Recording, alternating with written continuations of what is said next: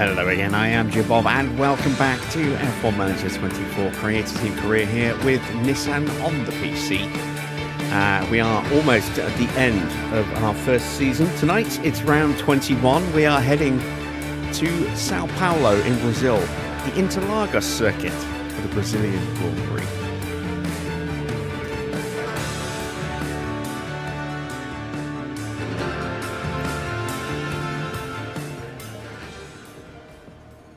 A little housekeeping before we get started. A reminder, once again, that there is a new YouTube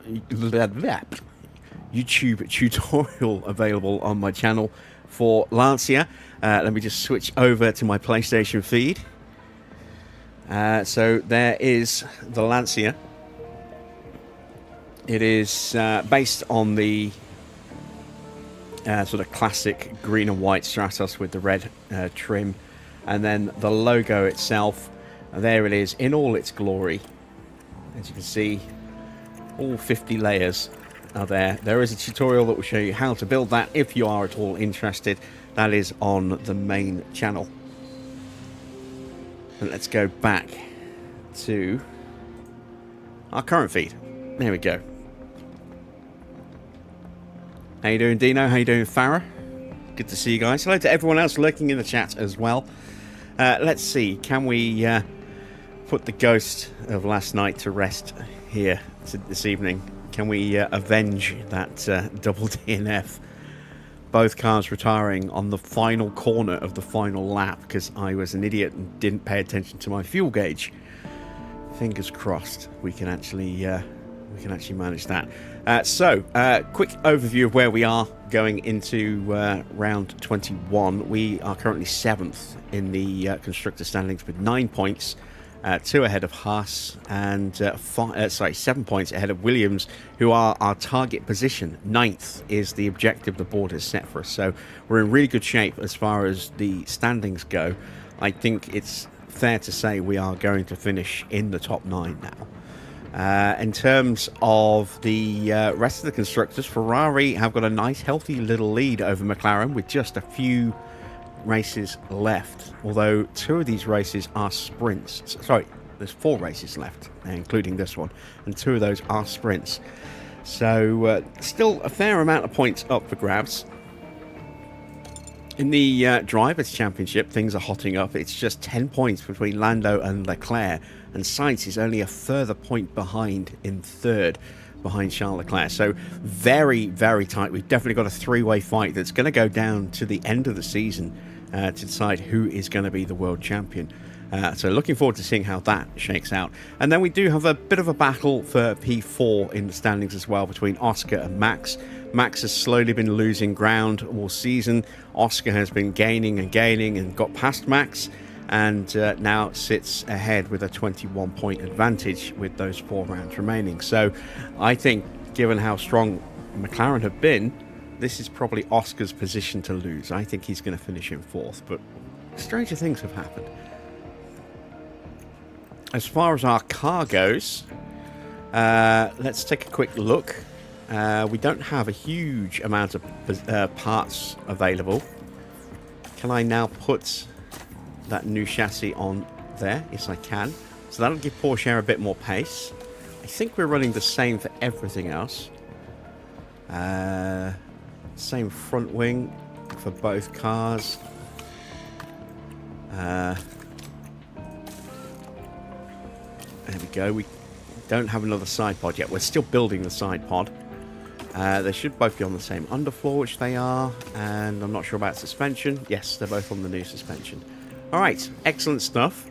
Our drivers, in terms of their stats, let's see how they're shaping up against each other. Porsche has definitely got the edge now that he's got his extra little bit of pace on his car with the new chassis, so he is expected to be the quicker of the 2 drivers today. We'll see if that bears fruit.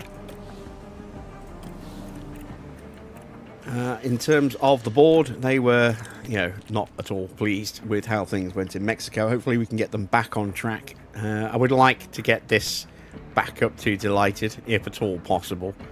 If we can get rid of these 2 off the bottom of the list and replace them with a couple of delighteds, that would be a good step forward there. Let's set our targets for tonight. We're going to go 18th for both. That will only affect the race, not the sprint. And let's head to Interlagos. Our F1 season brings us to Brazil for the Sao Paulo Grand Prix. The Autodromo Jose Carlos Pache has been a staple of the racing calendar for decades, and soon we'll once again be watching the best drivers in the world give it their all. This weekend will be taking a slightly different form, as we have the addition of a thrilling sprint race thrown into the mix. Let's see then how the weekend unfolds.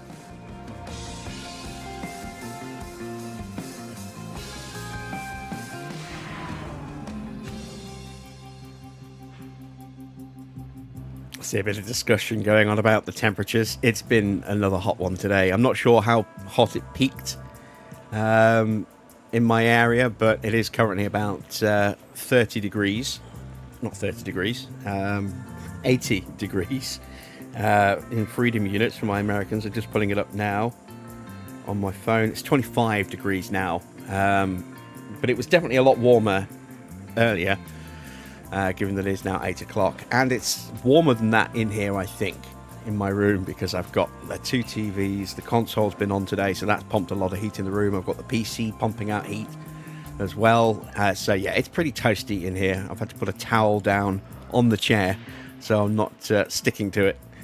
Yeah, it's going to get warmer as the week progresses as well, which I'm not looking forward to. Right, it is a sprint weekend, so we have just the one session to get our car prepped and set.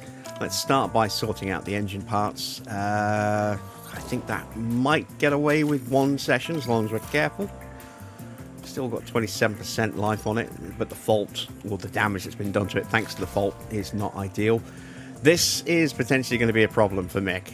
The ERS is down to just 47%, and we still have 4 weekends of work to go on that. So I don't know if he's going to be able to get through without having a new ERS needed. We'll try and just do the rest of the season on this ERS. At the end of the day, we've got the points that we need. We should be safe in the constructors. So if we have to run with a weakened battery, so be it. Just means we might be struggling a little bit on some of the sponsor positions.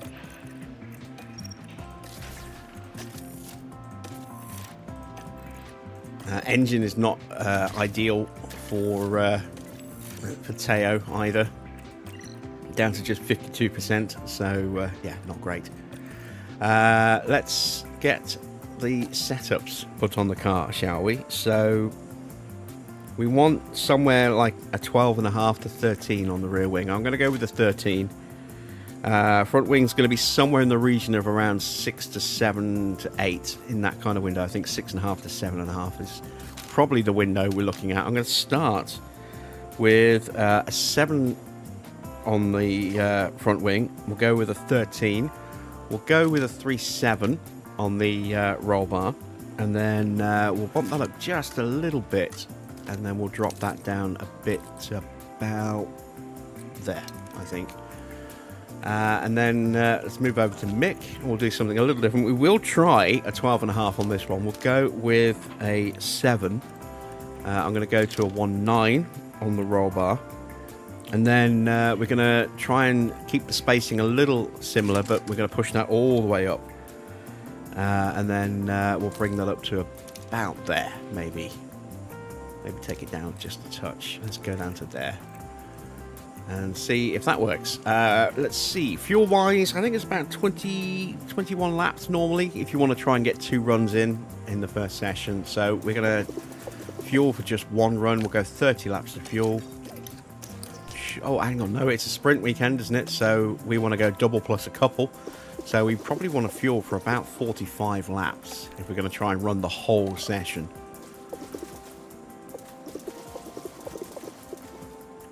Which, you know, is the aim. Do I want to use my hard tyres? Or do I want to use a set of mediums?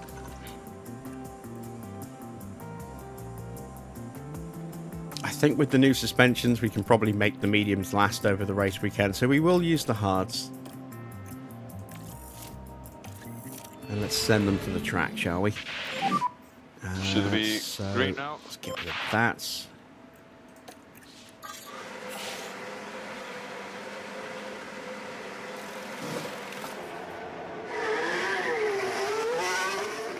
And hopefully mix engine will survive.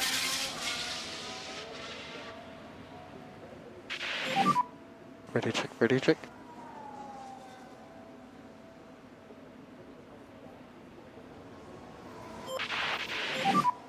Radio check. Okay, copy. Really important to warm tires and brakes as much as possible. Copy.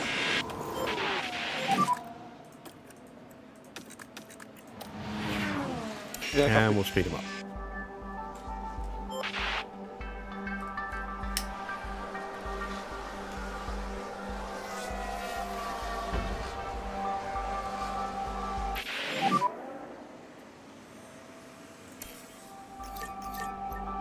Tires are on the cold side. I am not fully ready, okay?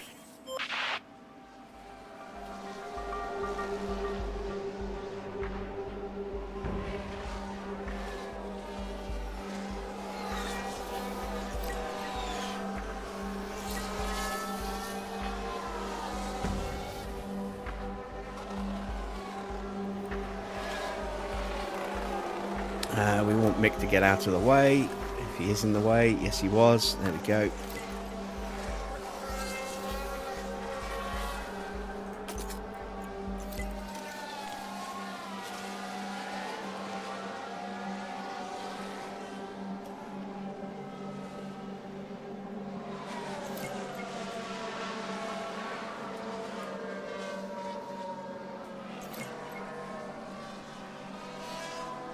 Might go for a slightly later stream start time tomorrow. Might push it back an hour.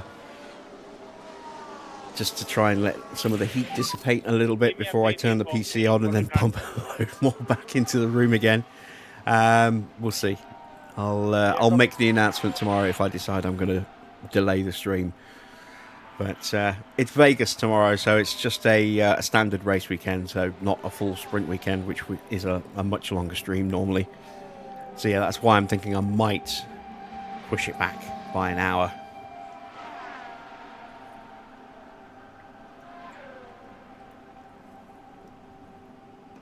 There we go. I'm going to get through so much fluids today on this stream. Gonna have to take a couple of breaks for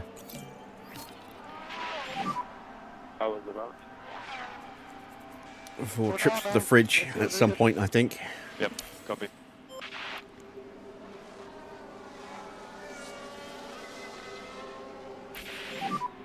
Carries off track. We have a Logan moment.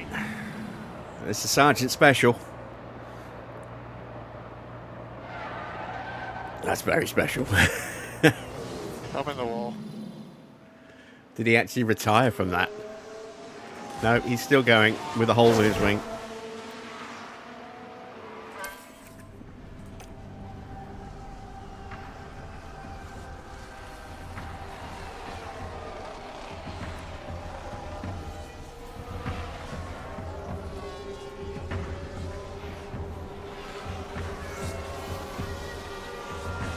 Just had a quick look at the top fans. Apparently, Farah is not tracking on the top fans. I don't know if that's because he's an admin, but I don't think it is. I don't think it is because he's a mod, because Wally's a mod, and he still tracks points. Maybe it's a privacy setting thing, I don't know. Very weird.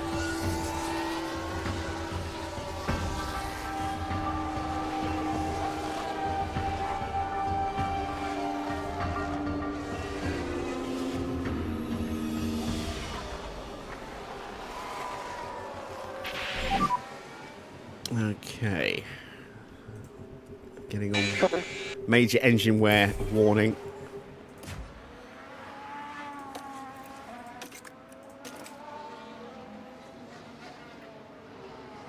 Just survive, please. It's gone down to an orange condition.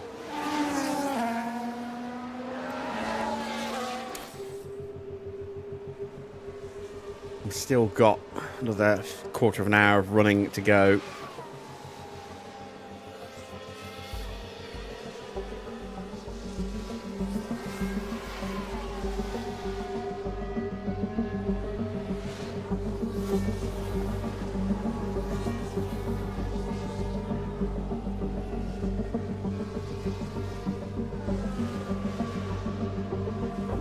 Farah not so silently judging my my lexicon.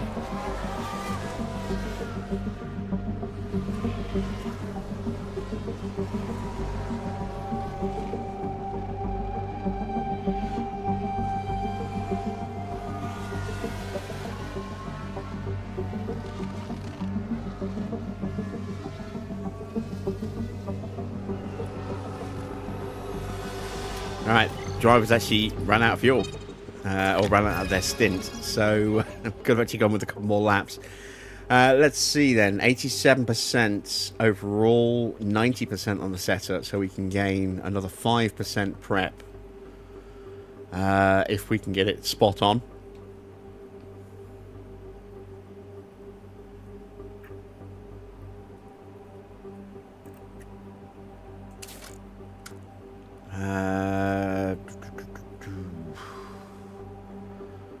Let's try upping that, bringing that up a bit as well. Let's go up a bit more.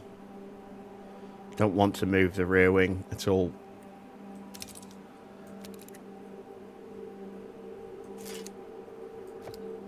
So I need to find 10%, little change.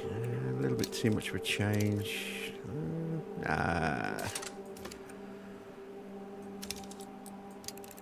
Let's try that. That might be a bit too much. We can but see what happens. There we go. And let's take a look at Mick. Mick is at 97%. Nope, that's his car park knowledge. 86%. So we need a bit more rear wing. That much is a given. And then I need to bring that back that way a little bit. I'm going to bring this down a bit as well. I'm actually going to push that up to a 7.5, I think.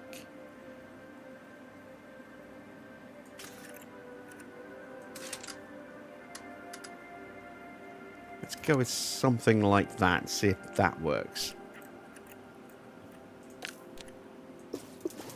You don't challenge anyone else in the use of the English language, I should consider myself honoured or extremely insulted. Oh, everyone else, they speak English properly, but that Jim Bob, ooh, yeah, got to watch out for him. He uses dodgy words. There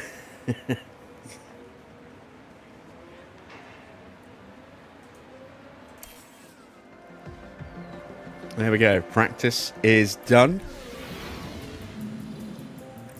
So we have a penalty on whichever car Iwasa's driving. It's got to be Lawson, because Yuki's in the other one.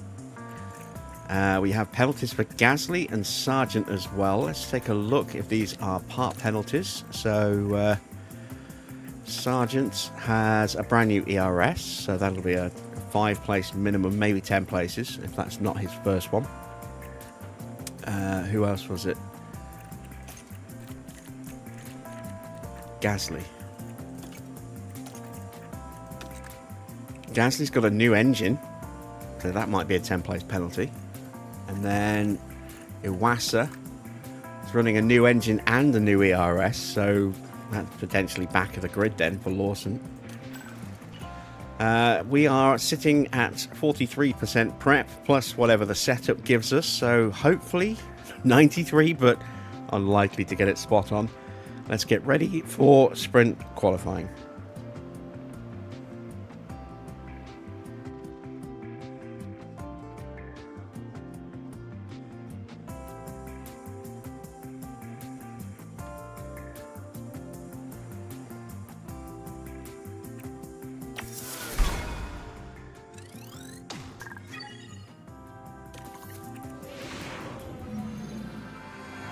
Welcome everyone, qualifying for the sprint awaits us and we're raring to get going.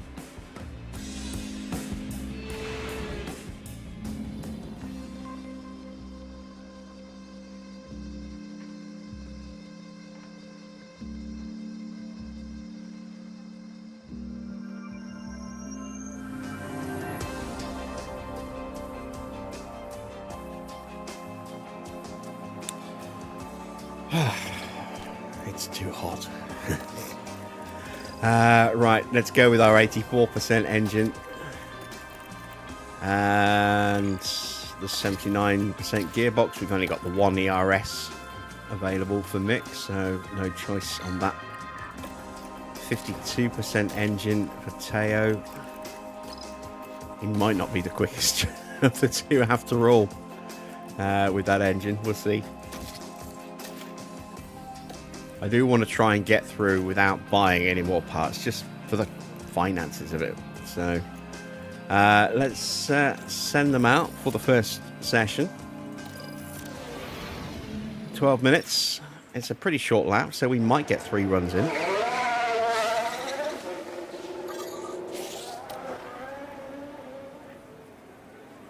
Having said that, I don't think our tyres will make it on 3 runs, so we might just stick with the 2. Teo's going out right behind Alex Albon. I was hoping to get out in front of him. Never mind.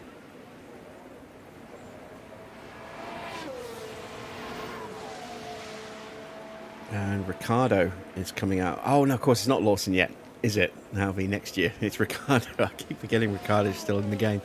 Right. Let's activate the sector times.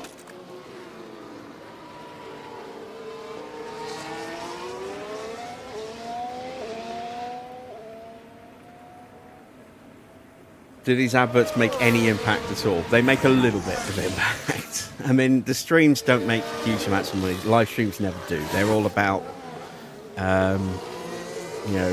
super chats on YouTube and donations, subs, whatever, on Twitch. That's where the money comes from on those. The ad revenue helps on streams, but it's not massive. That's why I don't want to just spam them in there, because I know it'll just piss people off. But I want to put a few in just so I at least make something off each of these live streams. And then, once they're up on the channel as an archived video, then they just get normal ad revenue with normal ads dropped in. But, who's going to sit and watch the full 3+ hours, back again, unless they specifically wanted to because they missed it the first time.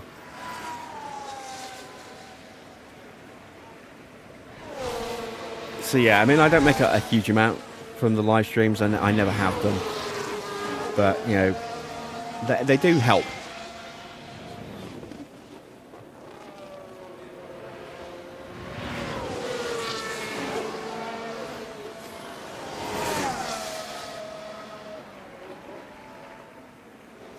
If I was getting much higher viewing numbers on the live streams, yeah, I would probably get, be worth, financially make a lot more sense. But I don't do the live streams to make a lot of money. I do the live streams to have fun with you guys and be able to run these races at full real time. If I was focused purely on making money on this series, then I would be recording it all and then editing it down and sticking out like a 20-minute video with just highlights and sped up footage, and that does not interest me at all. You following Delta? Evening, Chad. Copy.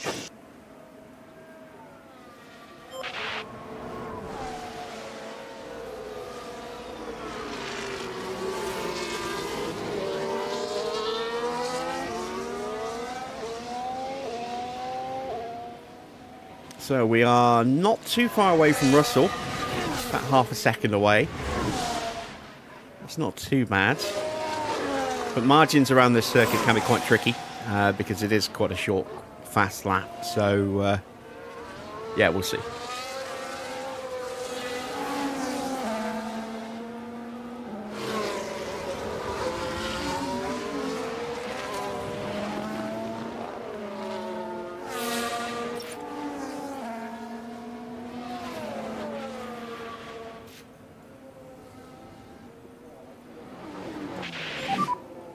Oops.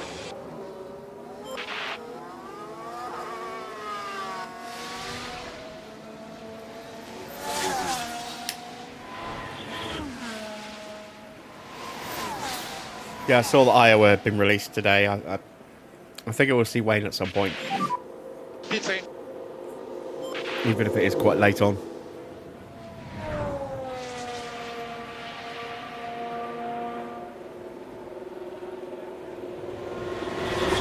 Alright, we have time for a single double run. Oh, there he is now. Speak of the devil, and he shall appear. We've got time to either send them out for two flying laps on a single run, which is not really ideal because tyres and battery won't be optimal for the second run and will be a little bit too heavy for the first run. Or we just send them out for one run and just bide our time as to when we actually send them, which is what we're going to do.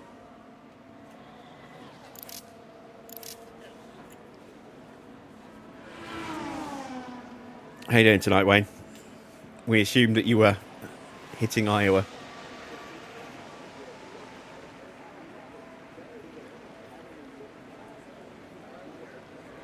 Oh, I'll know the second you do, because I'll see my Steam notification will pop up like it does every time you load up Euro Truck or ATS.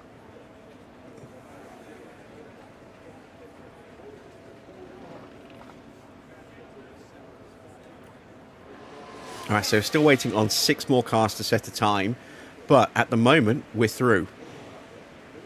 Because even if all 6 of them go ahead of us, we will still just about make it in the top 15 with both.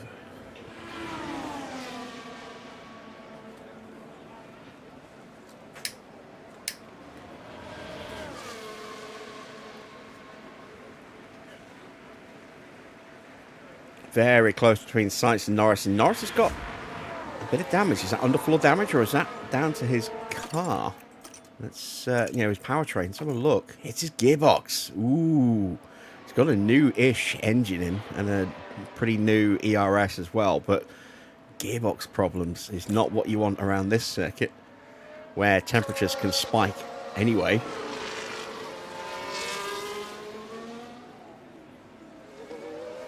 I'm going to go this way quicker than Joe, Alonso, Albon, Sargent, Hamilton, Gasly, Ocon. Leclerc's going to go quicker than we are. Don't know about Hulkenberg or Stroll. I would imagine one of those two will get ahead of us. Maybe both of them. We'll find out in a moment. Here they both come up to the line. Stroll's getting a really nice slipstream here, actually. Hulkenberg goes 7th. Stroll then takes 7th from him. And here comes Charles Leclerc on an absolute blisteringly fast lap. Almost a second quicker than Stroll and Hulkenberg, just in the middle sector. And he goes top by 2/10. Going to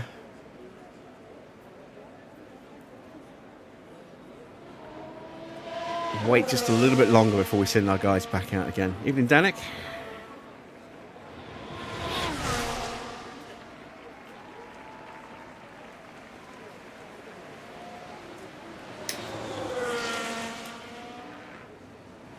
Is this your first live stream, Danik? I think I've seen your name pop up in the chat once or twice before.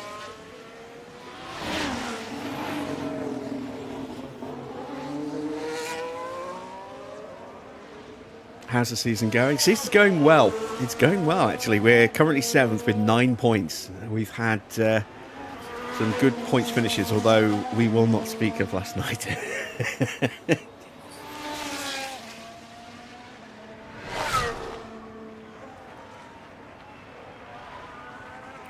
All right, let's send out Teo now.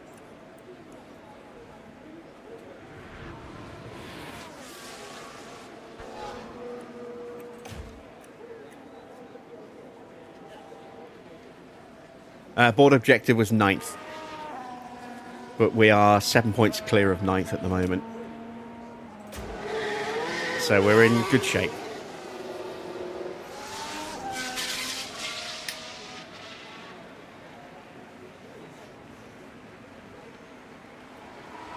Yeah, we're 7th with 9 points. Haas are 8th with 7. Williams are 9th with 2. Sauber have 1 in 10th. Alpine don't have any points at all this season. And there's a massive gap ahead of us, so we can't go any higher, but we could still go lower.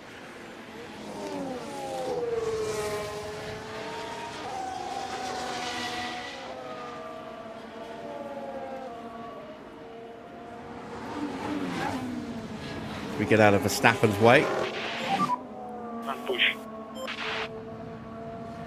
Got Perez steaming up behind us as well. All right, Porsche starting his flying lap. Let's jump on board.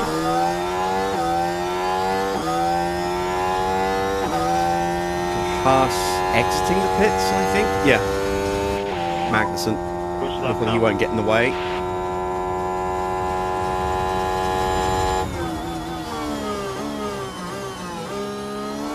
Let's use Joe as a reference point, shall we?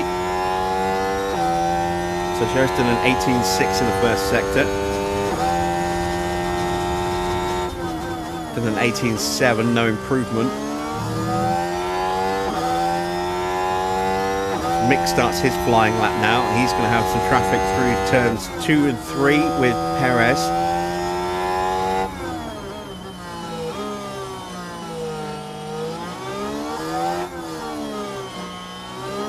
It's almost identical between the two of them. One's got 5, one's got 4 points. They're pretty evenly matched at the moment. Porsche on paper is the better driver, but he's done a lot more damage to my finances with crashes than Mick has. Alright, we've matched Joe. We need a good, strong final sector here if we're going to get back ahead of him. We are 0.02 of a second behind him. 18.6 for Mick. Porsche did not improve, so Porsche is out. Can Mick survive? Okay, copy. Not a good middle sector. He's lost half a second, so Mick's not going to improve either.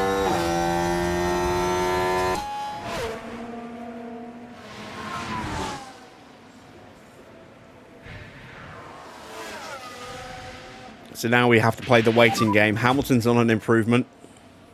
Ocon improves, but only to P19. Very, very Hamilton's slowly. up by 3/10. That's not enough at the moment. Needs a strong final sector. Doesn't get it. He just gets up to 16th, but he's not quick enough to displace Mick. Understood. Is anyone still running?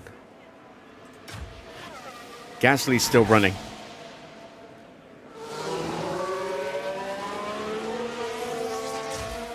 So is Magnussen. It's not a good middle sector for Magnussen.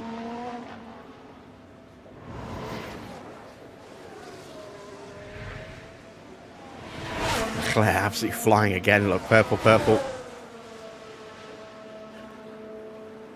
Magnussen crosses the line, does not improve. It's all down to Gasly, who might have just been held up there. Potentially by his own teammate, yeah, by Ocon.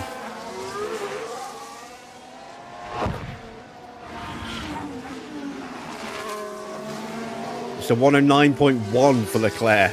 Purple across the board. Gasly's on a decent lap here. But we are safe. Hamilton is not safe. Oh, he is safe. Gasly has a personal best lap, but it's still the slowest of everybody. Alpine, definitely not a major threat. So, there we go. The end of Q1. Porsche is out. Schumacher has made it through to the second round of sprint qualifying.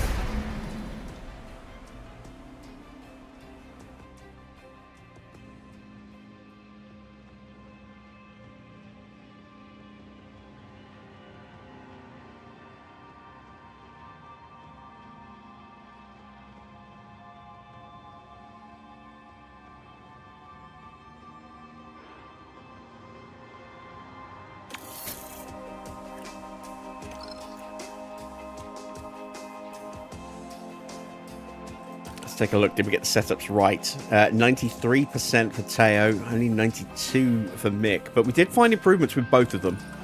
So So that's something. That needs to be a 2.8. Let's see what happens if I drop the rear wing down to a 7. That should hopefully stay okay. That's going to break, but it might fix that. It might fix that. It certainly won't fix that. That'll go the wrong way. But I'm just looking to see where the front wing needs to be so we know what change to make going into qualifying after the sprint.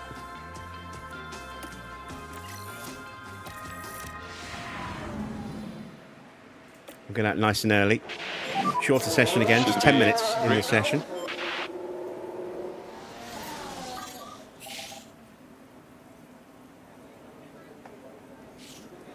Whereas we were able to use the weather to our advantage to get into Q3 yesterday, I don't think we're going to be able to do that today. It's going to stay dry the whole weekend, so it's down to pace, and I don't think we have top 10 pace or anything close to top 10 pace. But stranger things have happened. If we could maybe steal a bit of slipstream on our final run, you never know.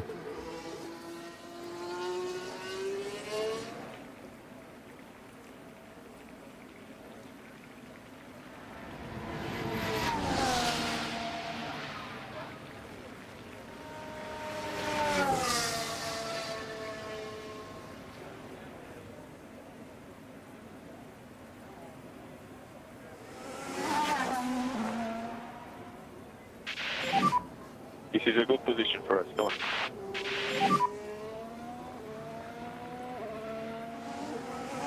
Right, Let's go, come on. Max Nice is forward. popping out of the pit lane. Now we've got Leclerc and Hulkenberg coming out as well. And a Mercedes. Hamilton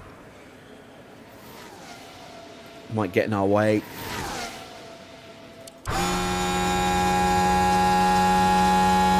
Hopefully not.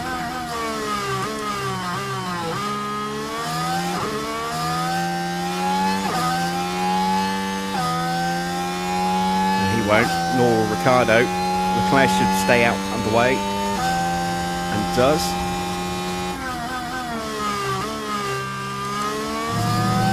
.18.6 in the first sector.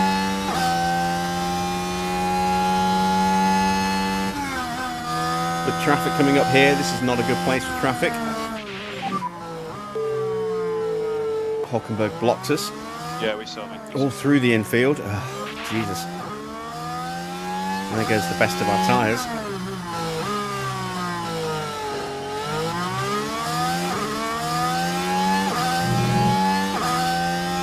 You started a Mitsubishi Motors team. Oh, you're starting one. You might go Lawson or someone else. Lawson's a decent shout. I mean, he can be a bit picky. I find that he tends to expect a lot in terms of car performance. So he's usually quite miserable with the car performance, but you know, he's a decent young driver. It's a 110.6 in the end. And we've got a yellow flag on track. Norris. Maybe? No, not Norris. Stroll. Of Let's course take it's a Stroll. closer look.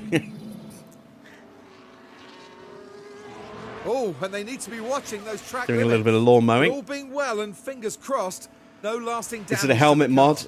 It's a team mod. So it is a full package. So livery, helmets, uniforms, the works.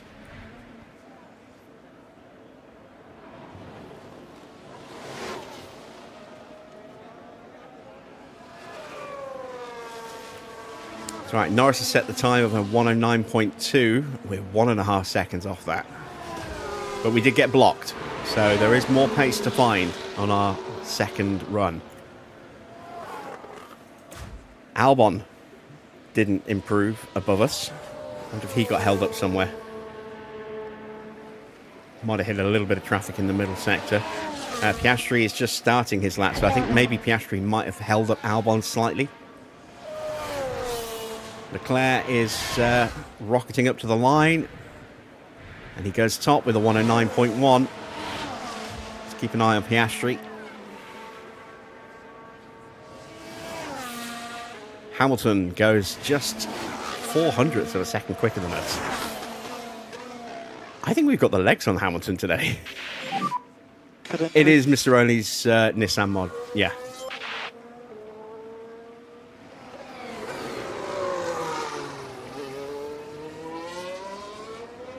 Yeah, he's very, very good with his mods.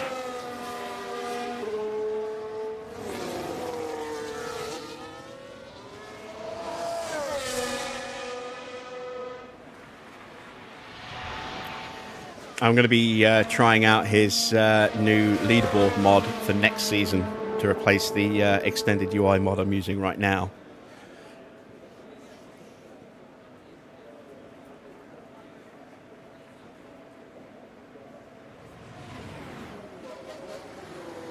I don't have his Patreon, so because I can't afford it. At least not, you know, sustained anyway. I could do it for maybe a month, but I'm using all the stuff that he posts on Overtake GG.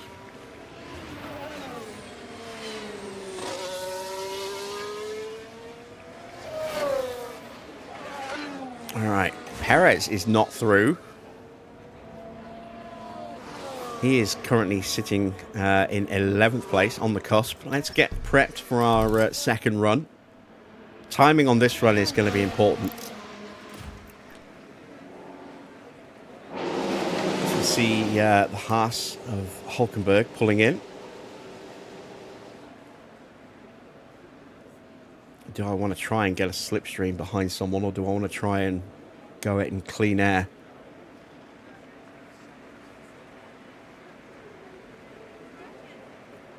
I might try and get out behind Hamilton.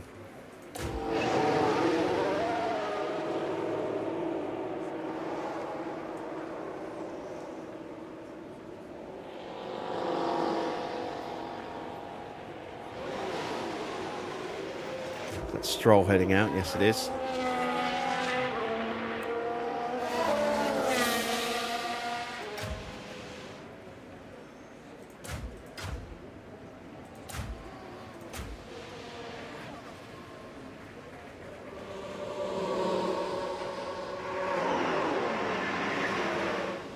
Time's a ticking.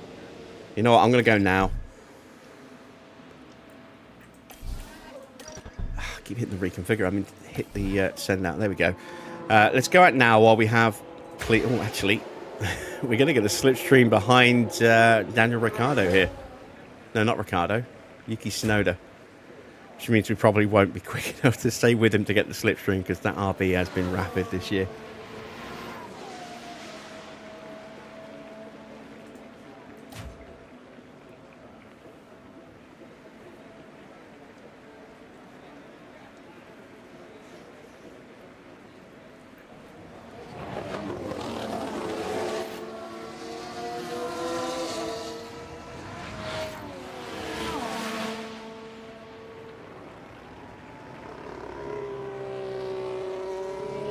Oh, that Peugeot logo, that was the bane of my existence. It took me so long to do the first version of that. And then...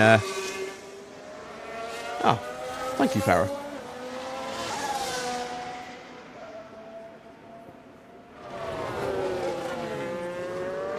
It's very kind of you. Yeah, that Peugeot logo was an absolute nightmare to get it first. And then... trying to figure out what I could take out to put the ear in, because that really did make it. It looked really weird without the ear, but adding it looked too fat, it looked too wide. But repositioning some things and stripping a couple of bits out to put that in, yeah, that was a pain. That one, that was probably the hardest hardest logo I ever made, just because of the lack of usable options in the shape list. Well, there is Hamilton. I'm glad we didn't wait for him, because we wouldn't have had time, I don't think, to get round. Well, not easily.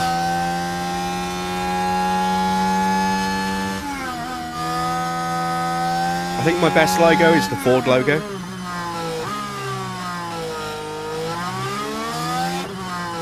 But I'm pretty proud of the Honda logo, the Lamborghini logo, the Porsche logo. The new Lancia logo looks pretty damn good in my opinion. Ran out of layers. Just couldn't get all of the detail in that I wanted to.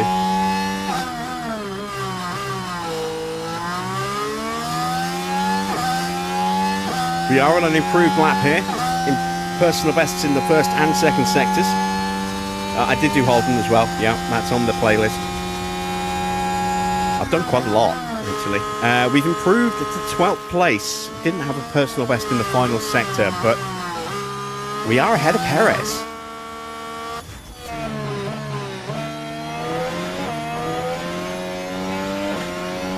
Perez is starting his flying lap now, I think. Did Hamilton make it across the line? He did, just. It's getting a slipstream behind Perez as well, I think, or is that Max? It's Perez. Oh, a little bit of traffic with the Red Bull, or the RB.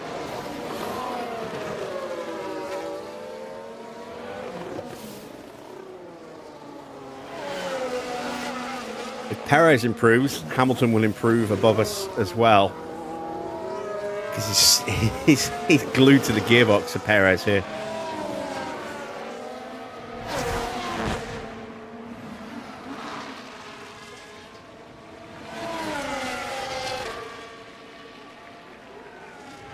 Yeah, what I tried to do with the logos that I've done is give people options for most nationalities. I mean, the Puma one was kind of really out there.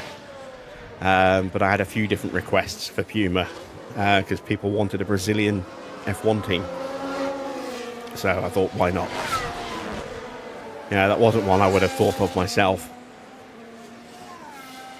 But if you wanted if you want a French team, there's the Renault logo.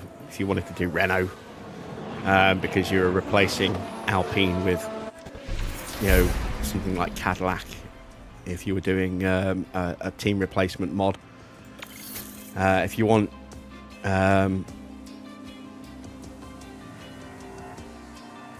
Italian, then you've got Lamborghini, Porsche for Germany. America, you've got Ford and Cadillac. That's been by far the one that's been viewed the most. I kind of wonder why.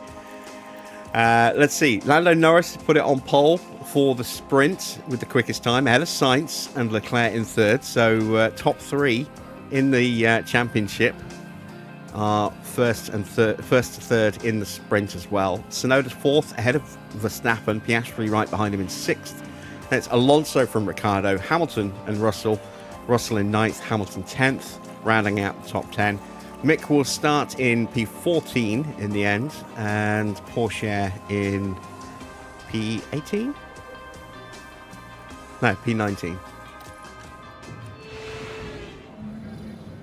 Hello and welcome as our Grand Prix weekend continues, and the sprint will soon be upon us. I did a Jaguar one as well, season of sprints, this but is the I last did one of the year. like half the Jaguar rather than the full stranger to Jaguar. overtake, Because my initial plan so I think we're in for a good one. was to put it on the side of the side pod, but then I realised that it doesn't flip the image on the opposite side of the car, so that kind of killed that idea in the end. When the season comes to a close. Well, no doubts there'll be plenty of action today here at the So Sao on Paulo one side of the Sprint. car, the Jaguar looks the right way round, and then you put it on the other side. On the other side of the car, it's facing the wrong direction.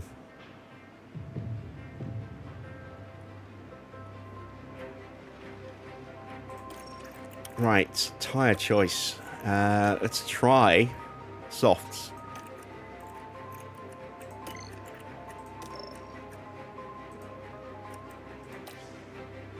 See if we can do something with soft tyres, because we're not really going to use them anywhere else outside of qualifying.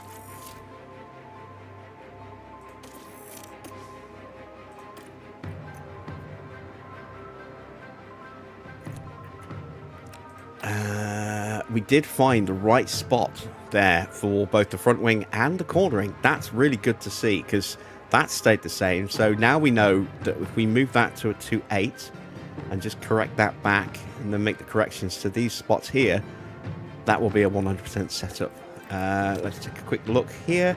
Everything's perfect apart from that, which also needs to be a 2A. So I wonder if they're going to run identical setups.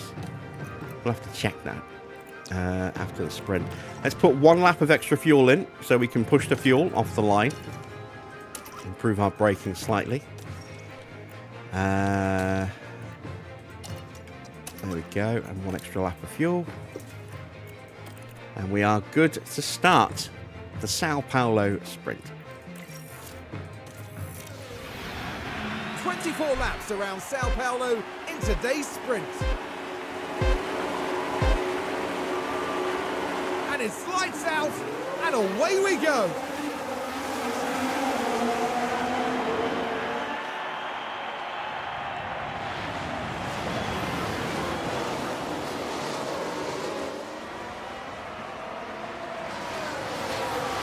Alright, Porsche has gained a place, up to 18th. And gets a nice chunk of extra confidence for that. Lovely stuff.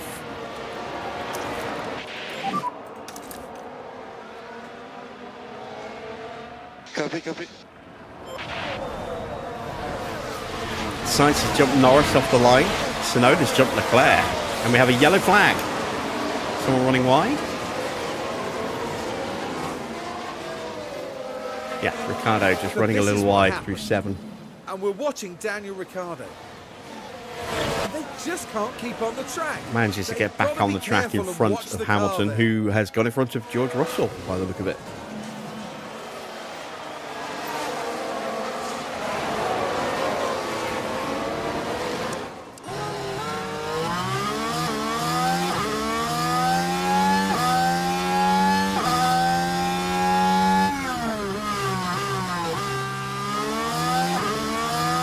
Yeah, thinking about it, I don't think this is Mr. Only's Nissan mod. I think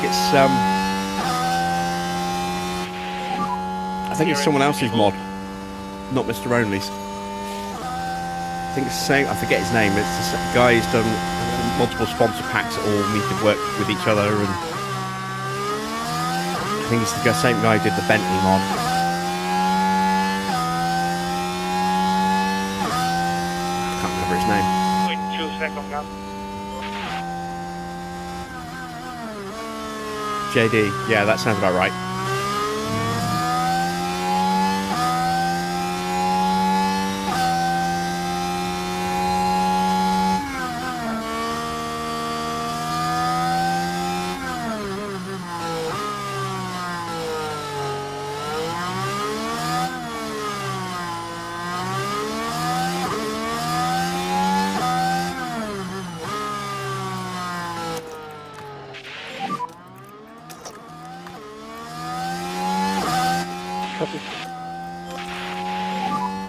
Don't go crazy in the rear. Copy, copy. Copy, copy.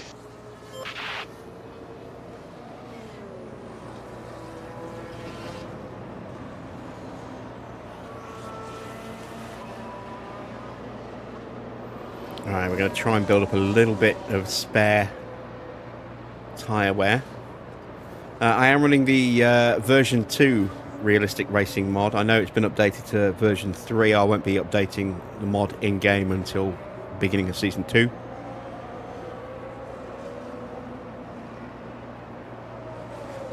I've got some other changes planned for season 2 as well.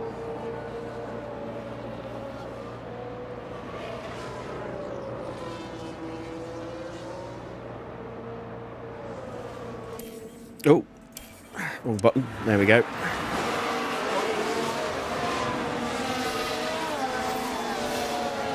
Right, let's see. Can Porsche find his way through?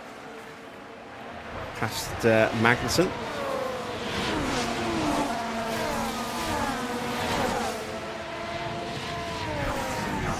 Chance of going around the outside here.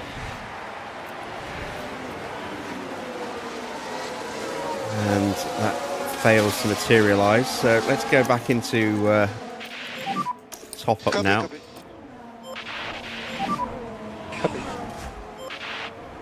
Nick's still hanging out in 14th place. Field's still pretty well compacted, you know, once you get away from the top 4.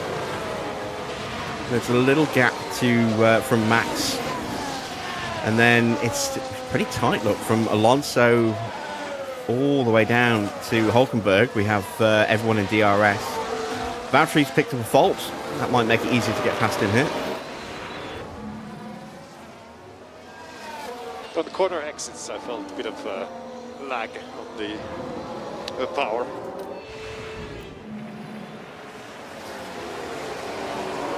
Potential engine issues there for Valtteri.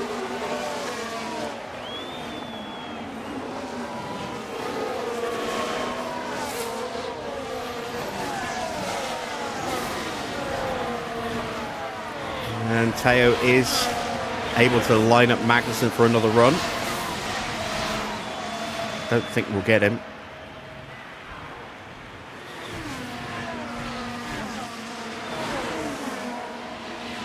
Not while we're protecting our tyres, I don't think.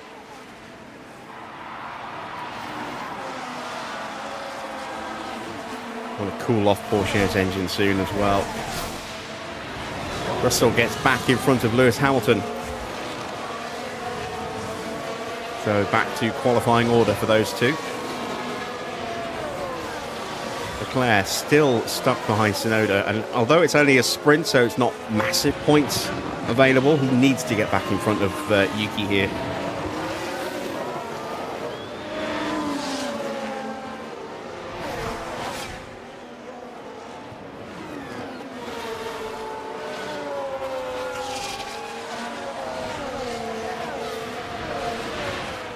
Front two starting to stretch their legs and pull away now.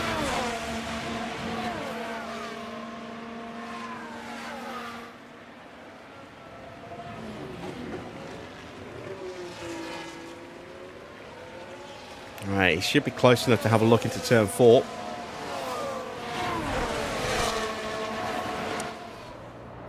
Takes the inside line and gets up alongside. And he sweeps on through. Yuki is dropped down into 4th place, and we have a fault for Perez. I'm running out of 1 minute. ERS issues for Checo there. Right, let's check in with Mick. Just dropping off the back of Valtteri slightly.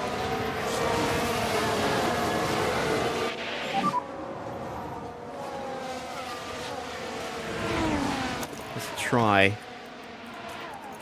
close back up again. Drop Albon and Hulkenberg. Porsche is going to start prepping for another run at Magnussen as well. 1.0.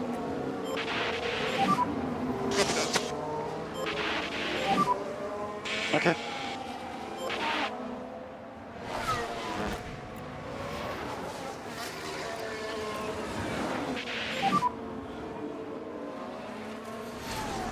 There we go. No more battery. Copy. Copy.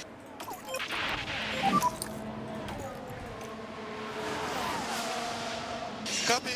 And we're actually going to need, I think, a lot of battery to get through, or more aggressive use of tyre. So we'll just have to bide our time a little bit longer, I think. Not really in a position to do much. This is definitely a circuit where the realistic racing makes an issue. Oh, there we go. We are through. Teo saw an opportunity and jumped on it. Good job. Let's see a replay of that. Now Got him we into should turn be able 4 to by the take look a of it. here. Now we're watching the action closely here. Yeah, just got at the inside. Good lad. I didn't think that would be on. Evening, Bill. And the overtake is made.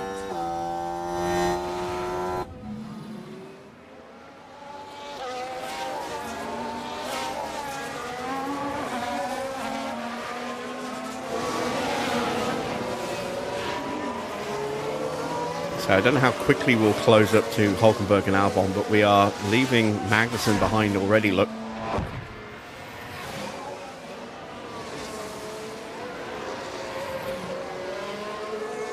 Let's start harvesting, I think, with Mick. See if we can build his battery level up a bit.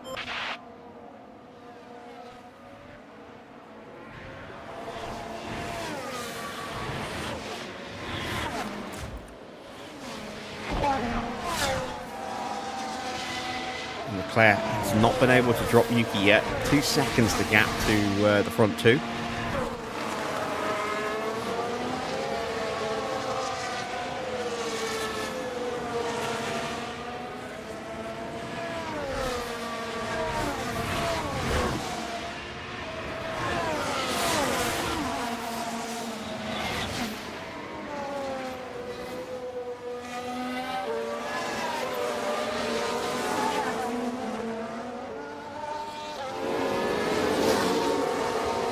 We are still in range. As Perez has got in front of Hamilton. Hamilton's struggling a little bit for pace at the moment.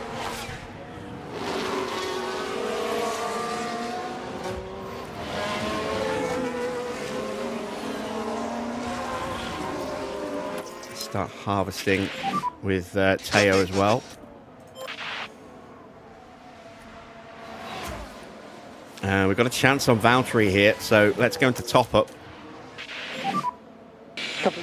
And let's see if we can do a Teo here and get him up the inside.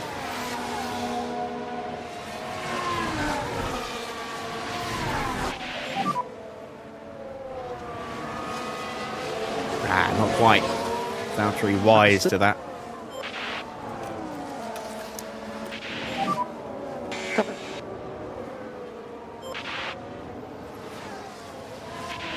But it has caused Valtteri to drop a little bit further back. And I think we might be able to pounce on him here. Copy.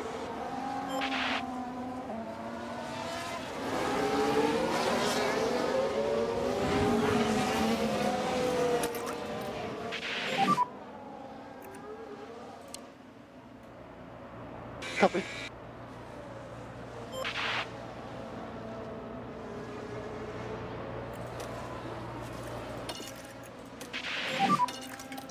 Start to use a little bit more tyre again now. So here we go. Got to run onto the back of Valtteri, taking the inside line.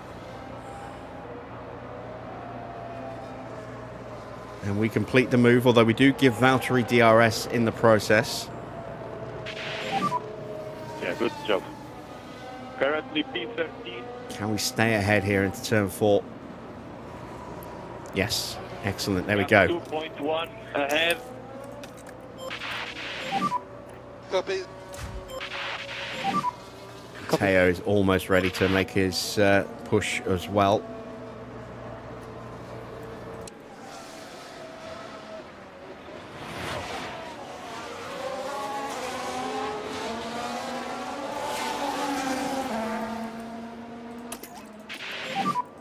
Copy.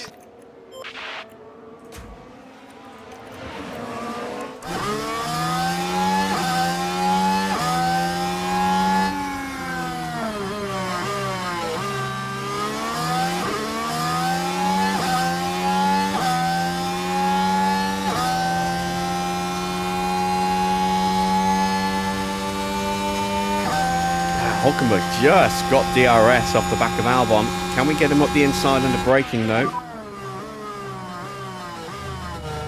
No, we have to back out. But we'll get DRS. Hulkenberg, I think, might get it as well though. He did. Currently 3.7 gap. We'll keep the pressure on.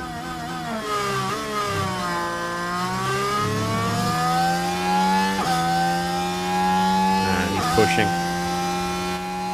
so we're not going to get through. Copy that. Save what's left of the battery. Copy.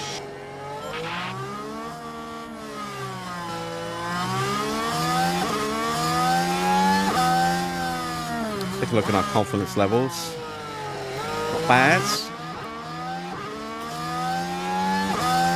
Not bad.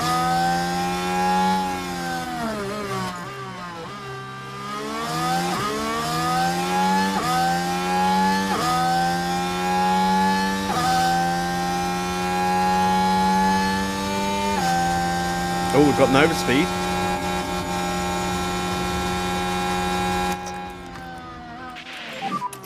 Copy. Copy. And we complete the move. Now, can we hold him off? Really nice, man. Really nice.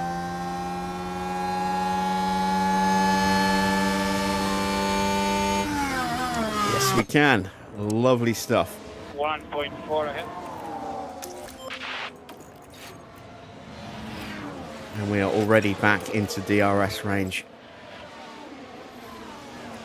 Open up a 3-second gap to Albon, not really closing in on Stroll, who is stuck on the back of Hamilton.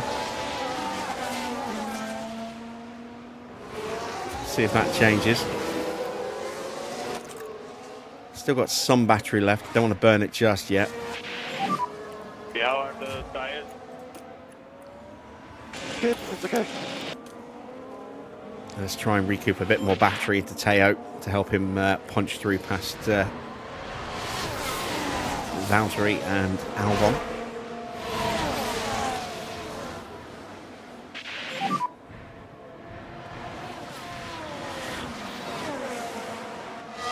Copy, copy.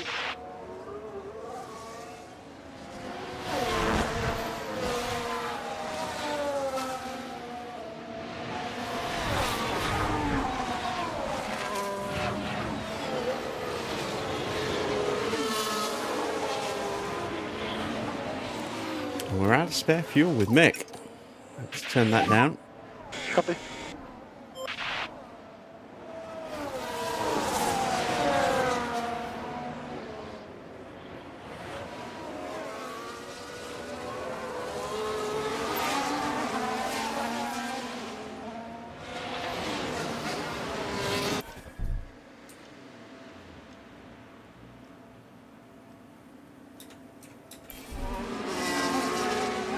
Get a couple of potential thumbnails.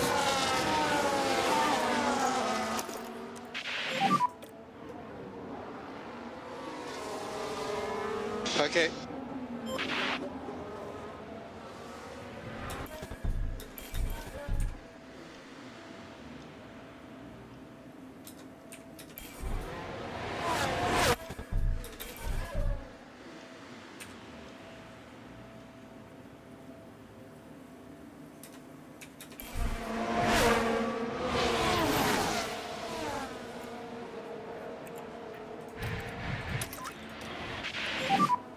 Copy. All right, so Porsche is having a think about it. Don't worry about that now.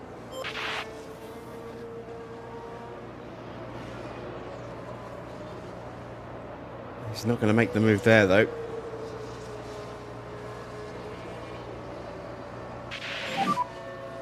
Yeah, they are potential thumbnail shots. 0.2 seconds. We'll see what happens during the Grand Prix as well. So let's try to do a engine cannon.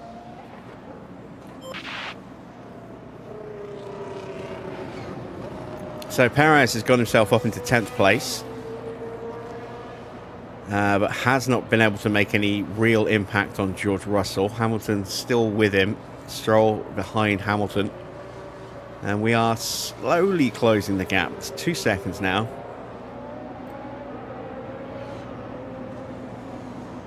Ten laps to go, and here is a chance to make a move on Valtteri. We've got the battery open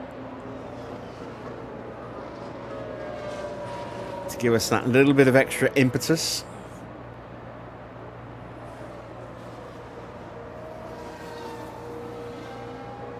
And we got the DRS off of Albon, so can we even make a run at Alex Albon into turn 4 here? Might be a bit too far back. We are a bit too far back. Let's go into harvest mode. Let's turn the battery down, or the engine down a little bit.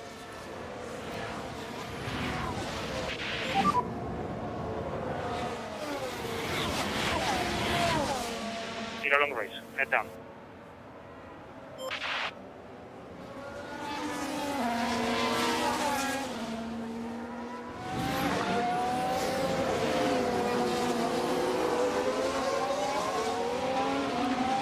Check our tyre wear. Yeah, it's looking all right.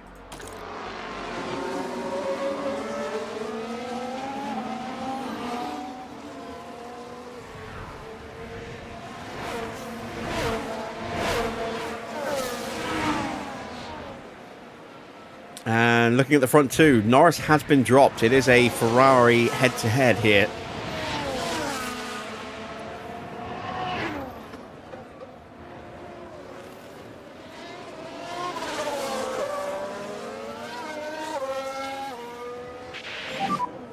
Piastri is in front of Verstappen and has left him behind a little bit, closing in on the back of Yuki Tsunoda.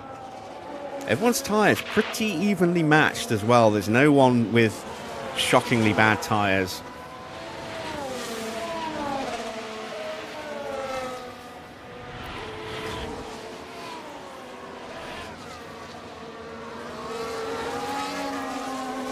We are going to punch our way through past Albon in a moment.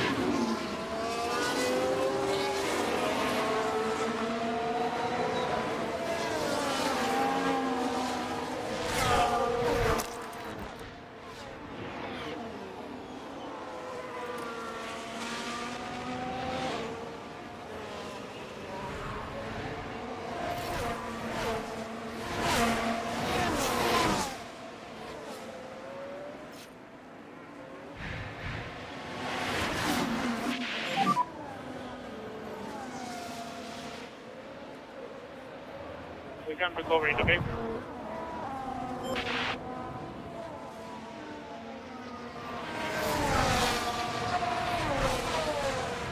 Come on, get him under braking. There we go. Oh, we ran him wide. Elbows out. This corner's mine. Now, can we drop him? Mate.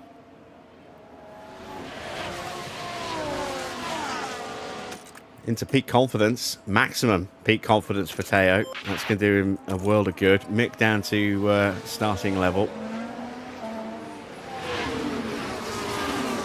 Now actually going to use what's left of Mick's battery just to try and close the gap up and see if we can squeeze a way through.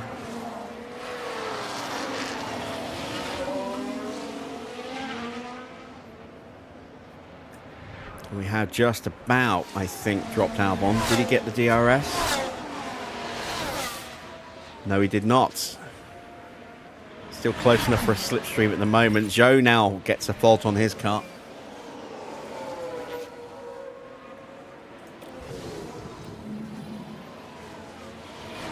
Engine all okay?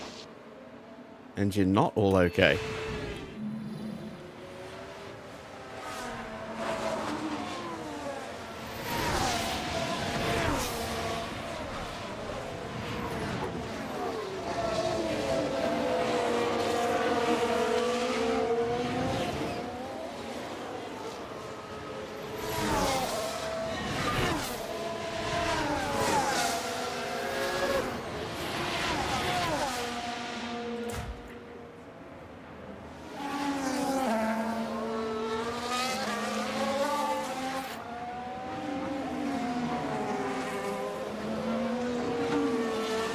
Still hasn't been able to close that gap much. 1.6, 1.5. Round of battery now. Copy. I think we've hit the limitation of the car. Round of battery for Teo as well now. But we have opened up a 2-second gap to Alex Albon. I wouldn't be at all surprised if, despite the slightly underpowered engine, Porsche does now close up to the back of Mick, simply because, you know, he's getting much nicer stats, as you can see, thanks to his peak confidence boost. If we take a look at Mick's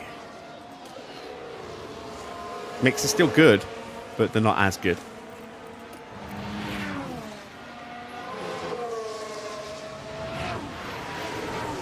We will be lessening the impact of mentality next season as well. So instead of like a +7, +8, it'll be going like +3.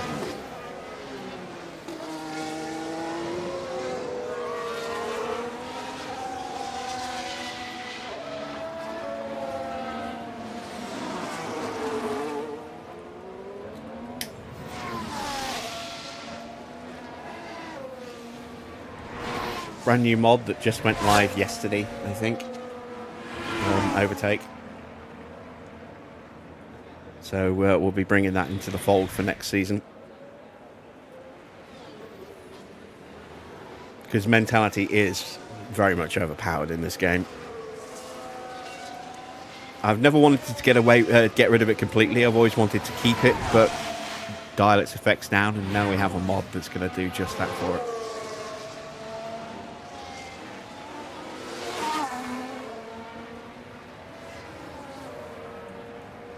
All right, we are on the back of Lewis Hamilton. Let's start saving some stuff.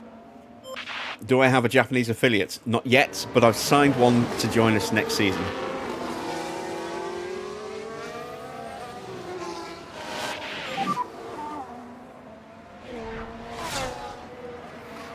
Couldn't afford to get him in for this year. Come on.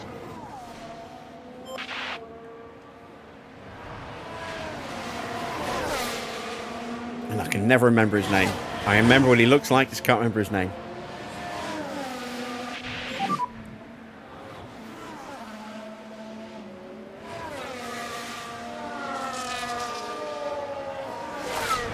It's Matoya. It's not Iwasa, it's not Hirakawa. Those two are both already signed to an existing team, but Matoya is not. So, yeah, we grabbed him.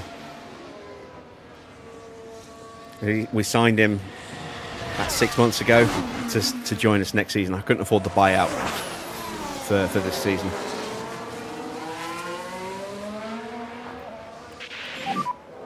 Gap 07. Just focus ahead.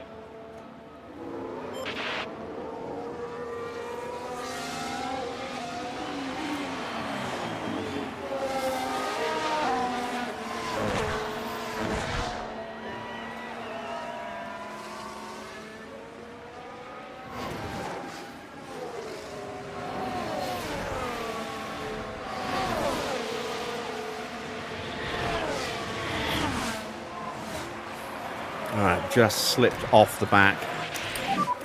3 laps to go. Turn the tyres back up. Hand down now. Try to get a good pace.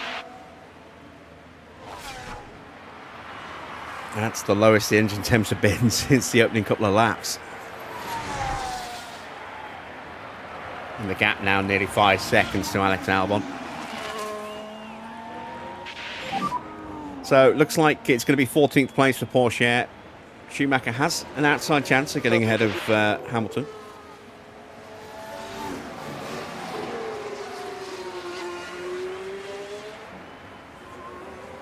Yeah, I wanted to bring a new team into existence without messing with staff that are already at other teams in, specified roles within the game. So I've got Dirk de Beer and Matt Harmon because they both quit after the first round in 2024 from Alpine. I know Harmon's gone to Williams, and I don't know what Dirk's doing off the top of my head. But they're not in similar positions at another team in real life. So put those, they became on the market, so to speak. And we signed an F2, Aurélien Pallier, as my sporting director. What's the yellow flag for? Ah, Valtteri with a spin. We've already programmed in all the driver contracts for next season as well. Oh, that's cost Valtteri a ton of places. Look, it's dropped him all the way to the back of the field and killed his tyres.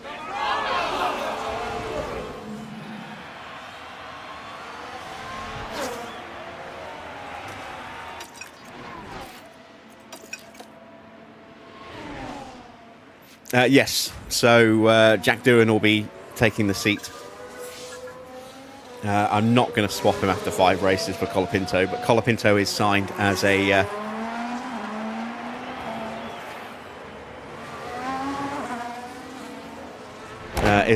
reserve for Alpine.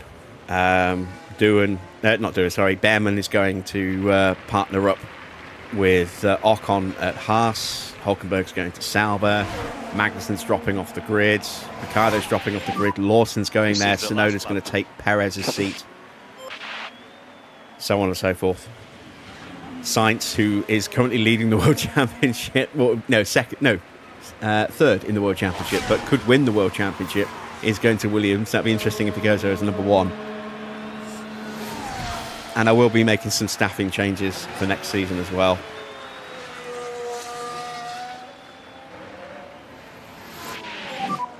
Bravo, good job.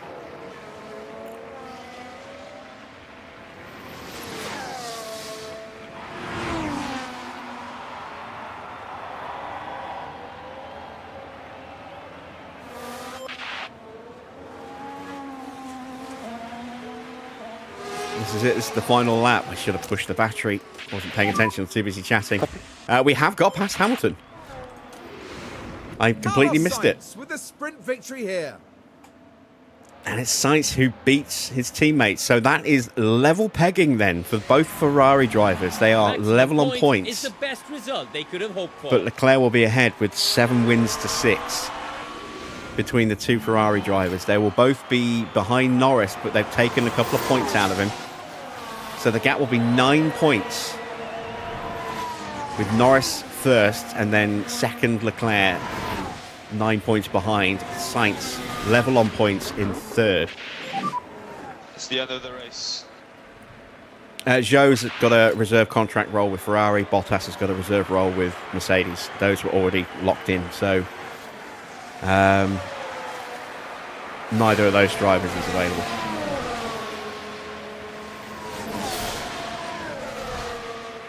But Ricciardo and Hulkenberg are, not Hulkenberg, sorry, Magnussen are free agents.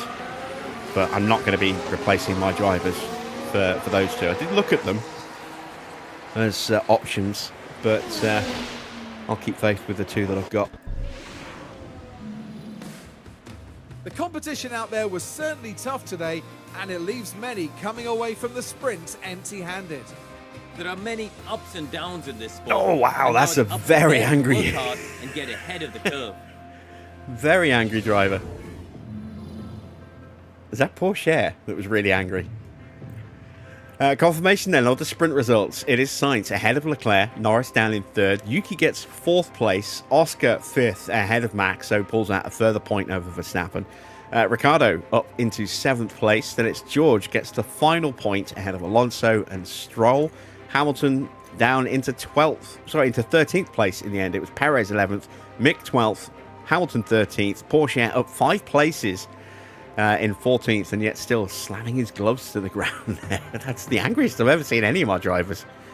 And it was a good race in some regards. I mean, we were never going to be challenging for points, but pace held up reasonably well. Maybe we can do a little bit better in the race, who knows. Hulkenberg 16th behind Alex Albon. Then it's Sargent 17th, Magnussen 18th, Ocon 19th, Zhou in 20th, Gasly 21st, and Valtteri Spin dropping him down 22nd in the end, 9 places down from where he qualified. Let's get ready for qualifying.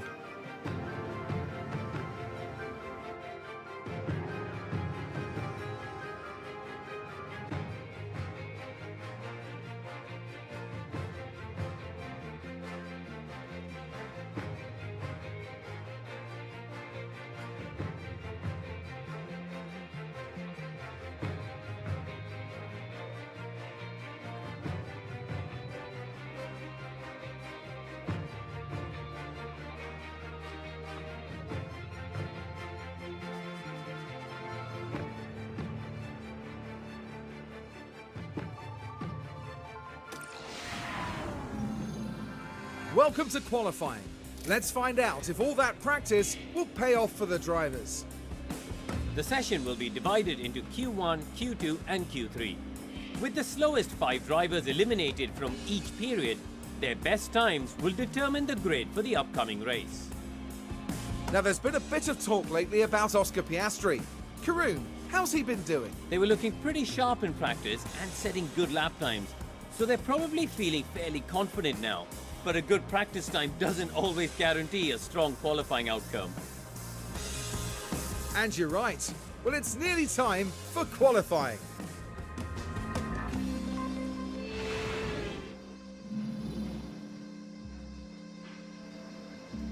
Okie dokie, let's get ready for quali, shall we? So we know we've got some little tweaks to make to the setup, so we're going to go to a 2.8 there, and then we need to bring that back. That looks good.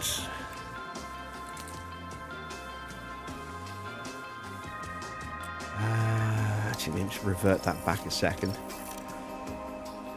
So that is optimal there. Okay, so yeah, we want to make that change. And then bring that back like that.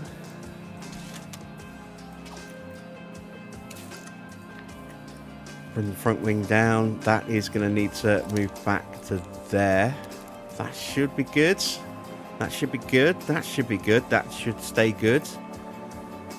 That car is prepped and ready. And then for Teo, that needs to go out to a 2.8, which means that needs to come back up. I think they are going to be running identical setups, you know. Let's have a look. Yeah. Looks like they are running identical setups. I said it does happen every now and again. It's very rare, but it does happen. We don't want to start on the softs. We want to start on the scrubbed mediums. There we go.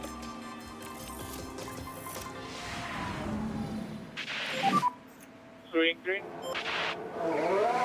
So, Perez and Hulkenberg's faults are translated into actual wear on their respective parts. Norris still has that worn gearbox. It's battery damage for Perez and engine for Hulkenberg. Maybe Daniel or Kevin could be good for car research if their fee isn't too high. Now, they're going to want too big a salary and not bring enough. That's why I signed Miyota. He's going to be my development driver.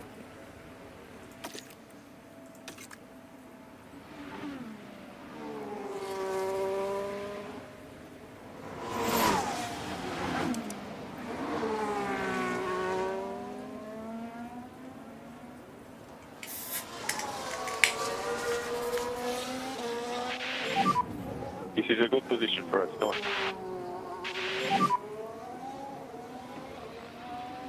Still too warm in here. Go. Clear ahead. All right, we have one of the McLarens already on track. The one leaving the pits, that's Norris. Hopefully he won't get in our way.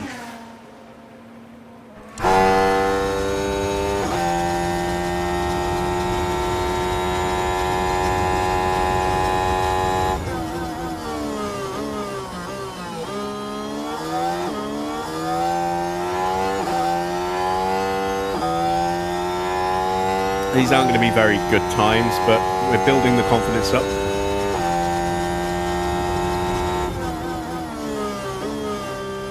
.18.7 for Mick. Slightly slower for Porsche.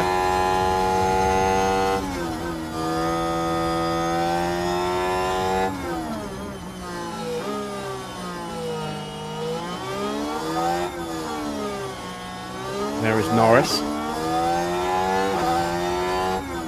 Norris should start pushing now, so we should be good. We might even get a little bit of a slipstream here, but it won't affect our lap time. I don't think we'll have the grip to be close enough to get a slipstream from him. Porsche is slightly quicker in the middle sector. It's going to be very close between the two of them.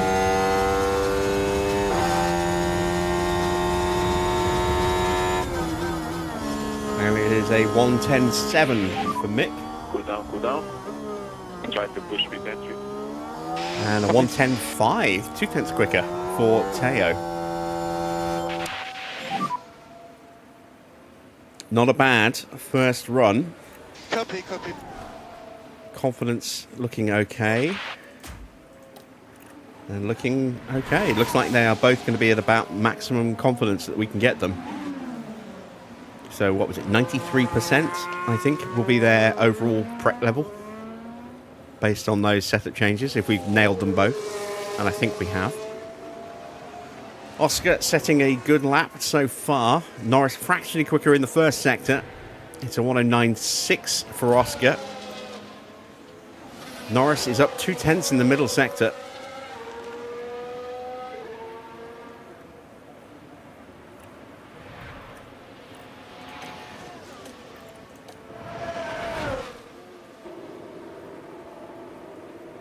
And across the line, it's a 109.4, 2.5 tenths quicker than his teammate.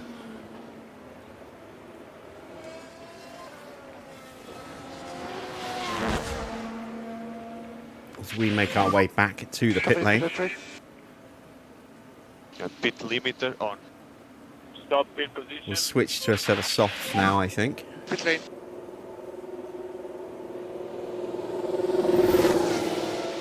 Stop on the mark.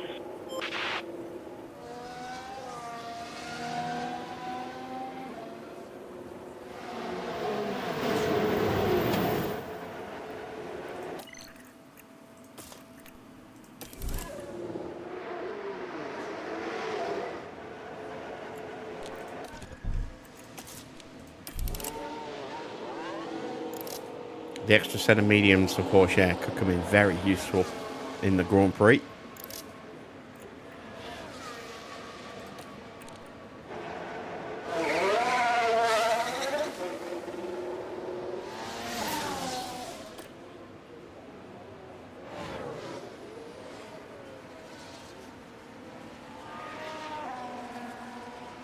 As one of the Mercedes is flying through, it's George Russell.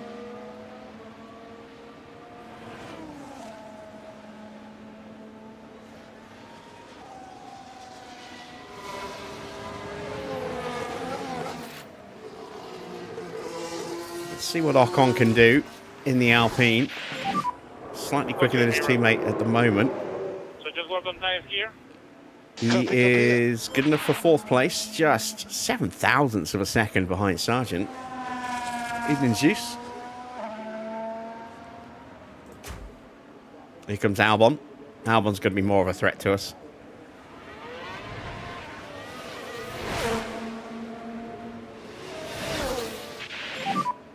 Go, go, go, go, go. Sargent goes up to 3rd. Albon now up into 3rd place, 7 tenths behind Norris. He's only, well, 4.5 tenths behind Oscar. So good lap there for Albon. A little bit of traffic coming out the pits. That's not what we wanted to see.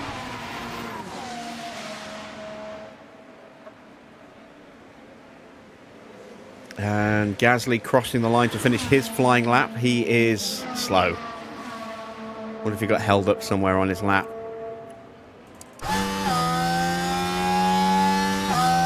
A lot of traffic ahead for Mick.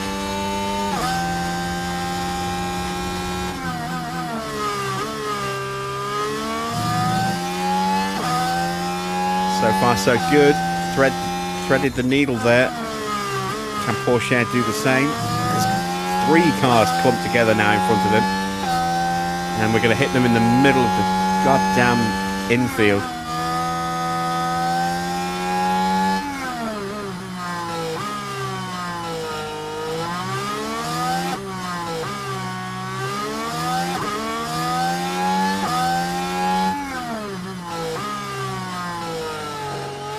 Right, if they're on in-laps, they'll pale out the way. There we go. Hulkenberg has got an escalation on his issue. It's in qualifying, so that means it's going to be changed out, that engine, which will drop into the back. Oh, it's his gearbox.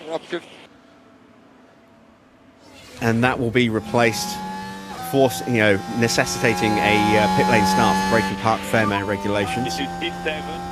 Mick gets P7, matching Magnussen's time. Porsche goes up to P5. He's just 700 slower than Max Verstappen's time. That's nice.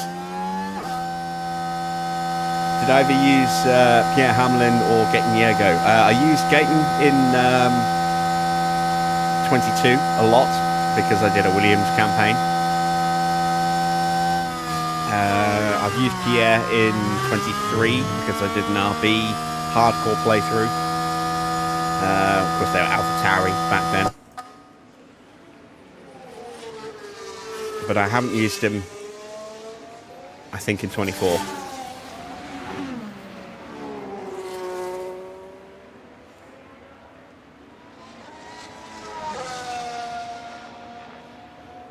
Valtteri, only good enough for P13.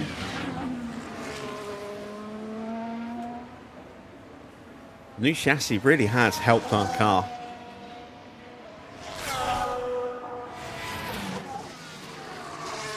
Both in terms of speed, DRS, a little bit of extra medium and high speed downforce as well. Ricciardo goes second. Well, a good lap for Daniel Ricciardo. We're into the pits. Okay, pit limiter on. 9 minutes to go. That's time for 2 more runs, but Okay. we'll try and hold off for just one more run, I think. Still waiting for the Ferraris to set a time. Charles Leclerc is leaving the garage now. Sainz still in his garage.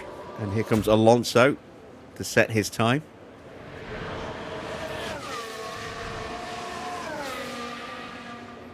Stroll starting a flying lap behind him. Alonso goes P9. He is quicker than Mick, but slower than Teo. I think Teo probably benefited from a slight slipstream at the end of his run there.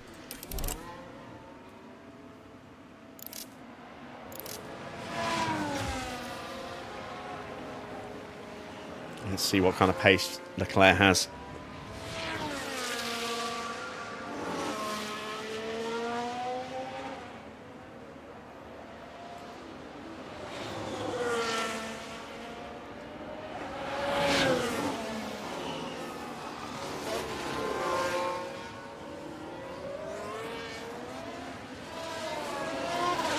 Logan Sargent's on another run. Let's see if he can improve. Not a personal best lap so far. He stays in 12th, but he does find a couple of tenths. That's Stroll. Getting a bit of a slipstream here off the back of Charles Leclerc up to the line. Boosts him all the way up to P5. All right, here he is. Charles Leclerc, second in the World Championship, just 9 points behind Lando Norris. Teammate Sainz is leaving the pits now.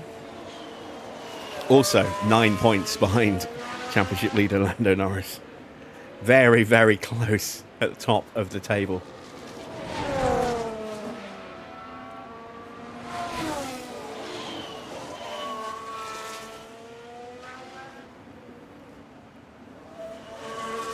Decent first sector, but nothing earth-shatteringly quick.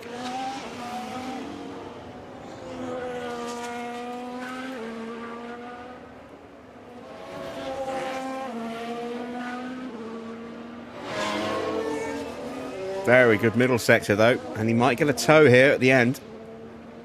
No, maybe not. Sargent gets out of the way.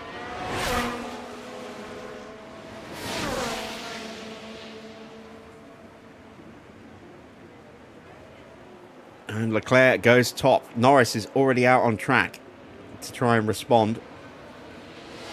There he is, just leaving the pit lane now.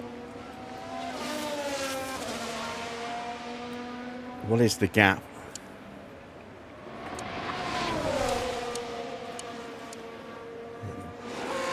Doesn't want to show me.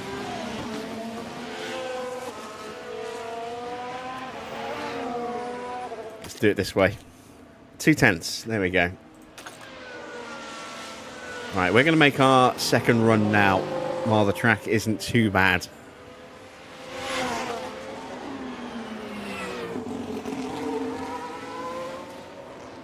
Where is Carlos? There is Carlos.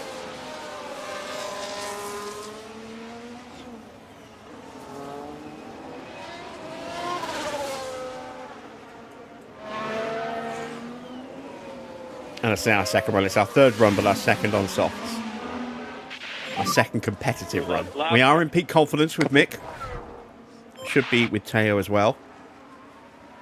Yes, we are. Lovely.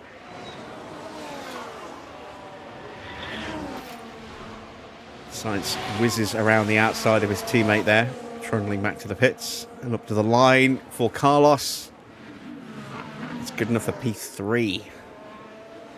But it's good enough to get through, which is the important thing.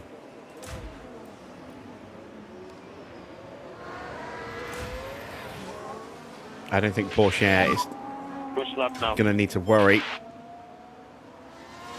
It's Mick that needs to find something. Clear ahead. Go for it.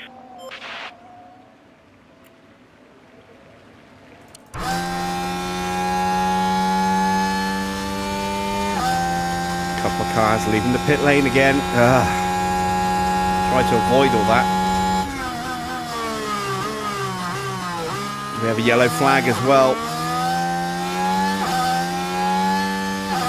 Someone just running a little wide. Oh, there's a lockup for Norris, so he is not going to improve. Now at turn 7. And there's the Yeah, lockup. has to Just take avoiding unable to action Control the car by that point. from the Red Bull. That would be a penalty for the Red Bull in reality for blocking.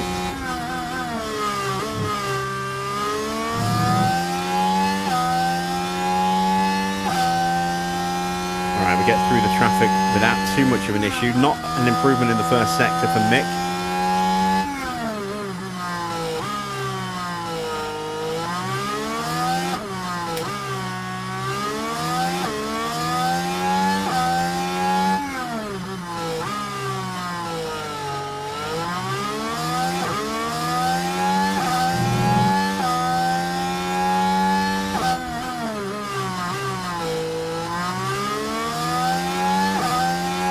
Found a little bit of time in the middle sector.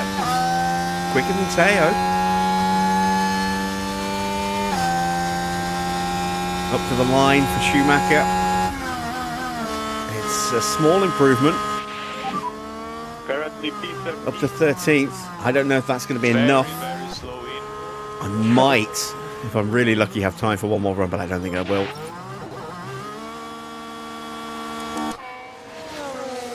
Did they ever try to bring back Van Dorn or Giovinazzi?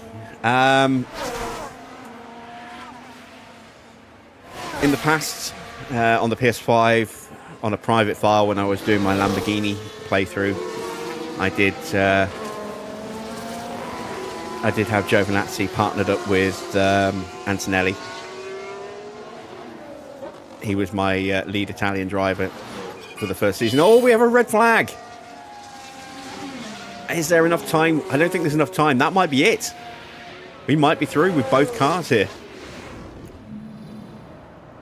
Kevin Magnussen losing control into the barrier.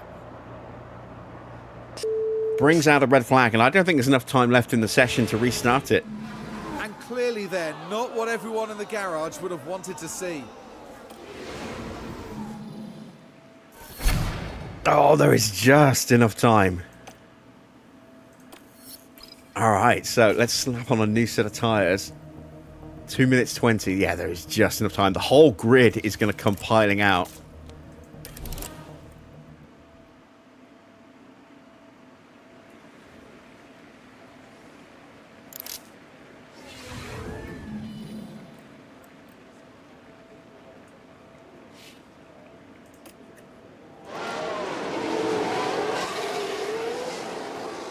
So this is going to turn this into a one-shot here.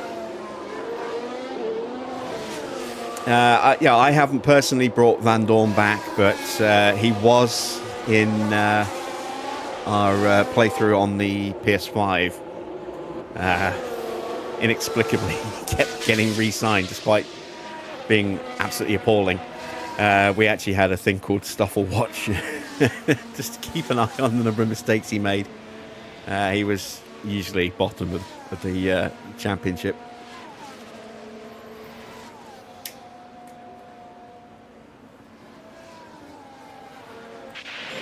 So Porsche is out behind one of the RBs. Which one is it? Copy.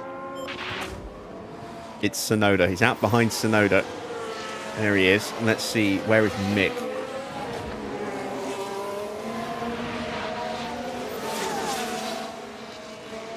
Mick is out behind both of the Saubers. So, yeah. Potentially might get held up, but it could also get him a really nice slipstream. We'll stay on board with Mick. He's definitely going to have the pace on the two Salvas. Which one is which? Please tell me it's Valtteri in front of me. It is. So at least Valtteri can move forward a little bit quicker than Joe, because Joe's been appallingly slow all weekend. Let's go, come on, eyes forward.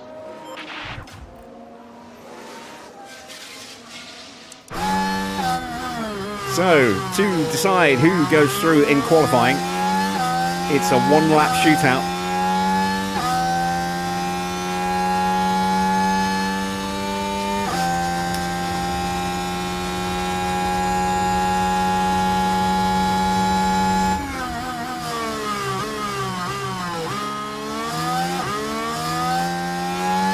Leclerc is rapid in the first sector. So is Tsunoda.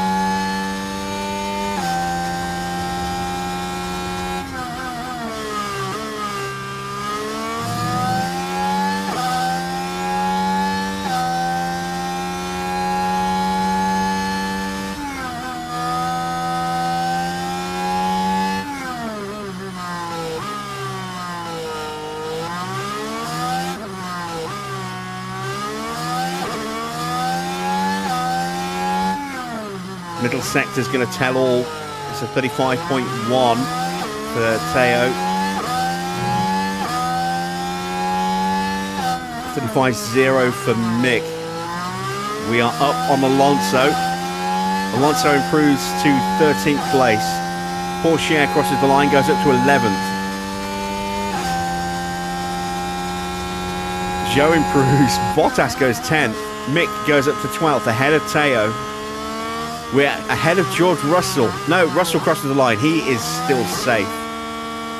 Alonso is definitely out. Joe is definitely out. Magnussen is definitely out. And so is Ocon, Hulkenberg, and Gasly. Logan Sargent just escaping at the death there. And we have that penalty to be applied to Ricciardo and Sargent and Gasly for those new parts. So we have survived Q1 just by very, very tiny margin. Look at that. Alonso eliminated by just 26 thousandths of a second. Very, very close indeed.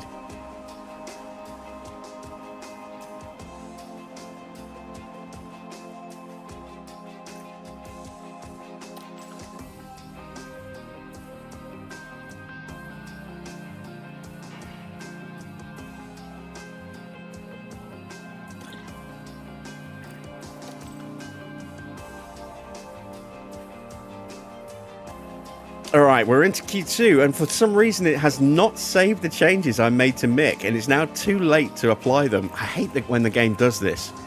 It's now too late to apply them without breaking his car setup and sending him to Parc Fermé, to the pit lane for a pit lane start. So we have to just run like that, unless we get eliminated down in 16th or something in the next session, in which case I might well go ahead and do it. But we did nail Porsche. That is 100% set up for him.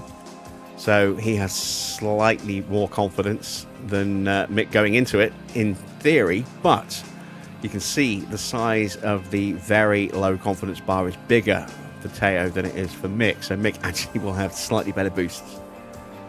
You got a Transformers advert. Yeah, I saw that one earlier. It's a new Transformers update for Fortnite Mobile, I think, or PUBG Mobile. I think PUBG Mobile, I'm not sure. One of those games.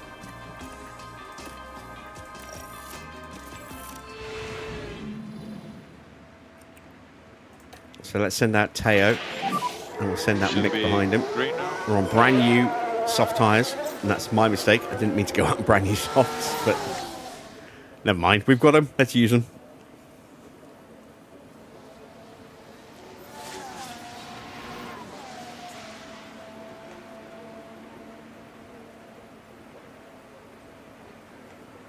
I meant to go out on scrubs, but too late now. Work as much as you can on brakes and tires. Copy.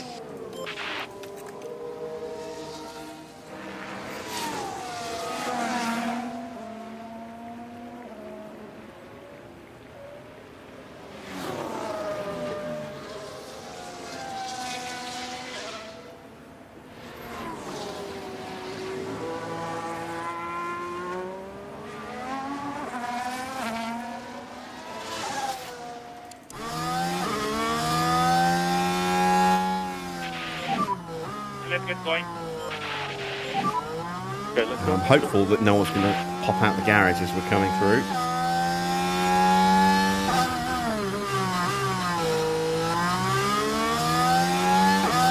I think we'll be safe. Paris has got a long way to travel down the pit lane.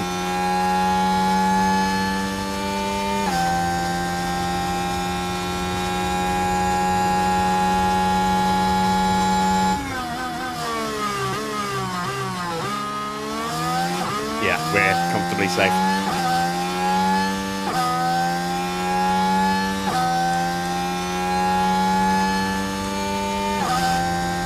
Can't even see him yet.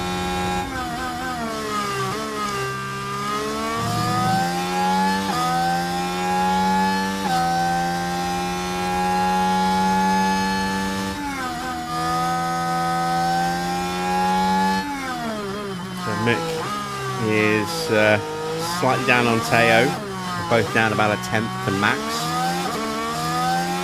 But a very short first and final sectors. It's the middle sector where bulk of time can be won and lost.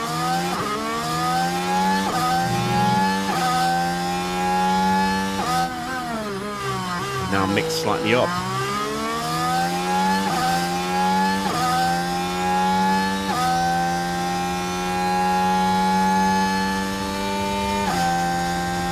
And we're both quicker than Verstappen, which is a surprise. So 1:10.0 for Mick, a 1:10.1 for Teo. Okay.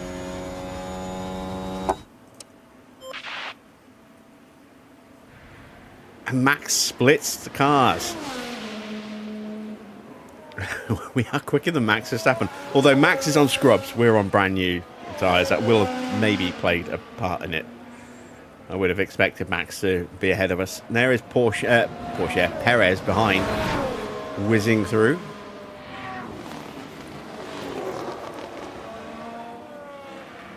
And he is now fastest in the first sector. Got Sainz making his way onto the track, as is Stroll. Russell is about to start his flying lap. Hamilton's already on one. Let's keep an eye on Hamilton's lap time because we've been pretty close to Hamilton in terms of pace this weekend.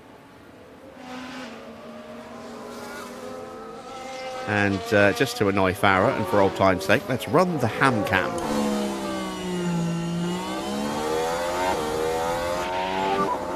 Pit lane.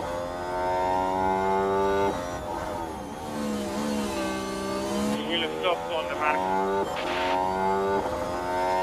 Perez top now with a 109.4.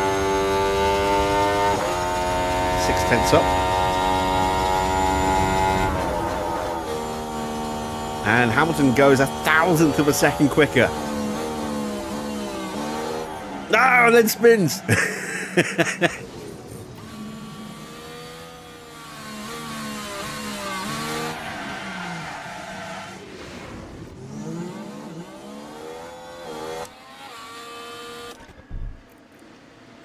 All right. We'll keep the same tyres on.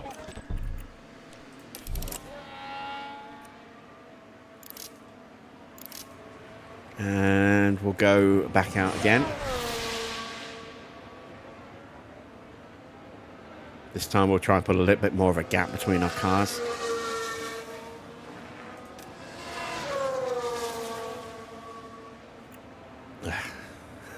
We're still going to come out behind someone.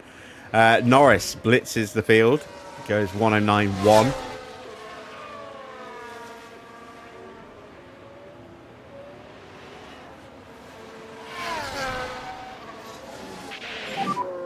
This is a good position for us. Come on.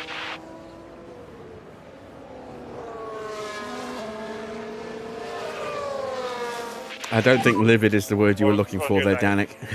Copy.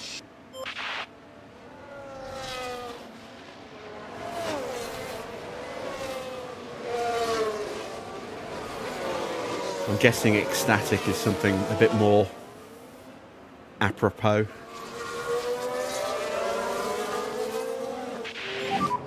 Go, go, go. Livid implies that you were furious.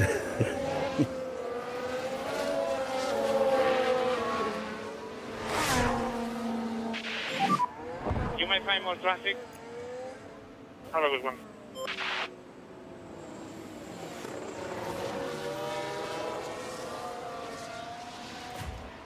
All right, so Schumacher starts a flying lap. He's got some clear air in front of him. Not a huge amount. We have got Stroll coasting towards turn 4. Porsche might have a little bit of traffic here. So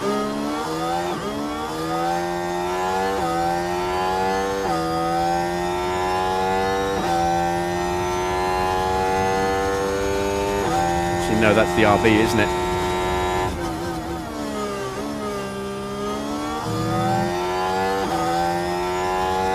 Yeah, every now and again you can just pull off these incredible results. The best result I've ever had, I've never been able to top it, was, and it's somewhere buried deep in the annals of my channel, I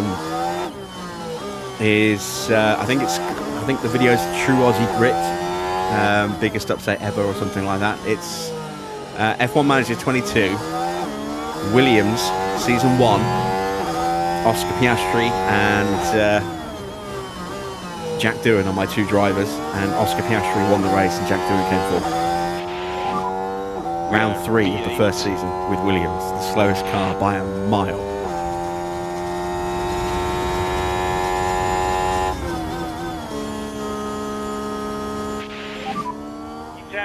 Never been able to top that.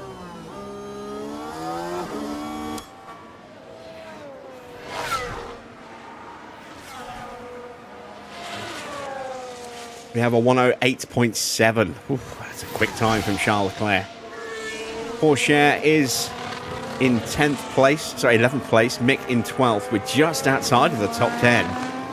We're only 0.06 of a second behind George's best time so far.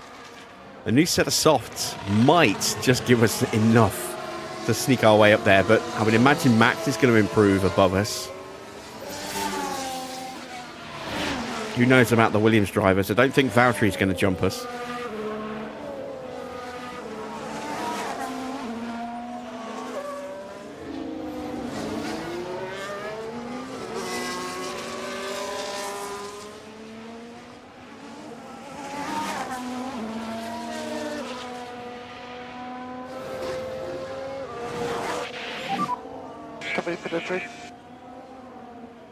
Pit limiter on.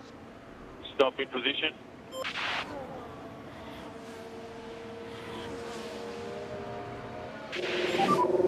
Clean. Well, that's been a thing since, since 22. There was no podium celebration for me, unfortunately. Porsche didn't have a face in 22.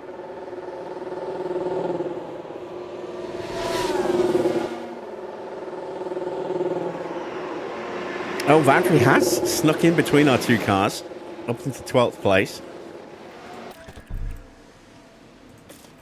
Brand new set of softs. No, I want to keep 2 sets of softs available for the Grand Prix, so we'll use our best scrub tyres.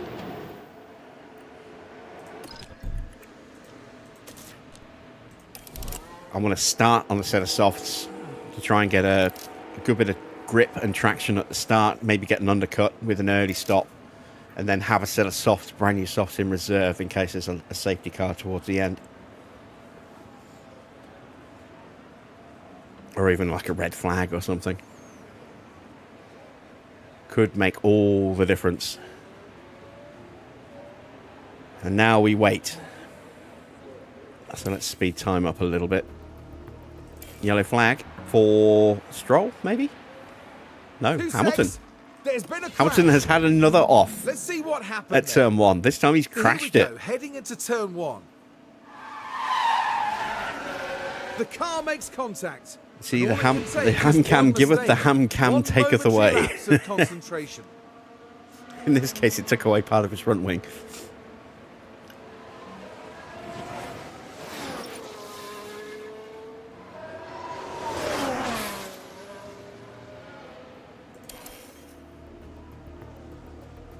All right, Sainz up to the line. Improves to P2. Very close to Leclerc.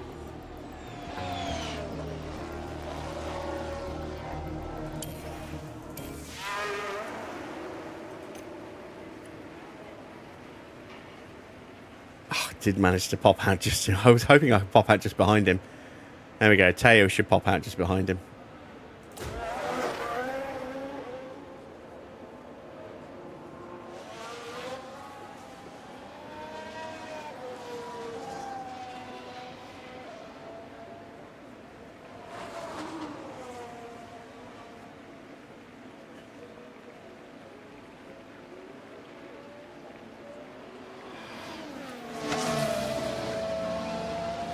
So, peak confidence still for Teo.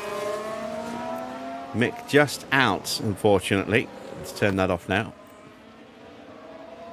Sargent is on a personal best. Let's see what he can do.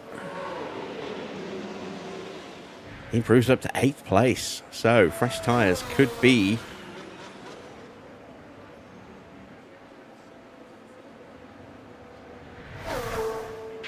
the way to go. Oh, is that a mistake for Norris, or is that just his end? Ah, that's where for Norris. Go, go, go, go, go. I lost drive or something. That will be a pit lane start for Norris. That could have huge ramifications in the title fight. Because that will be a pit lane start for breaking Parc Fermé.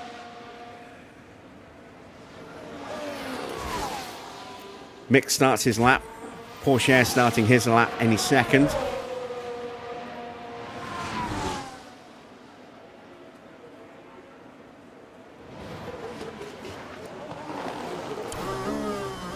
An RB in the way. Max goes up to P3. Sonola's in P4. Ricardo P6 now pulls out of our way. We're down to 14th and 16th. Mick's found a little bit of time in the first sector. So has Teo. Not enough, not yet. Mick back into peak confidence though, that's good. Piastri moves out of the way there. We've now got Hamilton in the way on an out lap.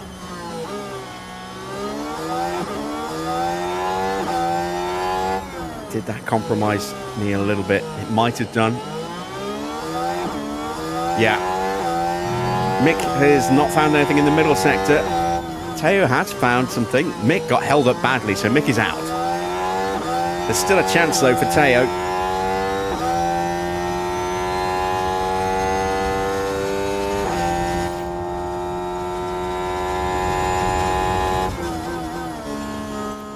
Ah, no, it's only a small improvement. So, 14th place. So, with Mick out in 16th, I might mess with this setup slightly. It is dropping 6 places though. I think I'd rather, given that there's going to be other cars starting in the... maybe it's not a bad idea. There are going to be other cars in the pit lane with us that can pull us back up to the field.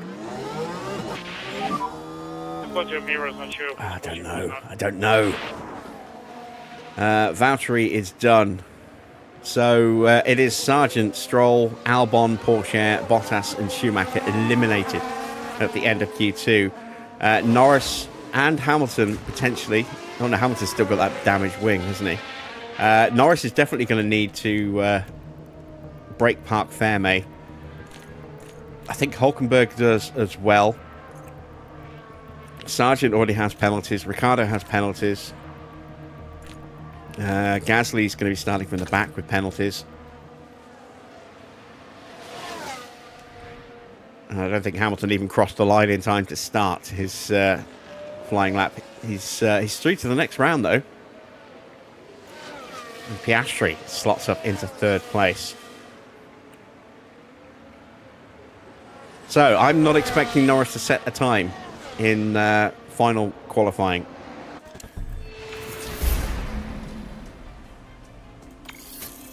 Let's see if I'm right. It is Leclerc on pole. Piastri is 2nd. Yuki's 3rd. Ricciardo's in 4th. Sainz down in 5th. Oh, that is huge for Leclerc. With Sainz down in 5th place. Will be promoted to 4th, actually, because of Yuki's penalty. But, you know, there's a chance with Leclerc in pole to break away from everybody at the start. Norris did not set a time because he will be starting from the pit lane Norris at the back of the grid. This is a monster opportunity for Charles to finally retake the lead in the Drivers' Championship. There's a terrific atmosphere here in Interlagos as the drivers prepare for 71 laps of scintillating action. Brazil loves a home racer, and none more so than the brilliant Ayrton Senna. His victory here at Interlagos in 1991, fighting a broken gearbox, is one of the most emotional moments in F1 history. Interlagos Sector 2 is a maze of twists and turns, demanding the highest downforce. Sectors 1 and 3 are high speed, however, giving drivers plenty to keep them busy around this thrilling track. Race day has arrived, and the time has almost come for these drivers to fight it out, wheel to wheel.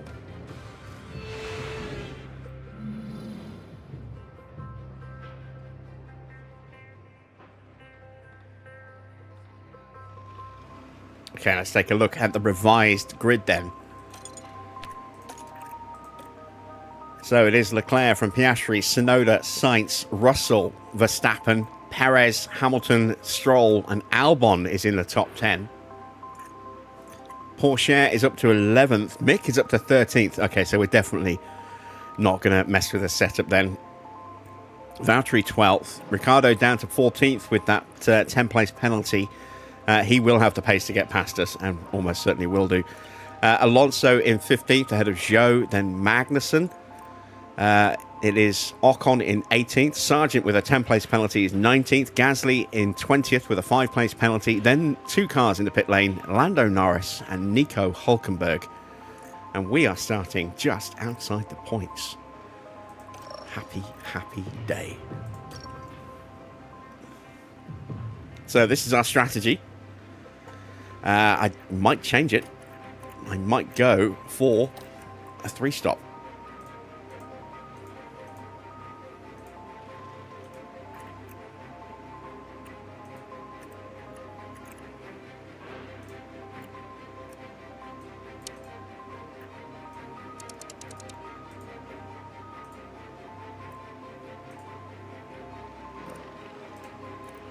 Try and go aggressive and get a good undercut.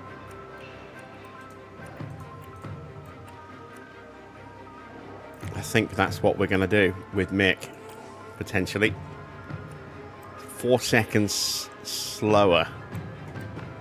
But it does give us that extra stop to try and pick up some more points in our quest to gain 8th place, I think, in the DHL Pit Stop Challenge. And then let's see what we want to do with Teo. Got an extra set of mediums available for Teo as well, which we'll just hang on to. I think I'll just go with a 3-stop for Teo. Sorry, a 2-stop for Teo. And we'll split our strategies a little bit. See how we do like that. We can always amend Mick if it doesn't work onto a 2-stop, just by protecting our tyres. Plus, who knows what's going to happen with safety cars or anything like that as well. We will put 1 extra lap of fuel in, just so we can be a bit more aggressive in the opening stint. There we go. And then we'll do the same for Teo. It's 1.3 kilos for a lap of fuel, so I'll remember that so I don't make that mistake again. And we are ready. The Brazilian Grand Prix is next.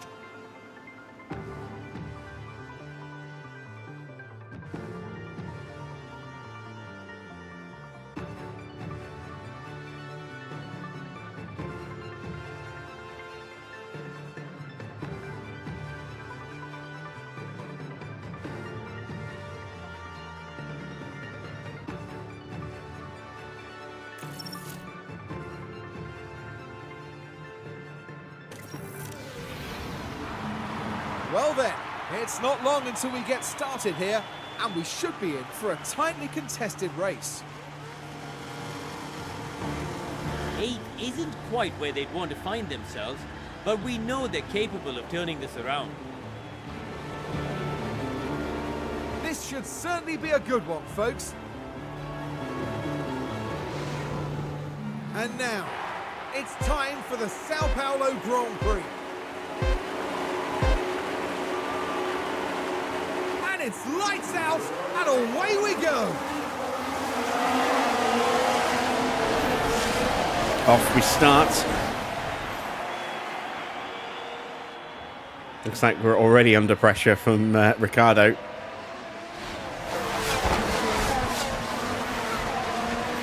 Valtteri has jumped past Teo. Oh, I don't like going out quite so wide. We can't go 3 through there. Thankfully, Mick sees some sense. But Ricciardo's up into 12th. He's got past Teo as well.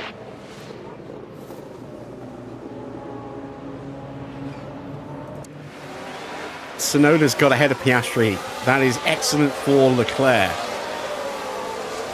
Norris still yet to catch the back of the group. He's already dropped Hulkenberg though. Just about. And there we go. That is Norris pretty much onto the field now. Leclerc has broken away at the front.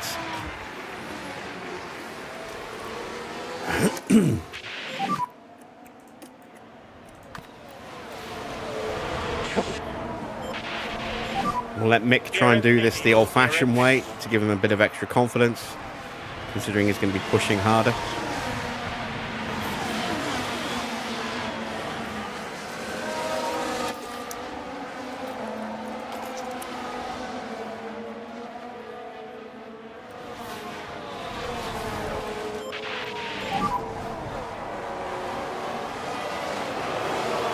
Copy. Ah, couldn't squeeze through. It's gonna have a go now, though.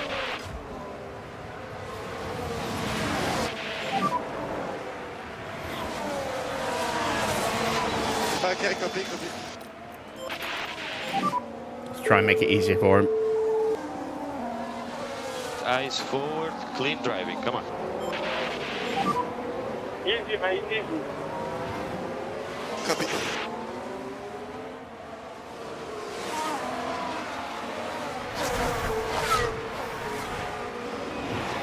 Right, he's about as close to the gearbox as he can possibly get. We've got a yellow flag behind us. Magnussen. Big spin.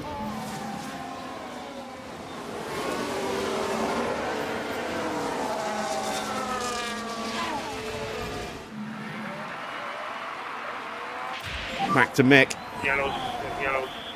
Copy. He's going to try and go around the outside.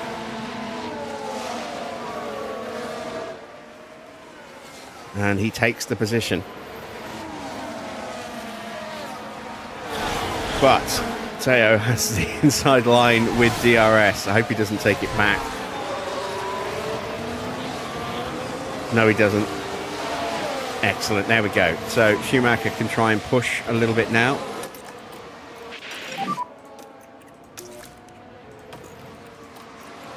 Copy.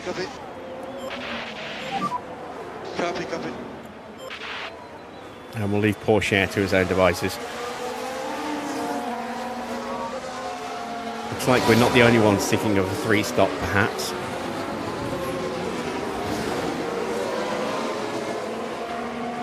Albon's up into P9. It's not ideal for us, but the team that's closest to us in the Constructors is down in 21st and 22nd place right now, which is glorious for us. Not at all displeased by that. Porsche under pressure from Fernando Alonso. Alonso is going to go through. Or is he? Oh, we just gave Alonso the DRS. We'll have the inside line, but I think Alonso will swoop around the outside of us. Oh, in fact, he's going to be ahead before we can get to turn 4. Unless we can get him under braking. Nope. Never mind. Focus on your zone. Playing a slower strategy game with Porsche. I don't want to destroy his tyres. Mick, we want to be aggressive because we are running that 3-stop.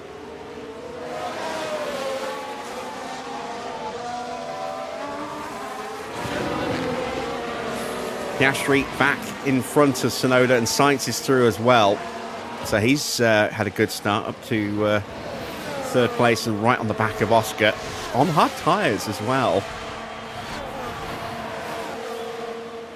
New fastest lap for Charles Leclerc, trying to stretch his legs. Sainz immediately takes it by 500ths of a second.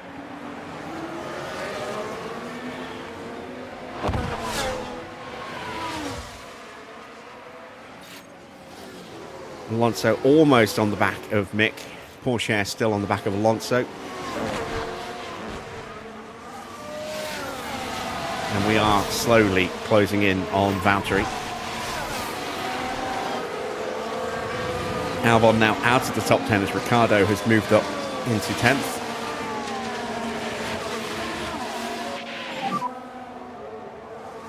And our soft tyres are going to fall away quite dramatically. Understood. Compared to the mediums and potentially even the hards as well towards the end of the stint. So our pace is going to drop off really quickly.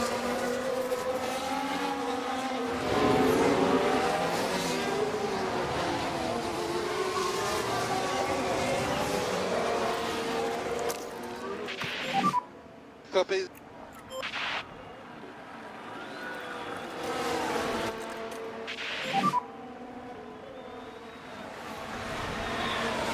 Copy.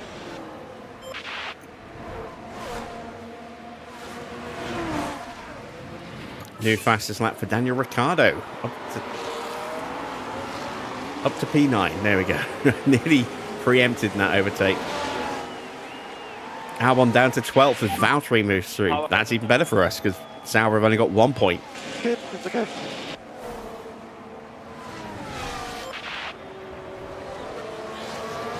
Is Alonso going to get through?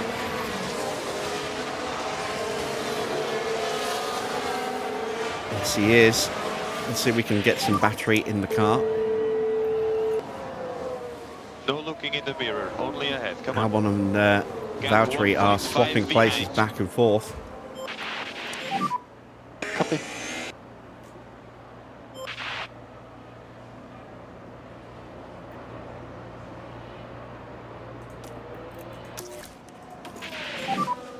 Copy.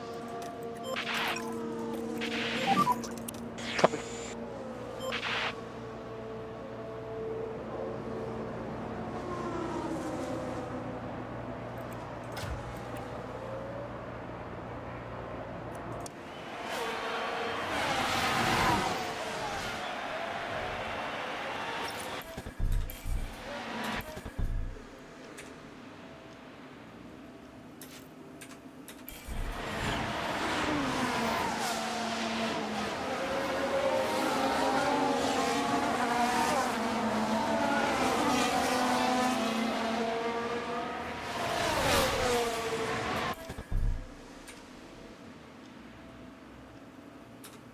That might be the thumbnail. Actually, it's quite a nice shot.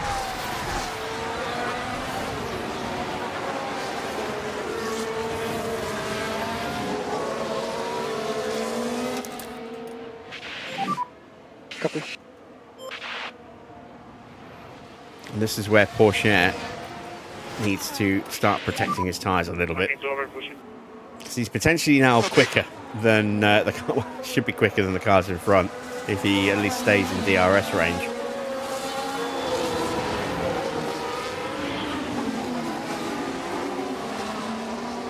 Don't really want to burn any more of Mick's battery because he is stopping very soon, and I want to have the battery available as soon as that new stint starts.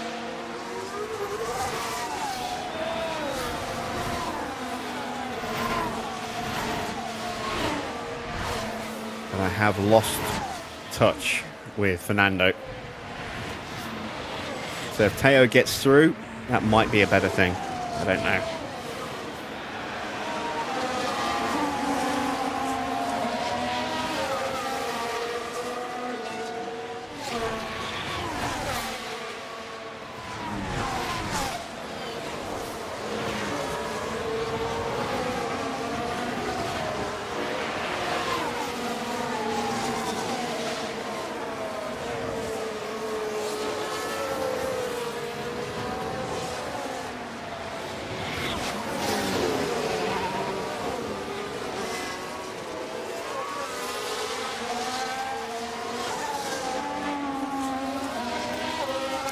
Let's actually give Teo a little bit of a push.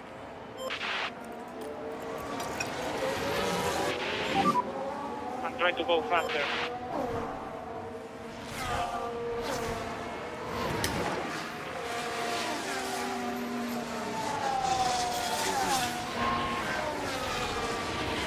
So Alonso up into P12. He's got past Valtteri, and Valtteri's dropped.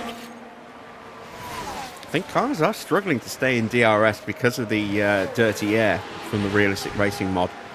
It certainly is making overtaking harder here.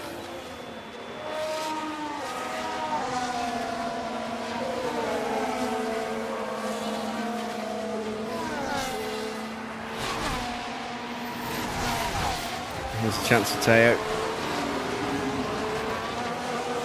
Not close enough. Let's harvest.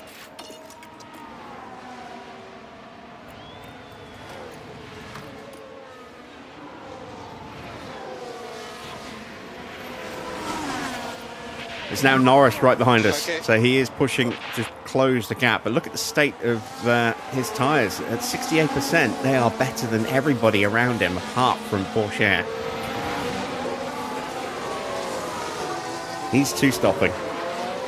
He's not going for a 3.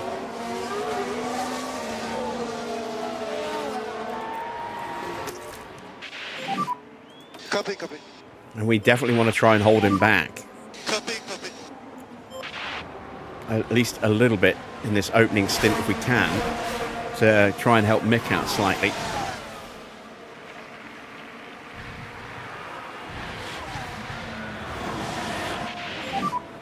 Copy.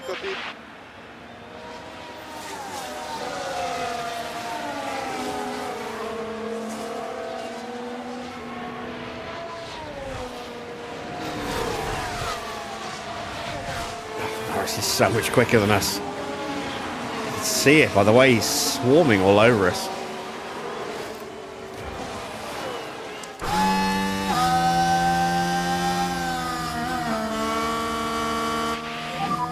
Yeah, are the tires? Starting to struggle with rear. Don't often ride the rear wing cam, but we will do here.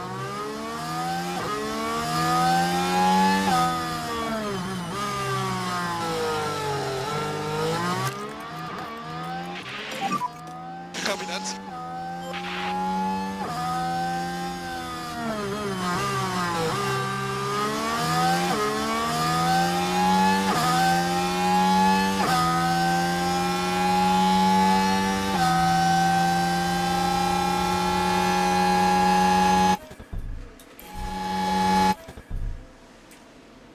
That's not a bad screenshot either, for that matter.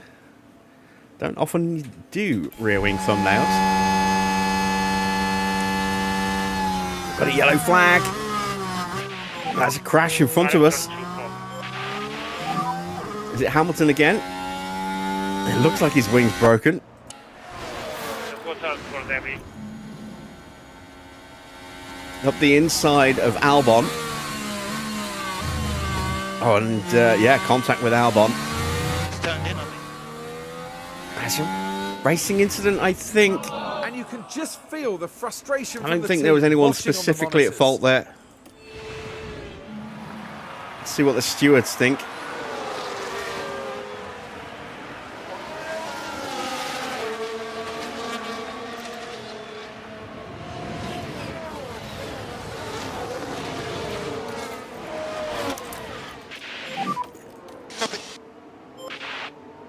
It looks like he's missing a good chunk of his rear wing as well. I don't know if that's actually missing or not, or if it's just a glitch in the car. But front wing's definitely damaged. Just a racing incident, no further action from the stewards.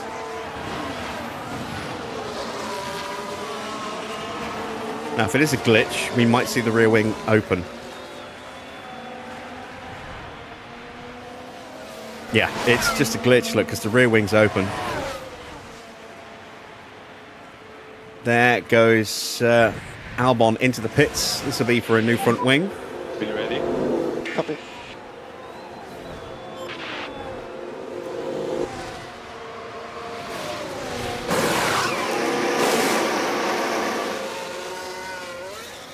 No, not a front wing change, just tyres. That's excellent news for us then. If Albon has got a little bit of front... Well, he might not have front wing damage. He's got a minor bit, I think. Mick is still ahead. Just... Cool down. Cool down. Of Norris, and he's now holding up Sargent and Zhou as well. So now we're helping Teo, who has found the back of Bortoletto and co, thanks to that earlier incident with Hamilton. Let's see if we can find a way through. Copy. Come on, you have more there. Out of battery now. And there goes Hamilton into the pits. Copy. It's not Bortoletto, it's Bottas. It'll be Bortoletto next year.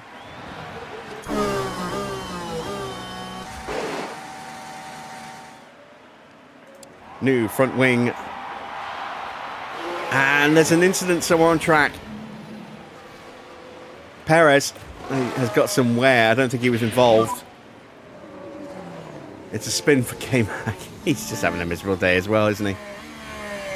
And round they go. And that certainly wouldn't have been in their plans today. Turn 1 has been quite tricky for drivers this weekend. All right, there we go. Norris is finally through. It's coming to us. Not quite sure why I'm in full tyre push there. Didn't mean to go in full tyre push. Try to keep the tires cool. Copy.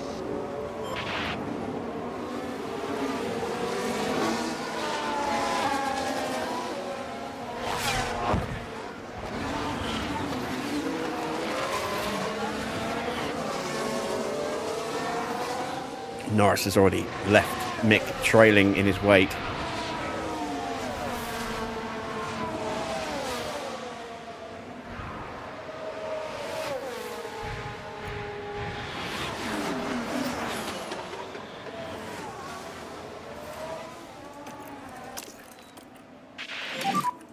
Copy. I don't think I'm close enough to have a look at Valtteri, but you never know.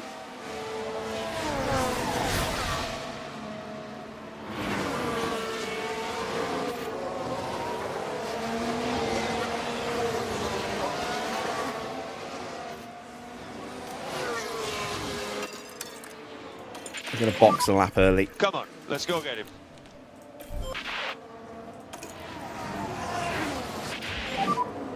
We both now. Copy for box. Copy. Cool off the tyres. Harvest some battery because I think Valtteri's about to hit the pits. We're not going to get him before he stops. Copy. Might lose the place to Norris, but we're never going to be able to hold him back for very long. Ricciardo gets up to 6th ahead of George Russell.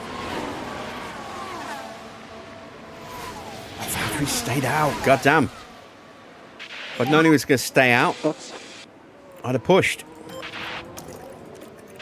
Let's see if we can do it here. Okay, copy. Mix into the pits. Hulkenberg coming in behind us as well. So we need a decent stop to make sure we don't lose out to Nico. Now Valtteri's dumping his battery so we can't get through. This time he'll stop. 2.7 second stop. And we did hold place against Hulkenberg. Excellent. Copy. So P19 for Mick.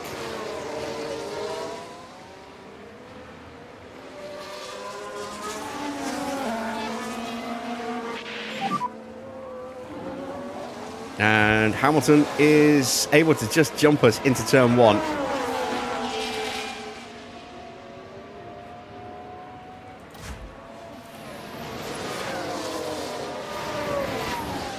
I'm wondering if that is little flash at the front, which is supposed to signify, you know, damage. If it's chassis damage rather than wing damage, because he's changed his front wing. There we go. This time, Bottas is pitted. Norris will go through. On the run to turn 4.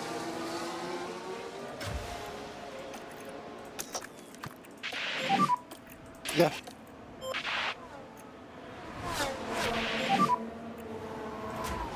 No, he didn't. Wow. Copy. Copy, copy. Now he goes through.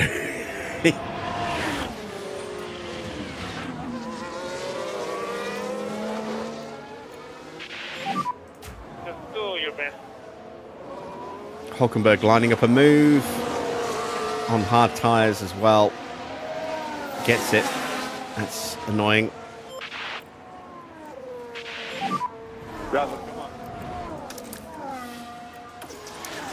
It's because I didn't have that battle assist on. Up 1.1.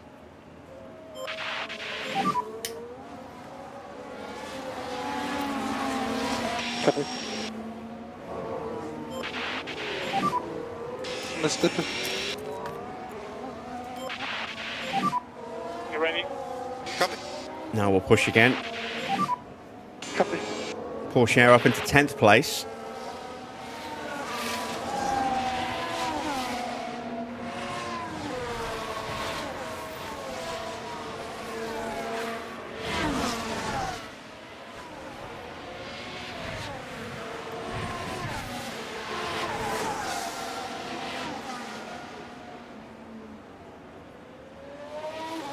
This is where I need some pace from Mick. I don't think I've got it. No, I don't. Copy.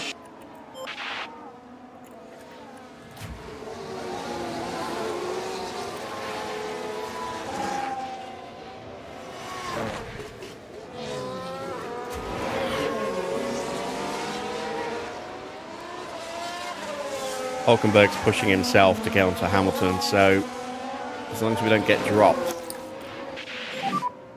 Copy.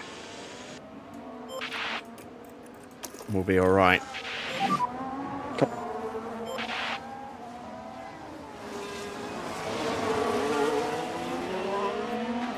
It's one of those circuits that's very cruel mistress. At times it can be really, really generous to you, but more often than not it'll just slap the crap out of you. If your car isn't quite up to snuff, it will mercilessly punish you. And the realistic racing mod has changed the characteristics of this track even more. It's so much harder to follow with the dirty air now.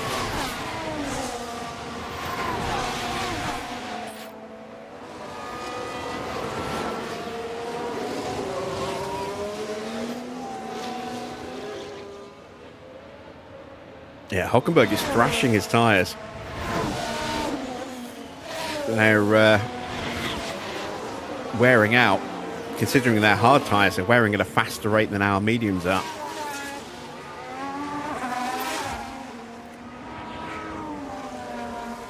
Norris into the pits.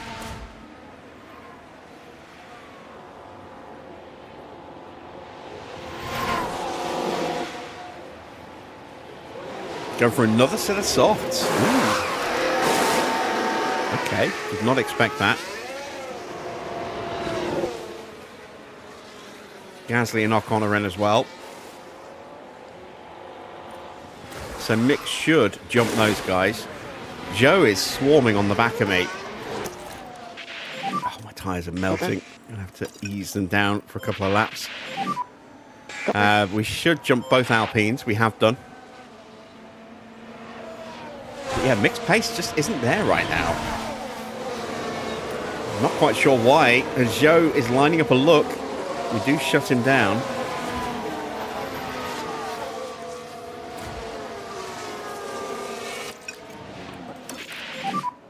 Okay, we need to push a bit more. We've got Perez 3 seconds and closing behind me. This is our in lap coming up. What is the gap to Mick? 19 seconds, so he'll come out behind Mick.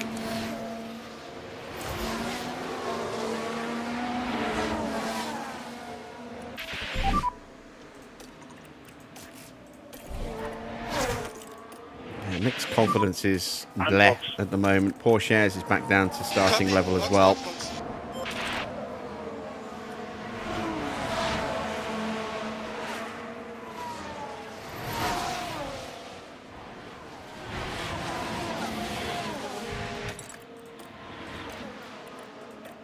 We have the full battery.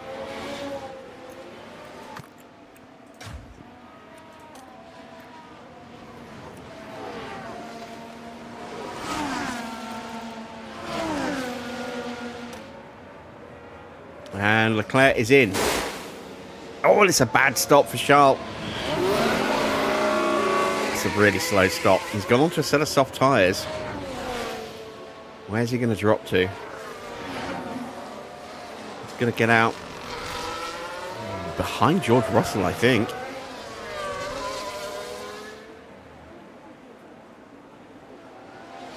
Yeah, there's George. He'll come out in 8th place. So that has definitely hurt him in some respects. Pit lane. But he'll get a quick overtake on George, so that might boost him a little bit. You never know. Let's see what Teo's stop is like.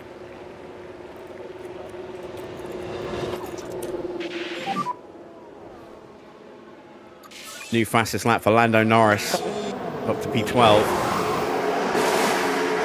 It's a 2.6 second stop. It's not great, but it was clean. There goes Mick and Joe. Ocon's going to get through as well, and so is Logan Sargent. So Teo down to 20th place.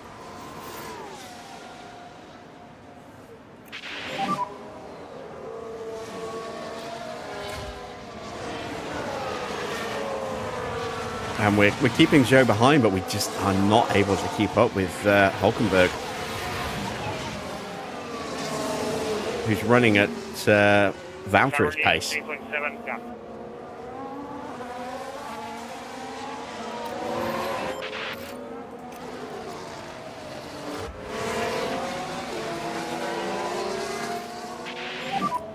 Understood. Copy.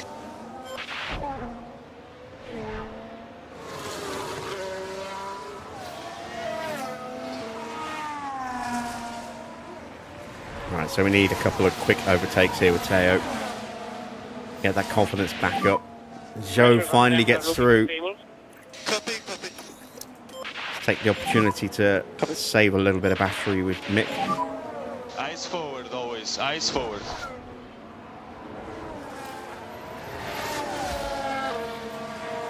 Porsche isn't that far behind. It's only a few seconds behind. 3 seconds. 3.5, 4 seconds. There is Mick. Just saw the tail end of him going through turn 4.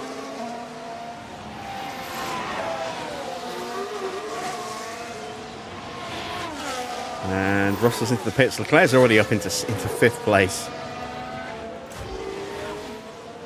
Might be about to see a new fastest lap for Charles Leclerc. He's got Stroll behind him. He's going to try and desperately hang on as he's getting ready for a pit stop.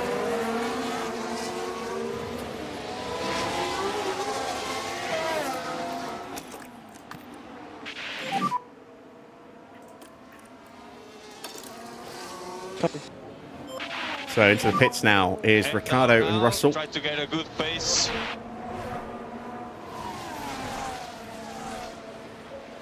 Ricciardo exits on a set of softs. Russell is going to come out on a set of softs as well. We get past Joe, but Joe will have the DRS. Can we hold him off into turn 4? Good job, keep it up.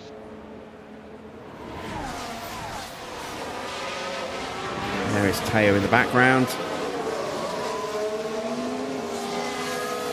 Joe squeezes through again. Can we retake the place? There is a new fastest lap for Charles Leclerc, 1:12.1. And we're not getting through. I have to go really extreme with the tyres to do it. Almost out of battery with Teo, but he's almost onto the train. Pull down. And there we go, he is onto the train. Copy. Let's harvest with him now as well. Copy.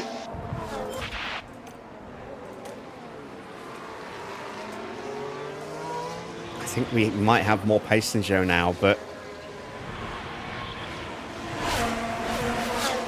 not by a lot.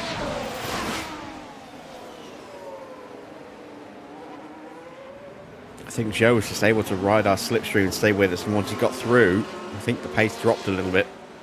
Let's see if I'm right on that. We'll take a look at lap history. Yeah, we have been lapping slower since we got overtaken. We have a yellow flag. Watch for Larry. It's a crash. It's Lando. Oh, Lando with Alonso. Alonso's not going to be happy with that, and it's wing damage to Lando's car. The last thing he needed, having to fight through from the back of the grid. That was a tough moment to watch.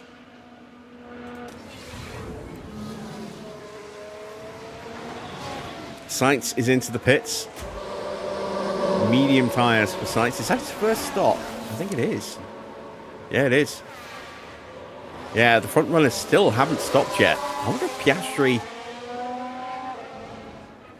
Well, no, maybe not. But maybe Tsunoda and Verstappen might even try and go for a one-stop. I mean, it would be very brave and probably suicidal for their race pace, but you never know. It is a penalty for Lando there for taking off Fernando through turn 4. Well, turn 5.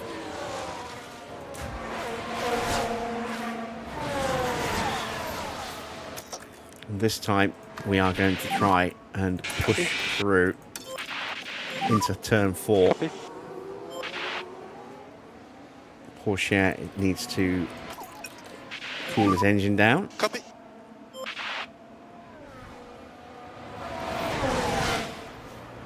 Are we close enough to make the lunge? No, we're not. Can we get the move done up the hill? Might have to do this to do it.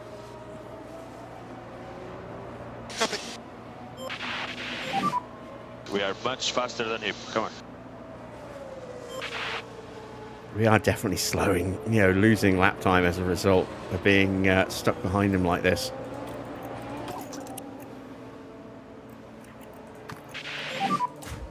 Copy.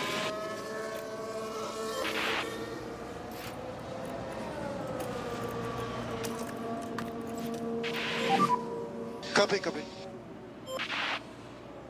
And it's a fault for Hamilton. Got a vibration.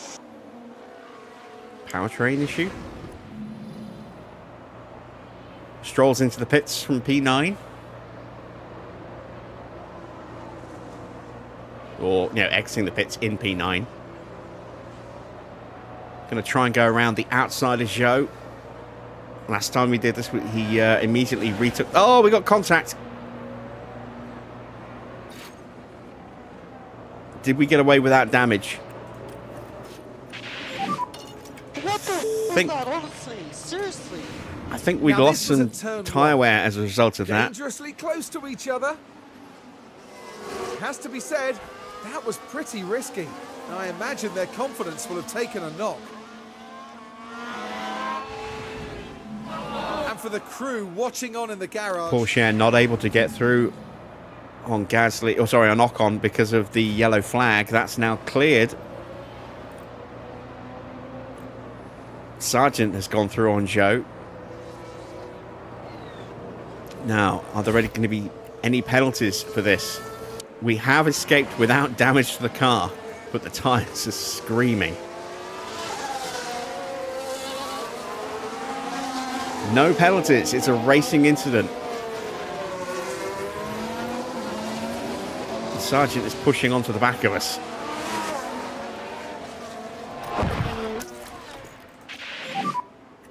Copy. Let's see if the tyres did take a big hit as we crossed the line.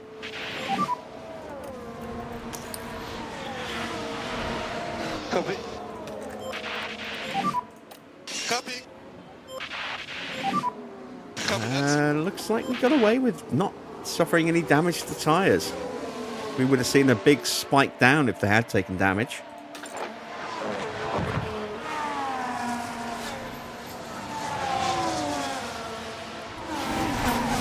We are stuck in traffic again. Let's harvest again. Let's save some tyre wear for Teo.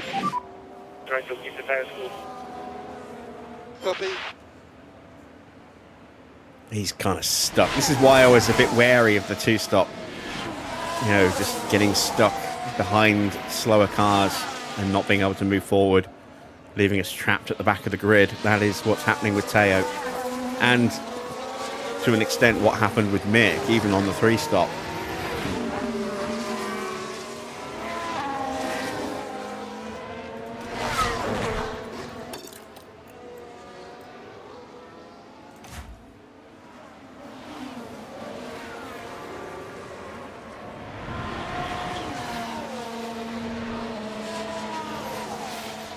Hulkenberg is all the way up into 12th place now.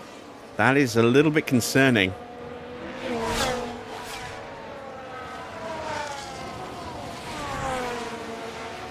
Do not want Haas to score points and take...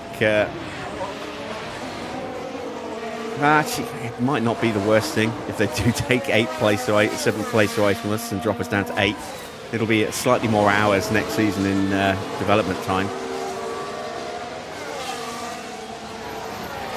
As long as we stay ahead of 9th, you know, that's the important thing. And we are comfortably ahead of Williams at the moment. It's the pride thing, though, that makes me want to stay ahead of Haas.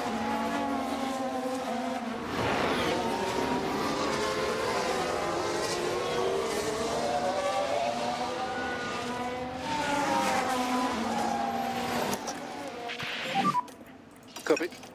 Let's have another crack at trying to move forward. More pace, man.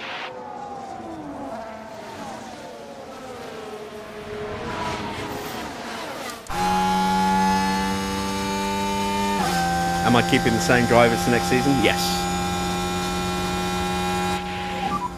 Yeah, copy. We've already re-signed Mick because he was out of contract at the end of the season. Porsche is contracted to at least the end of next season. Not sure if he's contracted beyond that.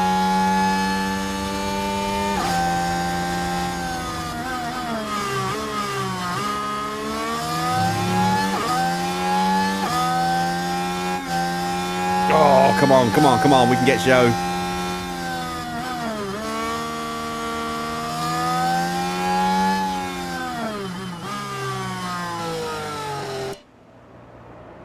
Come on. Nice way, Joe. There we go. We get through. A little bit of extra confidence into Teo. Chance to get back onto Ocon for the DRS.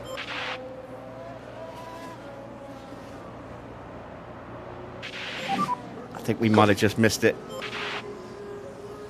We're out of battery. Copy. We did miss it. Okay, pit window is open. Copy. Mick back in the 114s again, but not making any real progress forward. Having to fight with Logan Sargent. How about the time? Let's take over up. And now we are in range of Esteban. Let's start to harvest again. Copy.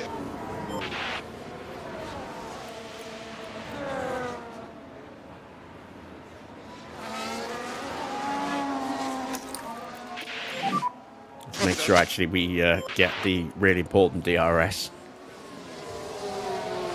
out of the final turns. And then we'll go into harvest.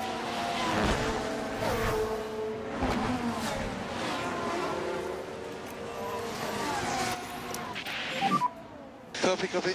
Albon's in the pits.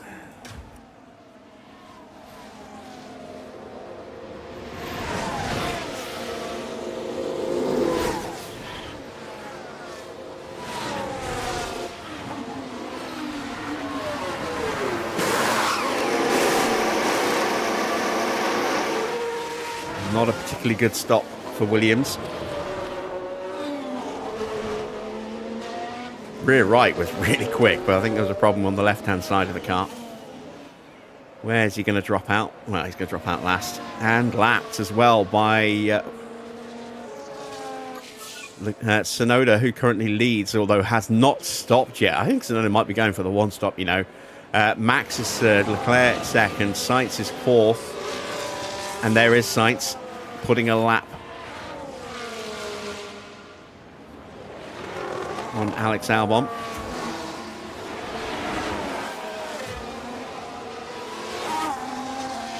Let's have another crack at Ocon now before he closes up to the back of Sargent and Schumacher. 3 seconds behind Hamilton, and we are closing in on Hamilton, who has that issue with his car. Have we got enough battery to get the move done?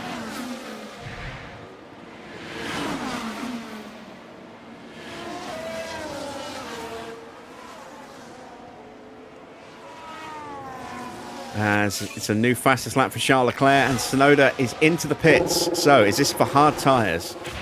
Max is in as well. Hard tyres for Max. Hard tyres for Yuki. They could be going for the one stop, and we did get through. That was important.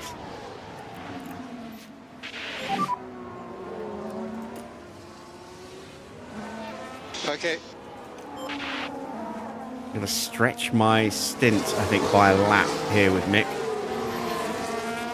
Supposed to box at the end of the next lap. We're probably going to go 1 lap longer, just to give us a little bit more flexibility on our tyres in the next stint. So Tsunoda comes out in P5, behind Piastri, but ahead of George Russell. Max out right behind George. But let's keep an eye on their tyre wear, see if they are going to go all the way to the end.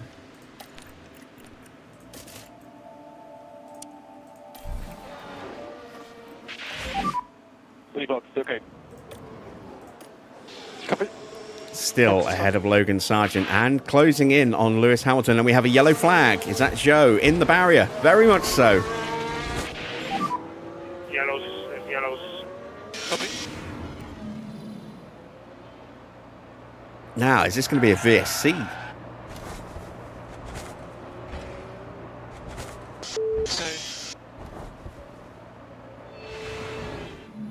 And look at the team there. They all knew what that moment meant. No, he is going again. Still quite a few debris on track.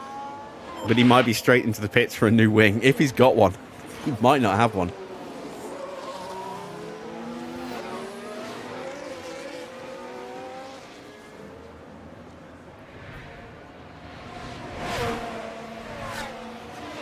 No, he's going around again. So, I mean, his tyres are new. He might not make the stop, make a wing change attempt until he gets new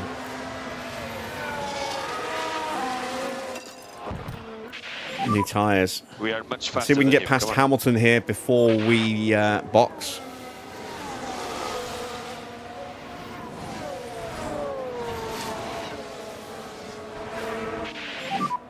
We are close enough to get the DRS. Understood.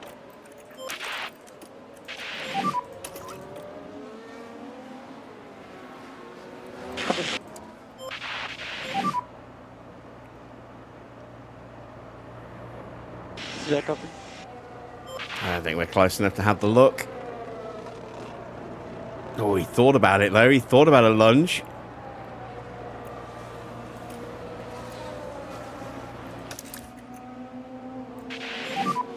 Understood.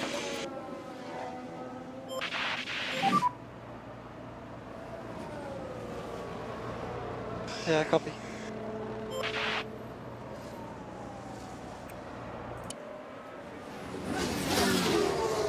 Porsche is closing in quickly as well.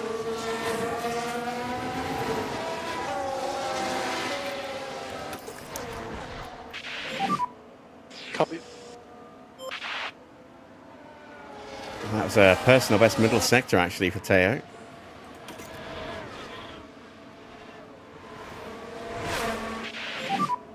Pit entry. Copy, copy.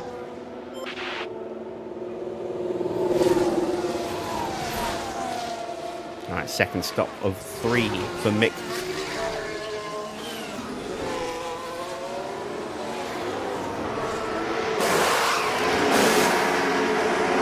Oh, it's a bad stop. As long as we get out in front of Albon. Wow. The Ferraris are through. Sorry. Oh, it Piastri looks like a pit stop issue. We might be fighting some and guys Ricciardo in the tanks. might be an issue with blue flags. There is Ricciardo. Good job. And we've got a yellow flag.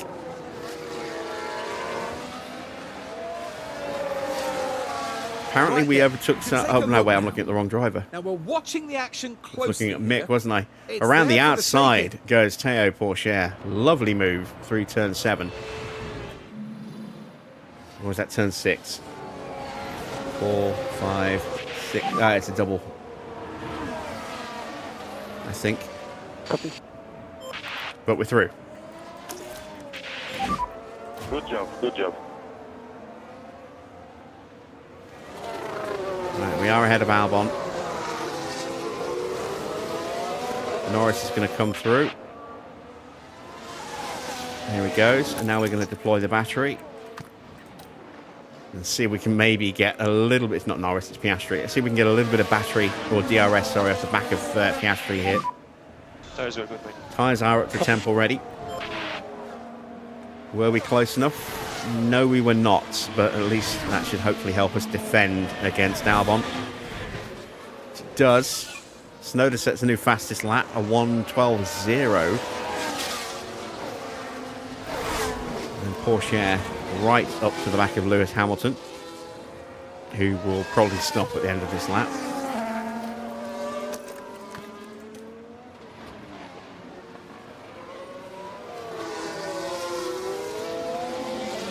Russell is in. Goes on to a set of soft tyres. So there's another stop still to come then for George.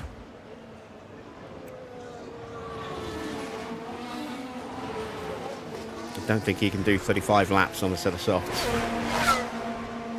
There goes Hamilton into the pits.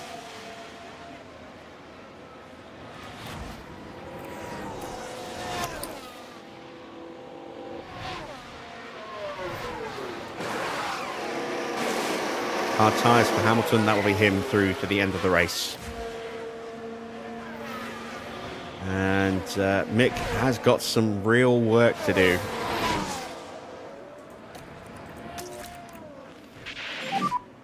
Copy. If he's going to make this strategy work. We're tucked up behind Piastri, who's doing 1:12s. So it's not like we're being massively impeded here.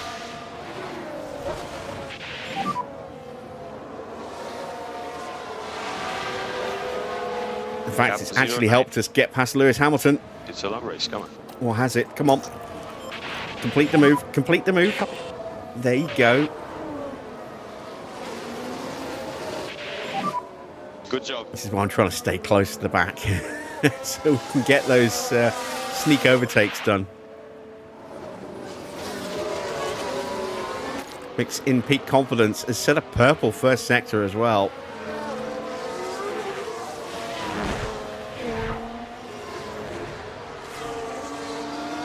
Hulkenberg and Ocon are into the pits.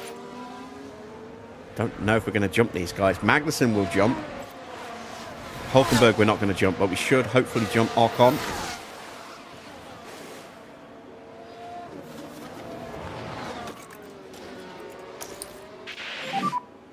Copy.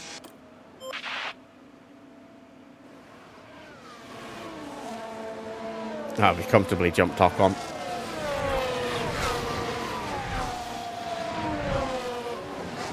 So P17, 18th or higher is the target with the sponsors. Pourchaire currently in 13th place, 6 seconds behind Alonso.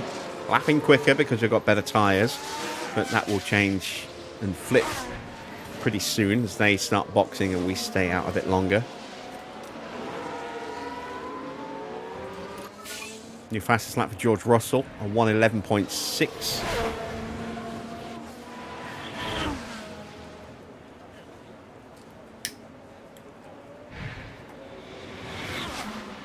And at the front, Charles Leclerc is 8.5 seconds clear of Sainz, although his tyres are in worse shape. Sainz in second does have an issue with his car.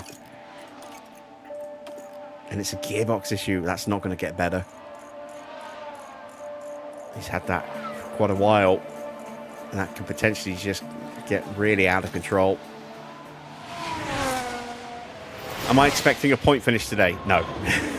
If I get one, it'll be nice, but I'm not expecting it now. Certainly not with Mick. Maybe Teo might have a sneaky chance. Depends if we get a safety car around his scheduled stop. Because everyone else will already have stopped. And if it falls nicely for him, he'll be one of only a handful of drivers that actually do jump in the pits. And maybe if something happens for Mick, a red flag would not be good for us, but a safety car at the right time for Mick, because he still has a new set of softs to throw on, might help him jump up a few places. Even a VSC. But into the pits comes Charles. Yeah, I'm just trying to make sure that we get both cars across the line today. And both in the top 18 for the sponsors. Medium tyres for Leclerc, and I think he can take those to the end. It's 31 laps. It's a fair old way to go. He might have to stop again. See how aggressive he is on those tyres. I don't think Tsunoda and Piastri Tsunoda and Verstappen are going to go to the end on those. I think they're looking at another stop.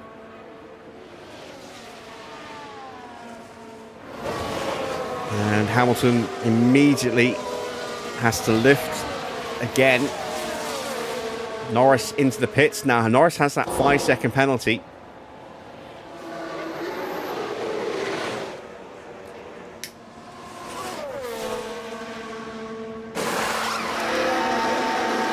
And they are changing his front wing as well.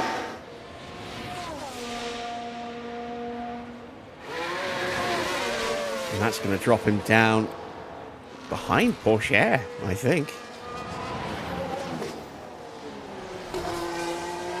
Yeah, Teo's gone through. There is Teo. There's Mick. Let's have a look.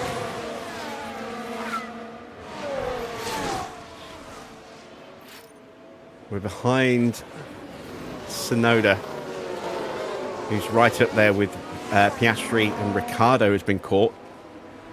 Did I see the news about Christian? Yes, I did. That was why yesterday's stream was called a big news day.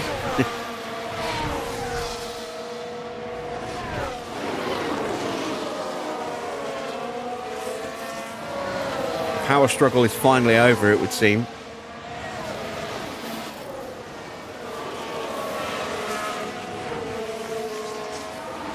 Right, Leclerc's gone through. There he is. We've got a little bit of a gap back to Verstappen, so we shouldn't have to lift for a blue flag anytime soon.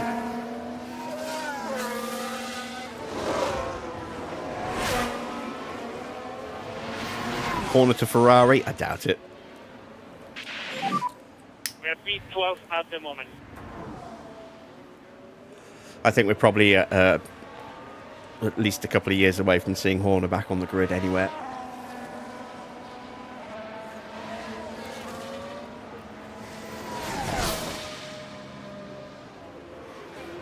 I think the reason Red Bull pushed out Horner was because they were concerned about how much power he exerted over Red Bull. And they wanted to take more control back from him. Ferrari's very corporate, so I really can't see that happening. I don't think Alpine will take him, but I wouldn't be at all surprised if whoever Alpine sell to install Horner as the replacement, which is why I'm saying it might be a couple of years yet until we see Horner back on the grid, in charge of whoever buys out Alpine.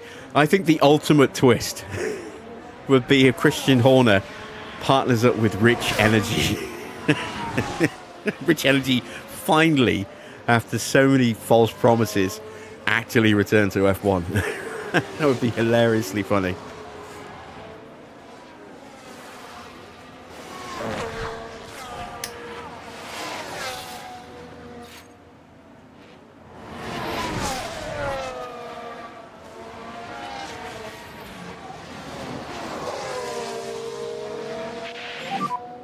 Okay, copy, good.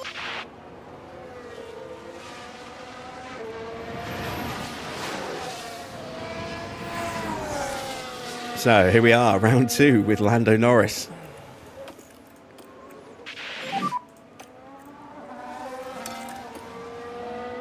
Copy.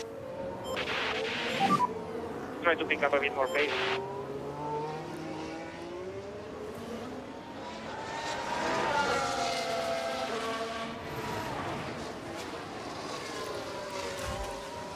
Right, so Gasly's up next. It'd be nice to jump Gasly and use him to get back onto the train of faster cars in front. Okay, eyes forward now. Eyes We forward. weren't quite close enough to get the sneak pass done with the blue flags. Copy. But this should put us close enough.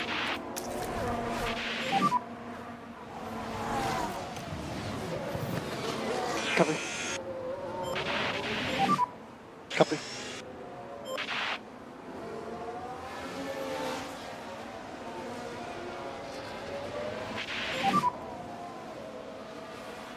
Taya's got his start position back. But yeah, that's because everybody behind has already stopped.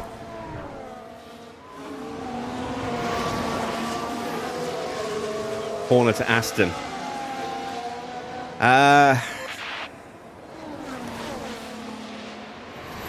I don't know.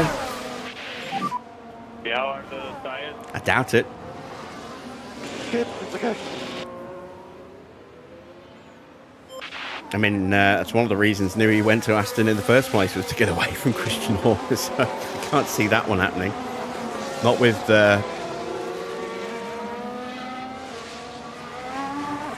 Newey having a control, well, not a controlling stake, but having a stake in the team now.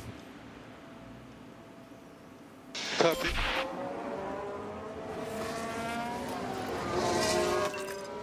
See, we will box this lap. You've got the pace, mate. Let's put pressure.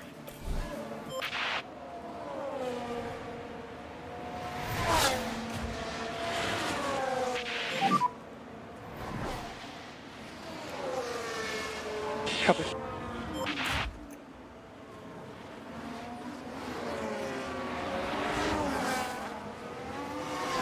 Can we get out in front of Alonso? Can we? Oh, it's going to be tight into turn 4. Ah, damn it. That would have helped Porsche if we could get Mick in front of Alonso. Gap 07. The car is coming to us. It does mean that Porsche is likely to come out just behind Mick.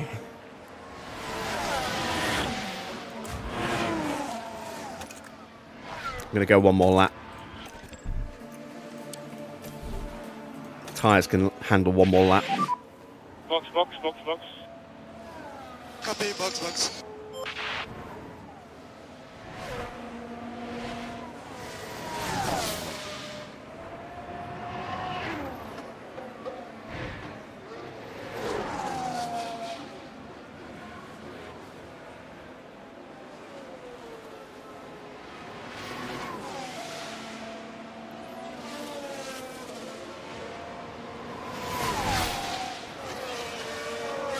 There is Charles Leclerc.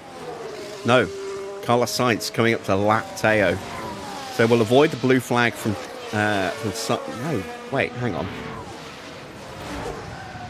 Yes, because that's Norris in front of us, isn't it? Yeah. So we're about to get lapped, but we'll get lapped while we're in the pits.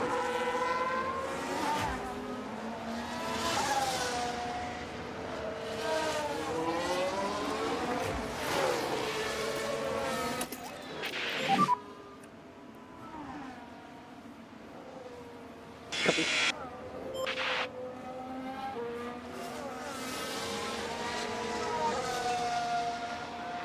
Gasly comes out on a fresh set of mediums. That should take him to the end of the Grand Prix. Pit lane. In comes Teo. There goes Sainz. And there goes Hulkenberg.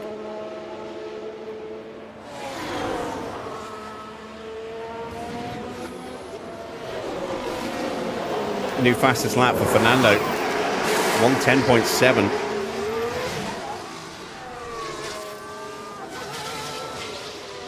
Porsche is going to come out behind Mick. Can we get out in front of Hamilton? I don't think we can. Nope. But P16. Is that Max behind us? I think it is.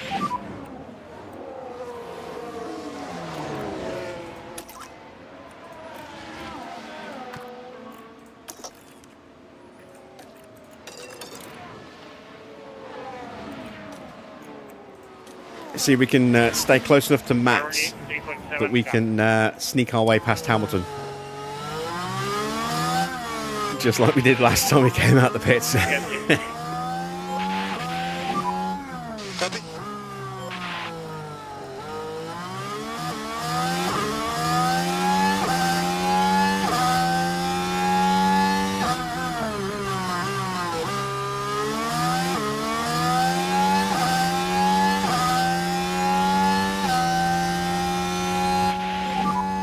Pressures on them looking okay. Copy.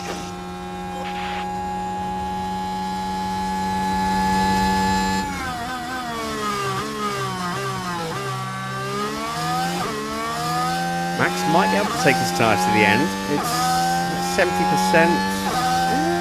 It's possible.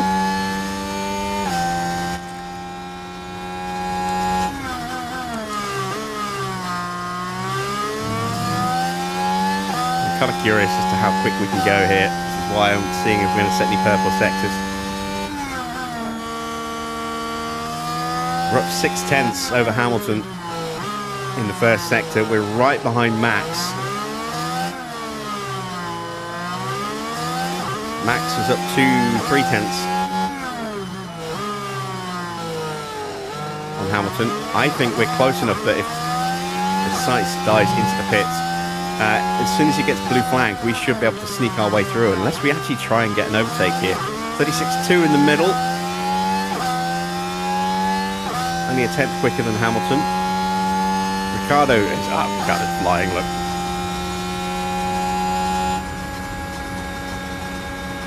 And we're bouncing on the limiter to stay with Max.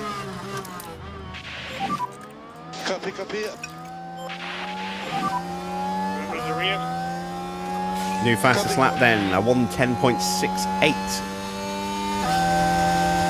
Marginally quicker than the previous fastest lap set by Fernando.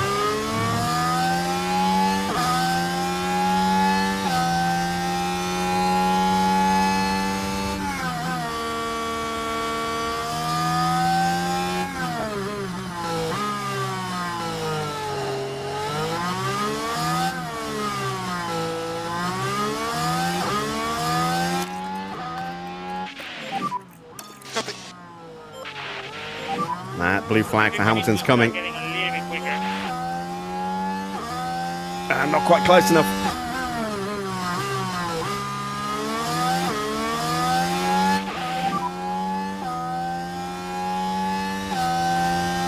Copy that. But we've got a good run on him. We've got DRS, he doesn't.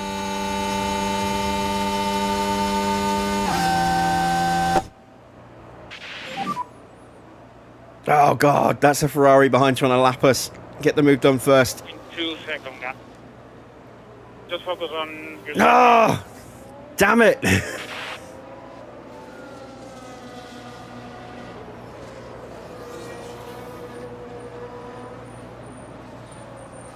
Can we still get the move done here?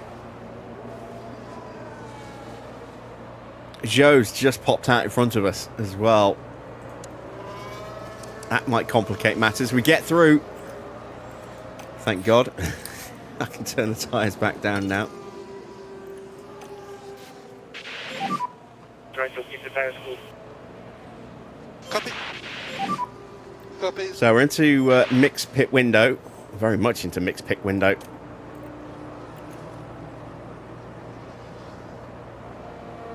Seven and a half seconds ahead of Porsche, so Mick's going to come out way down here.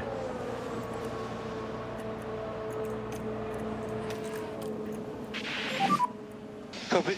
Fuel is no longer an issue. We are very, very lapped. Piastri currently leads from Yuki Tsunoda and Charles Leclerc. Three of them nose to tail. Sainz is a fair way behind. He's 15 seconds behind them, but on brand new soft tyres will close the gap up. George Russell boxes from P7.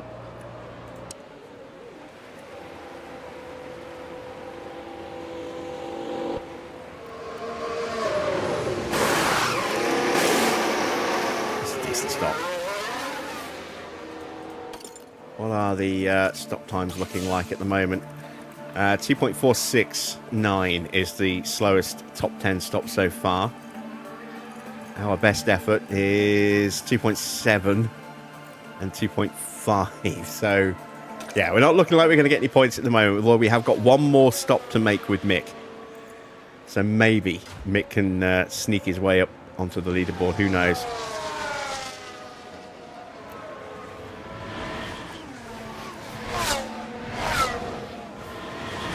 Hamilton does need to stop again. I don't think he can take those tyres to the end.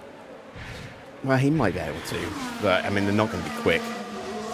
I'm hoping that Perez might retire. That might give me the outside opportunity of something, but I mean, looking at the cars ahead of us, Alonso is probably going to get past Hülkenberg. We haven't had the pace to stay with Valtteri all weekend, unfortunately. Really, not race pace. One lap pace, maybe. And Mick is about to drop way down the order with his pit stop.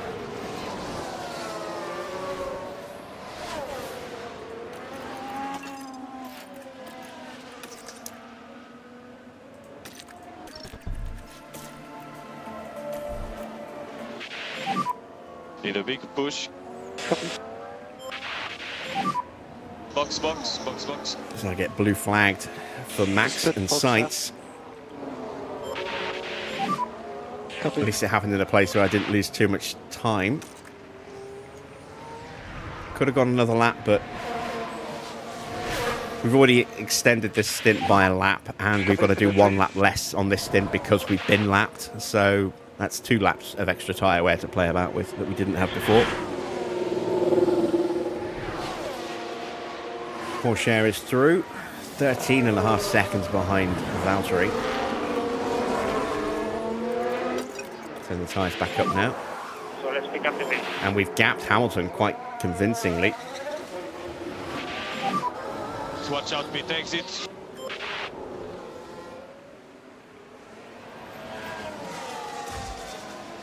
18th place. 19th place as Albon's going to go through. We get out just in front of Magnussen and Gasly.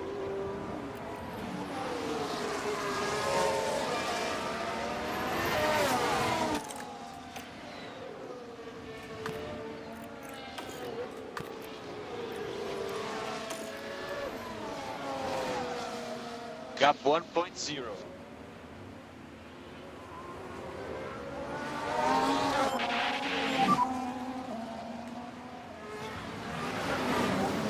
Copy.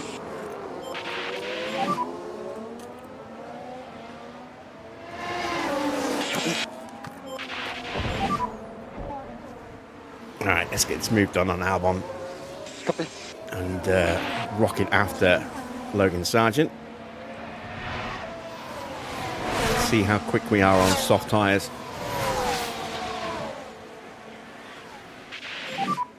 Tires are okay. Copy.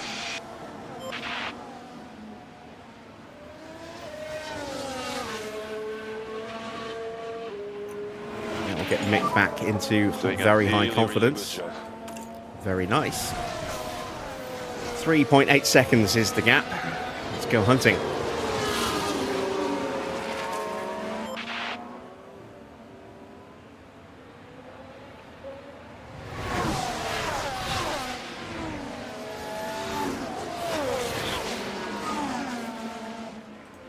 So Tsunoda has dropped away. It's become a 2-horse race at the front. And I would imagine Leclerc is going to beat Piastri. So this would be good for Piastri to pull the gap to Max a bit more. Especially with Max actually doing quite well. Fighting over P4 and P5 with Sainz at the moment. Those two still scrapping away. Sainz is struggling a little bit. And Norris is nowhere in the grand scheme of things. So this could well put Leclerc top.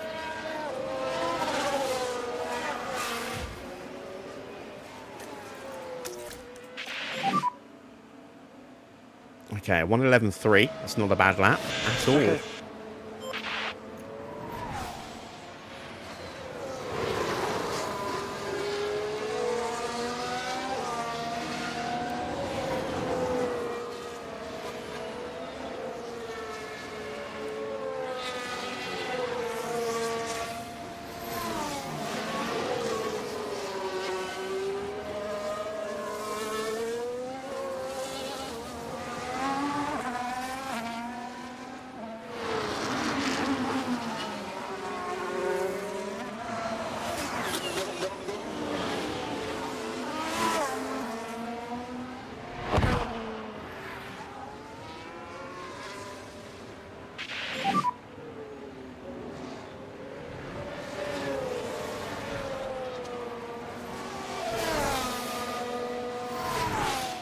Eyes forward, come on. And another very fast lap. Porsche calming down to a 1:13. Or was that because he got lapped?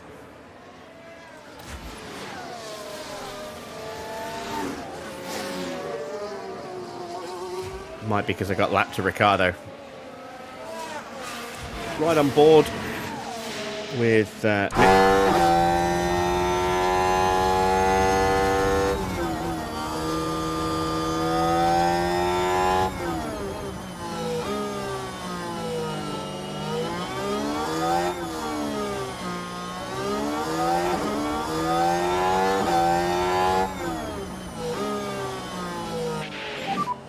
Gap 1.4.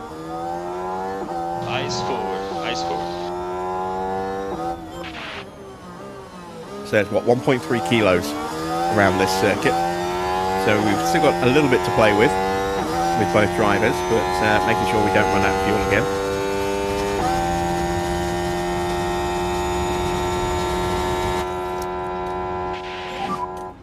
Copy.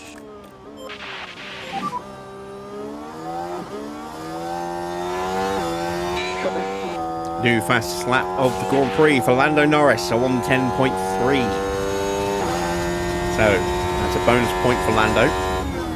Needs as many as he can get today.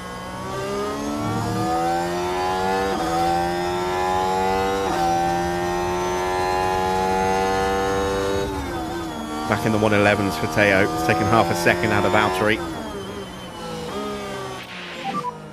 Gap 0.5. Eyes forward, come on. I think we are going to see another stop for Tsunoda and Verstappen. Maybe Hülkenberg as well. Hamilton, maybe Ocon. Anyone who's about 50% I think might stop again. So Piastri might be stopping again. He's still holding off Charles Leclerc, but these guys are scrapping.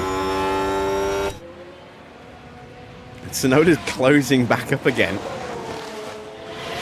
Not out of it completely, and Max has now been well and truly dropped by Sainz, so Sainz now is going to try and close the gap to the front runners.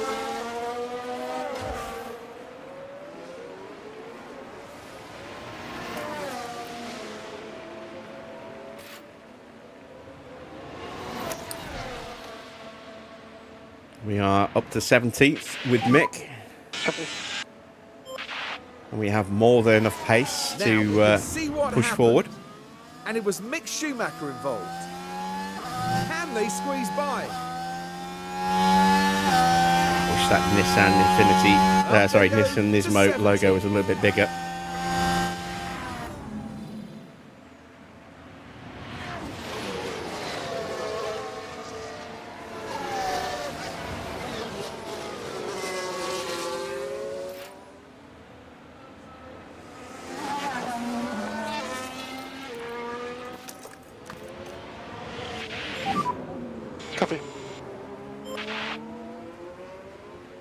There we go. Another 710's taken out of Valtteri.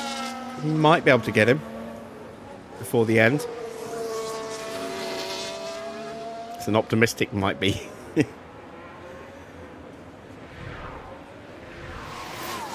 A safety car now means pretty much I think everyone will stop, apart from maybe George. Depends what tyres they've got left. We've got brand new softs available for both of our cars, I think. Or at the very least, not Mick, but certainly Teo's got brand new softs. He's got another brand new set of mediums as well. A fault for Valtteri. Wasn't quite quick enough to tag him. Let's have a listen in. Or have a look when he crosses the line, see what it is. Actually going to ease off on the fuel burn for both now. Copy. Copy. Copy.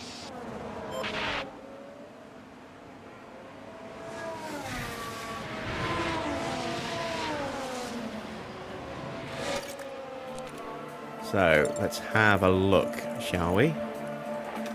It is engine. Ooh.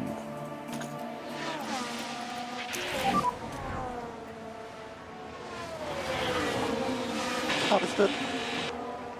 0.8 of a second on the last lap. This one should be a bigger gain because we're burning our battery to try and catch up a bit.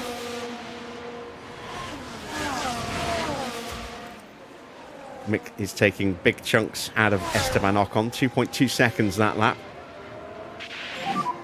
How are the tires? Good, it's okay. And Hamilton's right there as well. Both of those guys right for the picking. Their tyres down below 50% now. Still got 11 laps to go. Well, about to be 10 laps.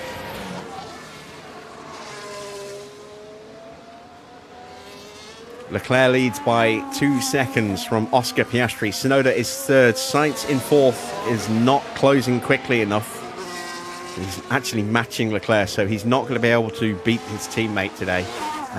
But he could yet get back onto the podium. Damage limitation.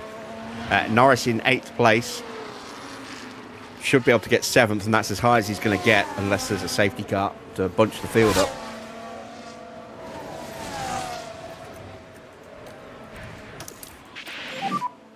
Copy. So the most he can earn today is 7 points if he holds on to the fastest lap. But if anyone stops for new tyres in the next couple of laps, they will, as long as they've got a decent enough car, they will almost certainly take that fastest lap. Actually, no, it is still a thing. The fastest lap is still a thing this year. It will not be a thing next year because it's not in the 2025 real life season.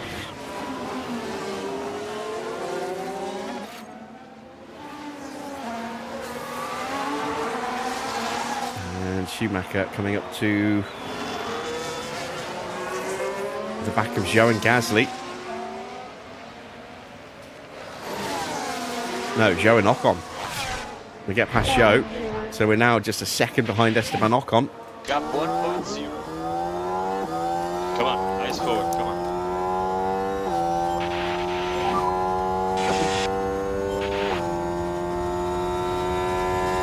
And that's Hamilton in front as well.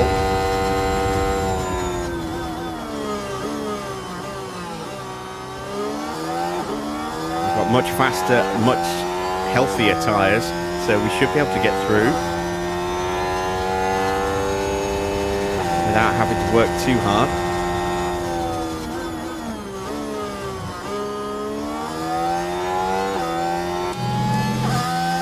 And there we go, we are through pretty easily. You're doing a good job, come on.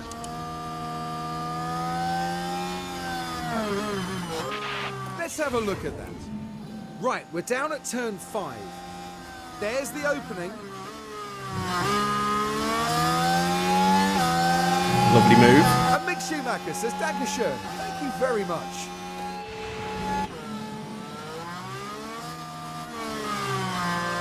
Porsche is now just 6 seconds behind Valtteri.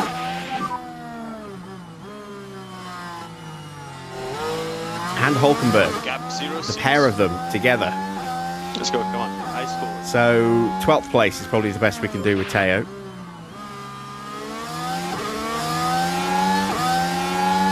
And Verstappen and Ricciardo Understood. are hunting them down as well.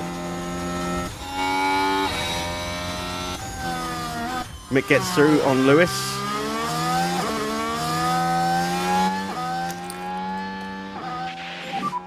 Good job. I don't know if I'm going to go any higher than that.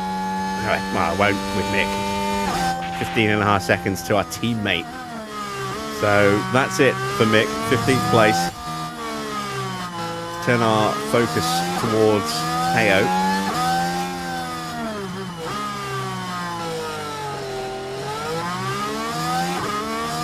Am I lapping quicker than Verstappen? I am. Yeah, Ricciardo and Verstappen are lapping in the 112s. I'm in the 111s still, just. I'm actually closing the gap up to them slightly. See, a 113.6 for Verstappen that last lap. 112.0. We took 1.5 seconds out of Max, which is why we're so close to the back of him. Valtteri did a 113.1. We took a second out of Valtteri. 7/10 out of Hulkenberg. And the blue flags are coming. And we are going with those blue flags. We are going to get them, I think.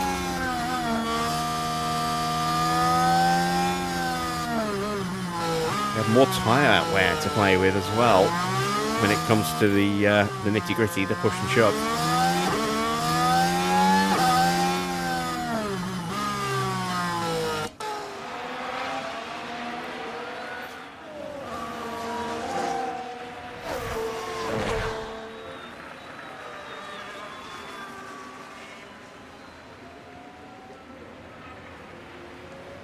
Are we in DRS range?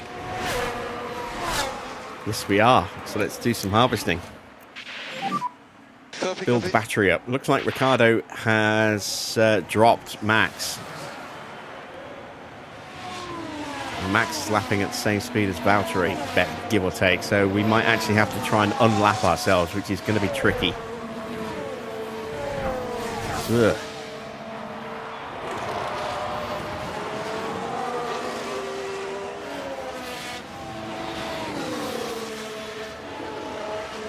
Yeah, they are. Everyone is going to go to the end, look.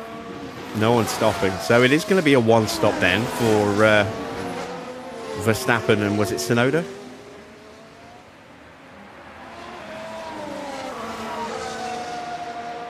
Did I start with the lowest budget?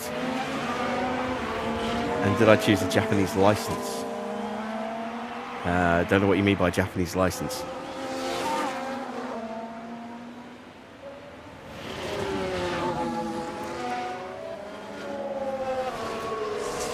Oh yeah, the team's Japanese nationality. Didn't start with a non-existent budget because it's Nissan. They would bring a budget, but it was a one-star car with one-star facilities. I think that we started with, I think it was 15 million we started with.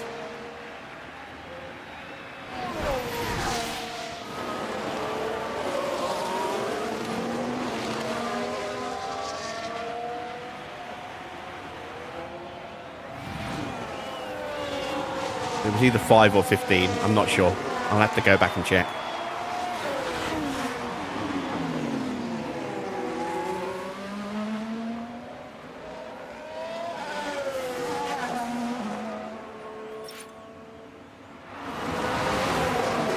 Alright, there we go. Blue flag has been applied to Valtteri and the gap is now just 2.5 seconds.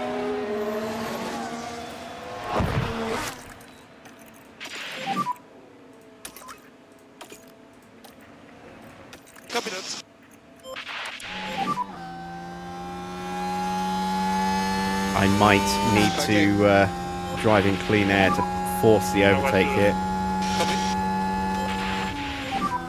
same fuel. Copy. Hit me now. Copy. So at the moment, 4 laps to go after this. Okay, copy, copy.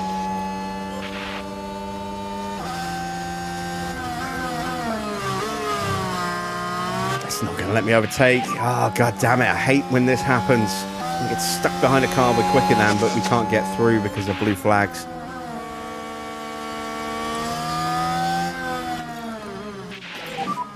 Try to keep the tires loose. I'm just going to hope now then that Max will push up onto Valtteri.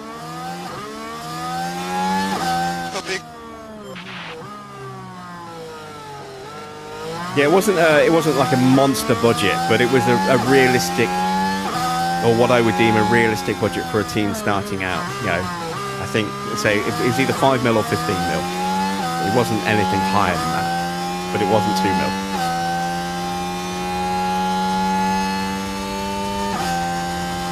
At least I'm pretty sure it wasn't 2 mil. 4 laps. I mean, we're starting with, you know, low-ranked drivers and low-ranked engineers, and apart from Dirk de Beer, low-ranked staff all round. So, and with the worst facilities and the worst car. So, you know, it was enough of a handicap, considering we also have the realistic racing mod, which makes it almost impossible to overtake if you've got a terrible car.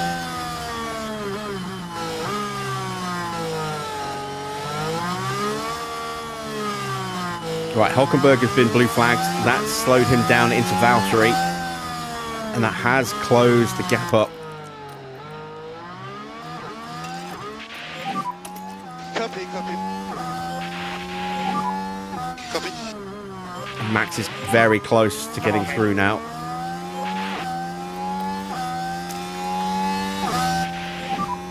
Copy. We're going to stay on board with Teo. The only way we're going to get the overtakes is if Max gets close enough to initiate blue flags. And we need to be right on the back of him to capitalise.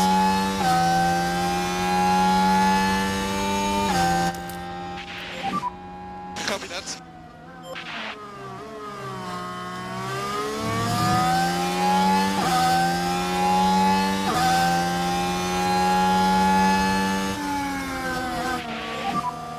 Copy, copy.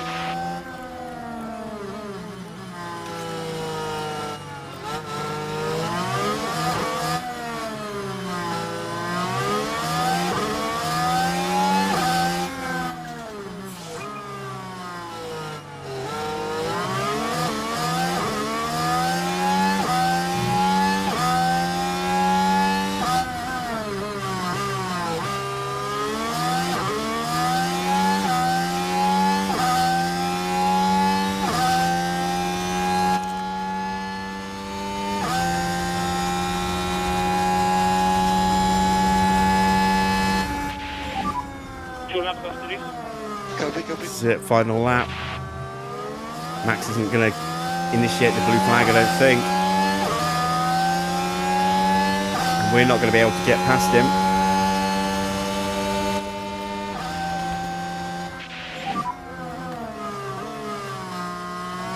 Oh, it's a slow exit from a failed overtake. Oh, Valtteri is in real danger now of getting blue flagged.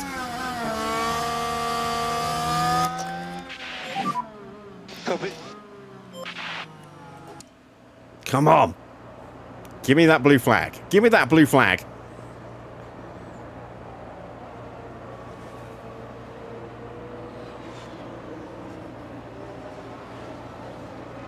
Yes. Oh, we've got a yellow flag. Someone run out of fuel. Yep. Charles Leclerc wins the race and runs out of fuel the second he crosses the line. Good job. Hulkenberg's going to escape. So let's take a look at the replay. Now we're But watching here we the are, action sneaking closely the here. blue flag overtake. It's certainly inviting. There we go. It's like ambulance And the chasing. overtake is... But we will cross the line 13th and 15th, and that's not a bad result for the circuit. Everyone's piling up behind Leclerc, so that's a red flag. But it's done. Well, we've lots to talk about today. For the moment, though, there's Zhou Guanyu. Definitely a race they'll want to forget, finishing this one all the way down in P22. And the Monegasque driver certainly proved his worth with a terrific drive today. Taking their 8th win of the season, there's just no stopping them. And that means, here in Sao Paulo, it's party time.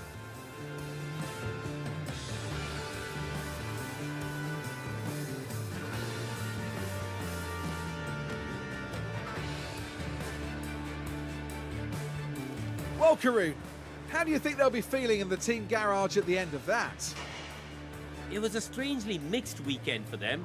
We saw one driver put in a strong performance, but it was a different story for the other. Definitely positives there though. And from our team in Sao Paulo, a big thank you for joining us this weekend. The next round of the season will see Formula One return to the States as the glitz and the glamour of Las Vegas awaits.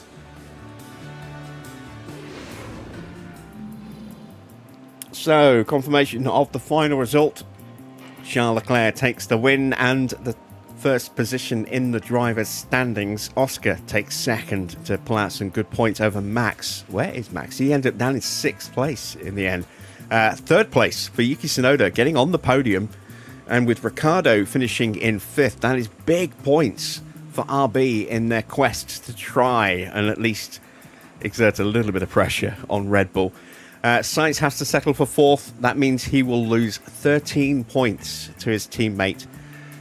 He will not pass Lando Norris, but Charles Leclerc will in the driving standings, if my maths is correct. Lance Stroll in 7th, 13 places gained for Lando, gets the fastest lap, but couldn't hold on to 7th place in the end.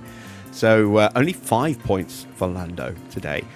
4 places down in 9th is George Russell, and a lap down as well. Everyone up to and including Lance Stroll was lapped. That shows the pace of the front runners today. Then Perez takes the final point in 10th. It's 11th place for Fernando, 12th, and up 10 places for Nico Hülkenberg, starting from the pit lane, but missing out on points, thankfully. Porsche finishes in 13th place, Valtteri 14th, Mick in 15th. The 3-stop strategy didn't really work, ended up 2 laps down, but it was worth a gamble, and we were looking to try and sneak some extra points in the pit stop competition. That didn't happen either, unfortunately, but never mind. At least we got both drivers in the top 18 to keep the sponsors happy. 16th is Ocon, 17th, down 9 places and twice lapped is Lewis Hamilton. Had a miserable race on top of a pretty miserable qualifying. Then it is Logan Sargent in 18th, 19th, Pierre Gasly, 20th, and down 10 places, Alex Albon, who had a shocking weekend as well. Magnussen 21st, and once again, Joe at the back of the grid, and the only driver lapped 3 times. Let's take a look then at the driver standings. Leclerc goes top on 410 points, 11 clear of Lando Norris, who himself is just 2 points clear now of Carlos Sainz.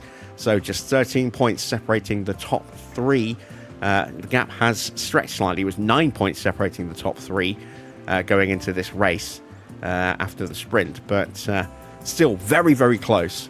And it's definitely advantage Leclerc now. 8 wins for him ahead of 6 wins apiece for Norris and Sainz. Means that if it finishes level on points, that extra couple of race wins that Leclerc has at the moment could still see him champion, depending on what everyone else finishes on at the end of the season with win count back. Then it is Oscar in 4th, stretching his lead now over Max. It outscored him by 11 today, so that gap is now up to 32 points. And I think that's now a done deal. I think Oscar is going to stay in 4th. Don't think Max is going to catch him. Yuki Tsunoda in 6th place on 137 points. Teammate Ricciardo jumping George Russell into 7th. So 6th and 7th now in the driver standings for RB. 117 points, 20 behind his teammate, and 8 points ahead of George Russell, who drops down into 8th. Perez down in 9th place, yet to hit triple digits. And Stroll is 10th on 69 points. Then in 11th, we have Lewis Hamilton on 42 points. 12th place is Alonso. 13th is Hulkenberg. He has 7 points. Porsche in 14th has 5. Then it's Mick with 4. Albon with 2. Valtteri with 1. And then the non-scorers, we have Gasly from Ocon, Sargent, Magnussen, and at the bottom of the table, Guan Yu Zhou. So, in the constructor standings, Ferrari move one step closer to taking the constructors' title, 807 points. They now have a 142-point lead over McLaren. It is just about mathematically possible for McLaren to take it, but it's only just possible. I mean, Ferrari basically need to double DNF every remaining result, so it's highly unlikely. Red Bull in 3rd on 327 points, 254 points now for RB. They closed the gap by another 20 points. They have been slowly but surely closing in on Red Bull, who have been ultra reliant on Max Verstappen for points this year. Mercedes on 151 points. It's not been a great year for them. Maybe next year will be a little bit better. We shall see. Aston on 96 points. We have 9 still. Haas still on 7. Williams still on 2. Sauber still on 1. Alpine still yet to get off the mark. In the pit stop competition, quickest stop of the day went to Checo with the Red Bull stop there, 2.285. Then McLaren's Lando Norris ahead of Alpine's Esteban Ocon. RB got some points in 4th. Aston get 5th and 8th. Mercedes 6th. Ferrari 7th. And Sauber taking the last 2 spots, 9th and 10th, for 3 more points for them. Let's see what the standings look like in this competition. McLaren top with 400 points. Red Bull closed the gap by 7. So the gap is now 27 points with 3 rounds to go. Ferrari pretty much out of it, I think. They are 96 points behind McLaren. It's not impossible, but highly unlikely. They would need to 1-2 all 3 of the remaining races and hope that both of the teams in front don't get that many points, if any. So it's a fight between McLaren and Red Bull. I don't think Ferrari are going to be in the mix for anything other than 3rd.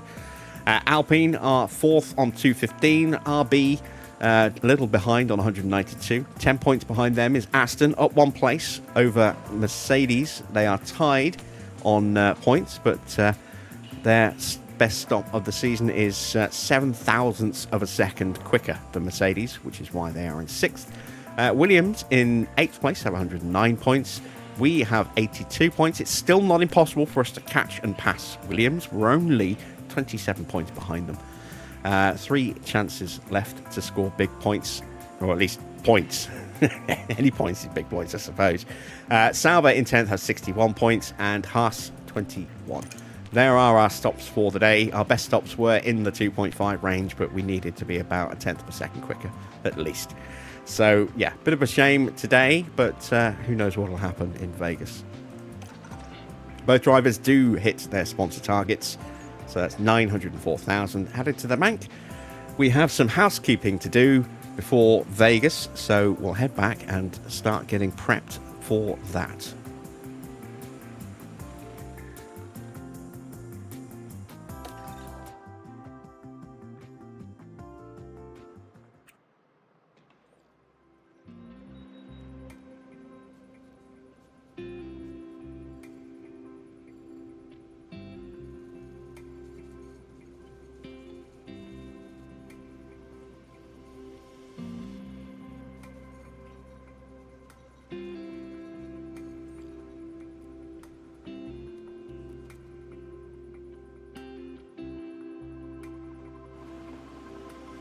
Okay, let's see. 17 days to go until the next Grand Prix. Let's dive into the inbox and have a look at our post-race data. Did our cars come through unscathed? I don't have a red dot there, which is encouraging. Yes, look at that. Everything survived. That's great. Mix ERS. His only remaining ERS is down to 38%. That's not great. Not great for Teo, that his engine's at 44%. His ERS is at 48%. Gearboxes should hopefully survive. We still got spare gearboxes we can run for practice sessions, but yeah, that is the only ERS we have there. We can at least prolong this one with a practice ERS. Mix ERS is just going to burn out and die.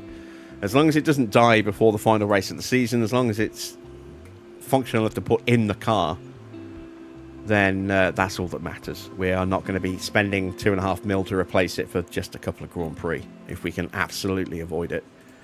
Let's take a look at the calendar. What's coming up? We have our new sponsor plan finishing our current sponsor plan finishing after Vegas. So we will have some money to spend there. And then as soon as we do get that money, we'll have 3 of our research projects finishing just in time to get a new one started to take us through to the end of the year. So that's all good. I've got a couple of spare parts coming, a chassis and a side pod. We've also got another week and a half after that to do something else if we need to. Again, I'd like to try and avoid spending any money if at all possible, and just rely on whatever parts we've got left over from lower spec. So our performance is likely to dip from this point onwards. But we're just going to ride out the rest of the season, spending as little cash as possible to make us ready for next season. Powell looking a little miserable. Don't care, because he's been replaced. We've got Hugh Bird joining next season. So it doesn't matter too much about him anymore. Would like to get rid of Aurelian, but his contract is really expensive to buy out at the moment, because he's on an extortionate amount of money. He is on 2.4 million a season, which is horrendously expensive for a sporting director of his caliber. Let's check in with the board, see what the board thought. They were delighted. Lovely. So we have ditched another disappointed off the bottom of the ranking there. Pedro's not leaving. Pedro's still got another year or two on his contract. He has still got 2 years left. So, I mean, he's cheaper to buy out with 2 more years to go on his deal than it is to buy out Aurelian on 1 year remaining on his deal. But I'm okay with Pedro, and he's got a decent relationship with Mick. So we'll continue to let that build into next season. Porsche will have to start from scratch with Hugh, but he'll have a really good engineer. So that's kind of a good thing, I think. Wind tunnel still needs that refurb, but I can't afford it. It also kind of really needs an upgrade, but again, we're going to wait and see what happens on that. CFD sim's not too far behind. Car park test center and suspension sim also getting low. Factories at 91% after we got that upgrade in to level 2. Design center's running low as well. That is going to be crucially important to upgrade, or at least refurb as quick as we can. Team hub's looking okay at 88%. Race sim getting a little low. Again, we'd like to drop upgrades on these, but I don't know if we're going to have the funds for that. We shall see. And then we need to check operations. Boardroom is getting low, as is our hospitality. Weather center we're not going to fix up until next season. Helipads is okay, that's fine. Tour center's just been redone, as is the memorabilia room, so they're all good. And yeah, we don't really need a weather center now for the rest of the season, given that we're going to Vegas, which never rains, and then Qatar, which never rains, and Abu Dhabi, which never rains. So first race of the season will be Bahrain, which never rains. Actually, no, it won't. It'll be a changed calendar. It'll be Melbourne. So we will need it for round 1, potentially. Right. Let's take a look at our current warehouse situation in terms of parts. What do we have? Only one side pod, but we've got another one on the way. No spare chassis, but I don't really want to spend any money making spares. Just because I said that it's going to rain every race, maybe. Medium risk. So these parts, some of these parts at the very least are going to break. If not all of them are going to break going into the next race. That underfloor is definitely going to break after Vegas. At least I have a spare. yeah, we are basically just going to be rolling through. We've got spare suspensions, a spare front wing, rear wing, and a couple of spare front wings, but beyond that, we're down to the dregs of what we've got left after that. So let's see. No slots available here yet because we just got that rear wing project started just before we went to Brazil. So let's advance time. There is a spare chassis. So we have one spare chassis at the Mark IV now. Then we've got to have to drop back to the Mark III, which, as you can see, will cost us nearly half a kilometre an hour, about 3.5% in DRS, some downforce, some engine cooling, a tiny bit of acceleration. But as I say, we are into the belt tightening section of the season. Clear off that notification. That is the side pod that we've been waiting for Teo, so we'll install that on his car. There we go. So both cars now should be running the same spec, and looks like they are. A little bit of cash from our tour centre should be distributed now. We get an improvement in overall rating for Mick. He's up to 82. Let's take a quick look at... Oh, nothing. I was looking for an email, but there isn't one. Low stuck on the underfloors. We know about that. There's nothing we can do about that. ERS is in poor condition. Know about that. Can't spend any money on that.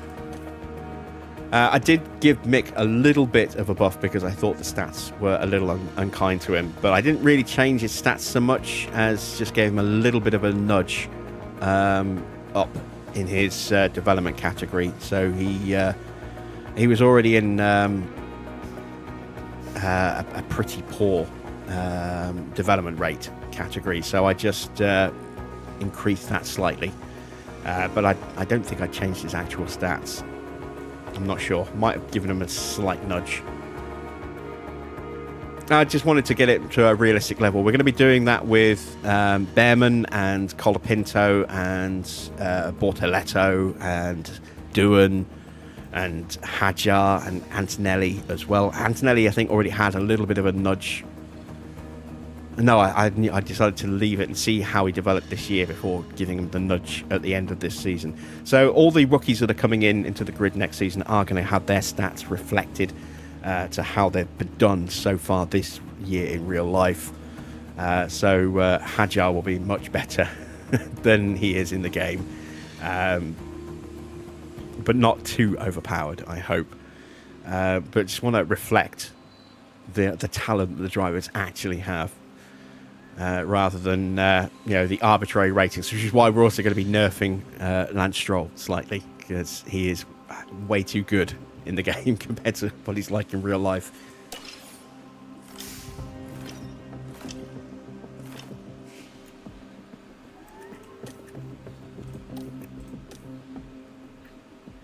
So that's it. We've got to Vegas. Let's see the staff survey results. So Mick is enthusiastic. His biggest issue is where he stands in the driver standings, but he's neutral on that, so that's fine. Porsche's biggest issue is his salary, but he's neutral on that, so that's okay.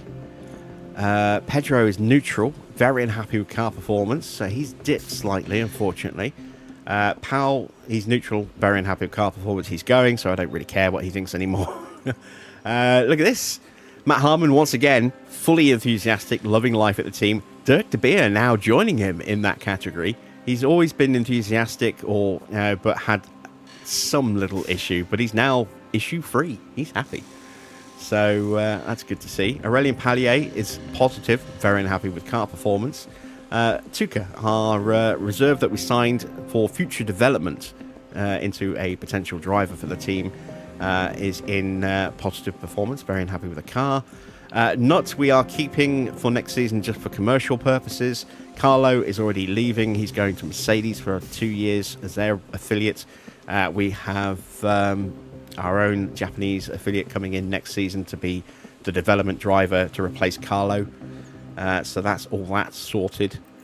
And that is us prepped and ready now for Vegas. So tomorrow, week-ending race will be at Las Vegas, and then it'll be the weekend off until we come back for the final 2 rounds of the season. We will have our sponsor money to play about with, and some research to get done at the end of tomorrow night's race as well. That's good. Something to get us all prepped and ready for the weekend. And there we are. Not a bad way to recover from the disaster that turned out to be Mexico, when it could have been a really, really good weekend.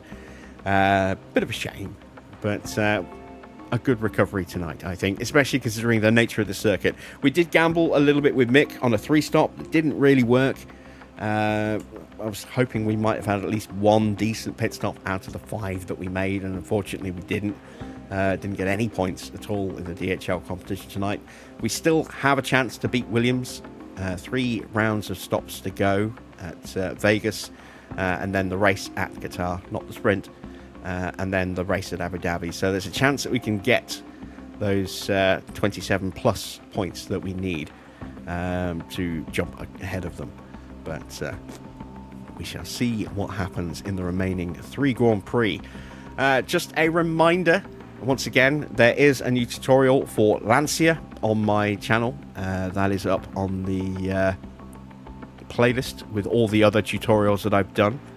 So do check that out if you are at all curious about how to do Lancia, or if you're wanting to do a Lancia playthrough. We also have, as I say, a whole playlist of sponsor and logo tutorials for companies and teams.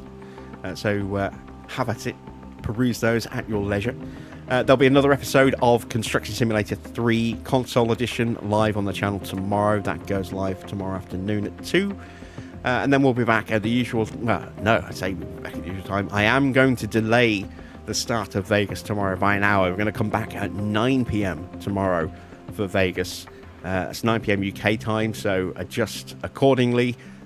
East Coast, that would be 5 hours behind. West Coast... it would be 8 hours behind. Europe, an hour ahead.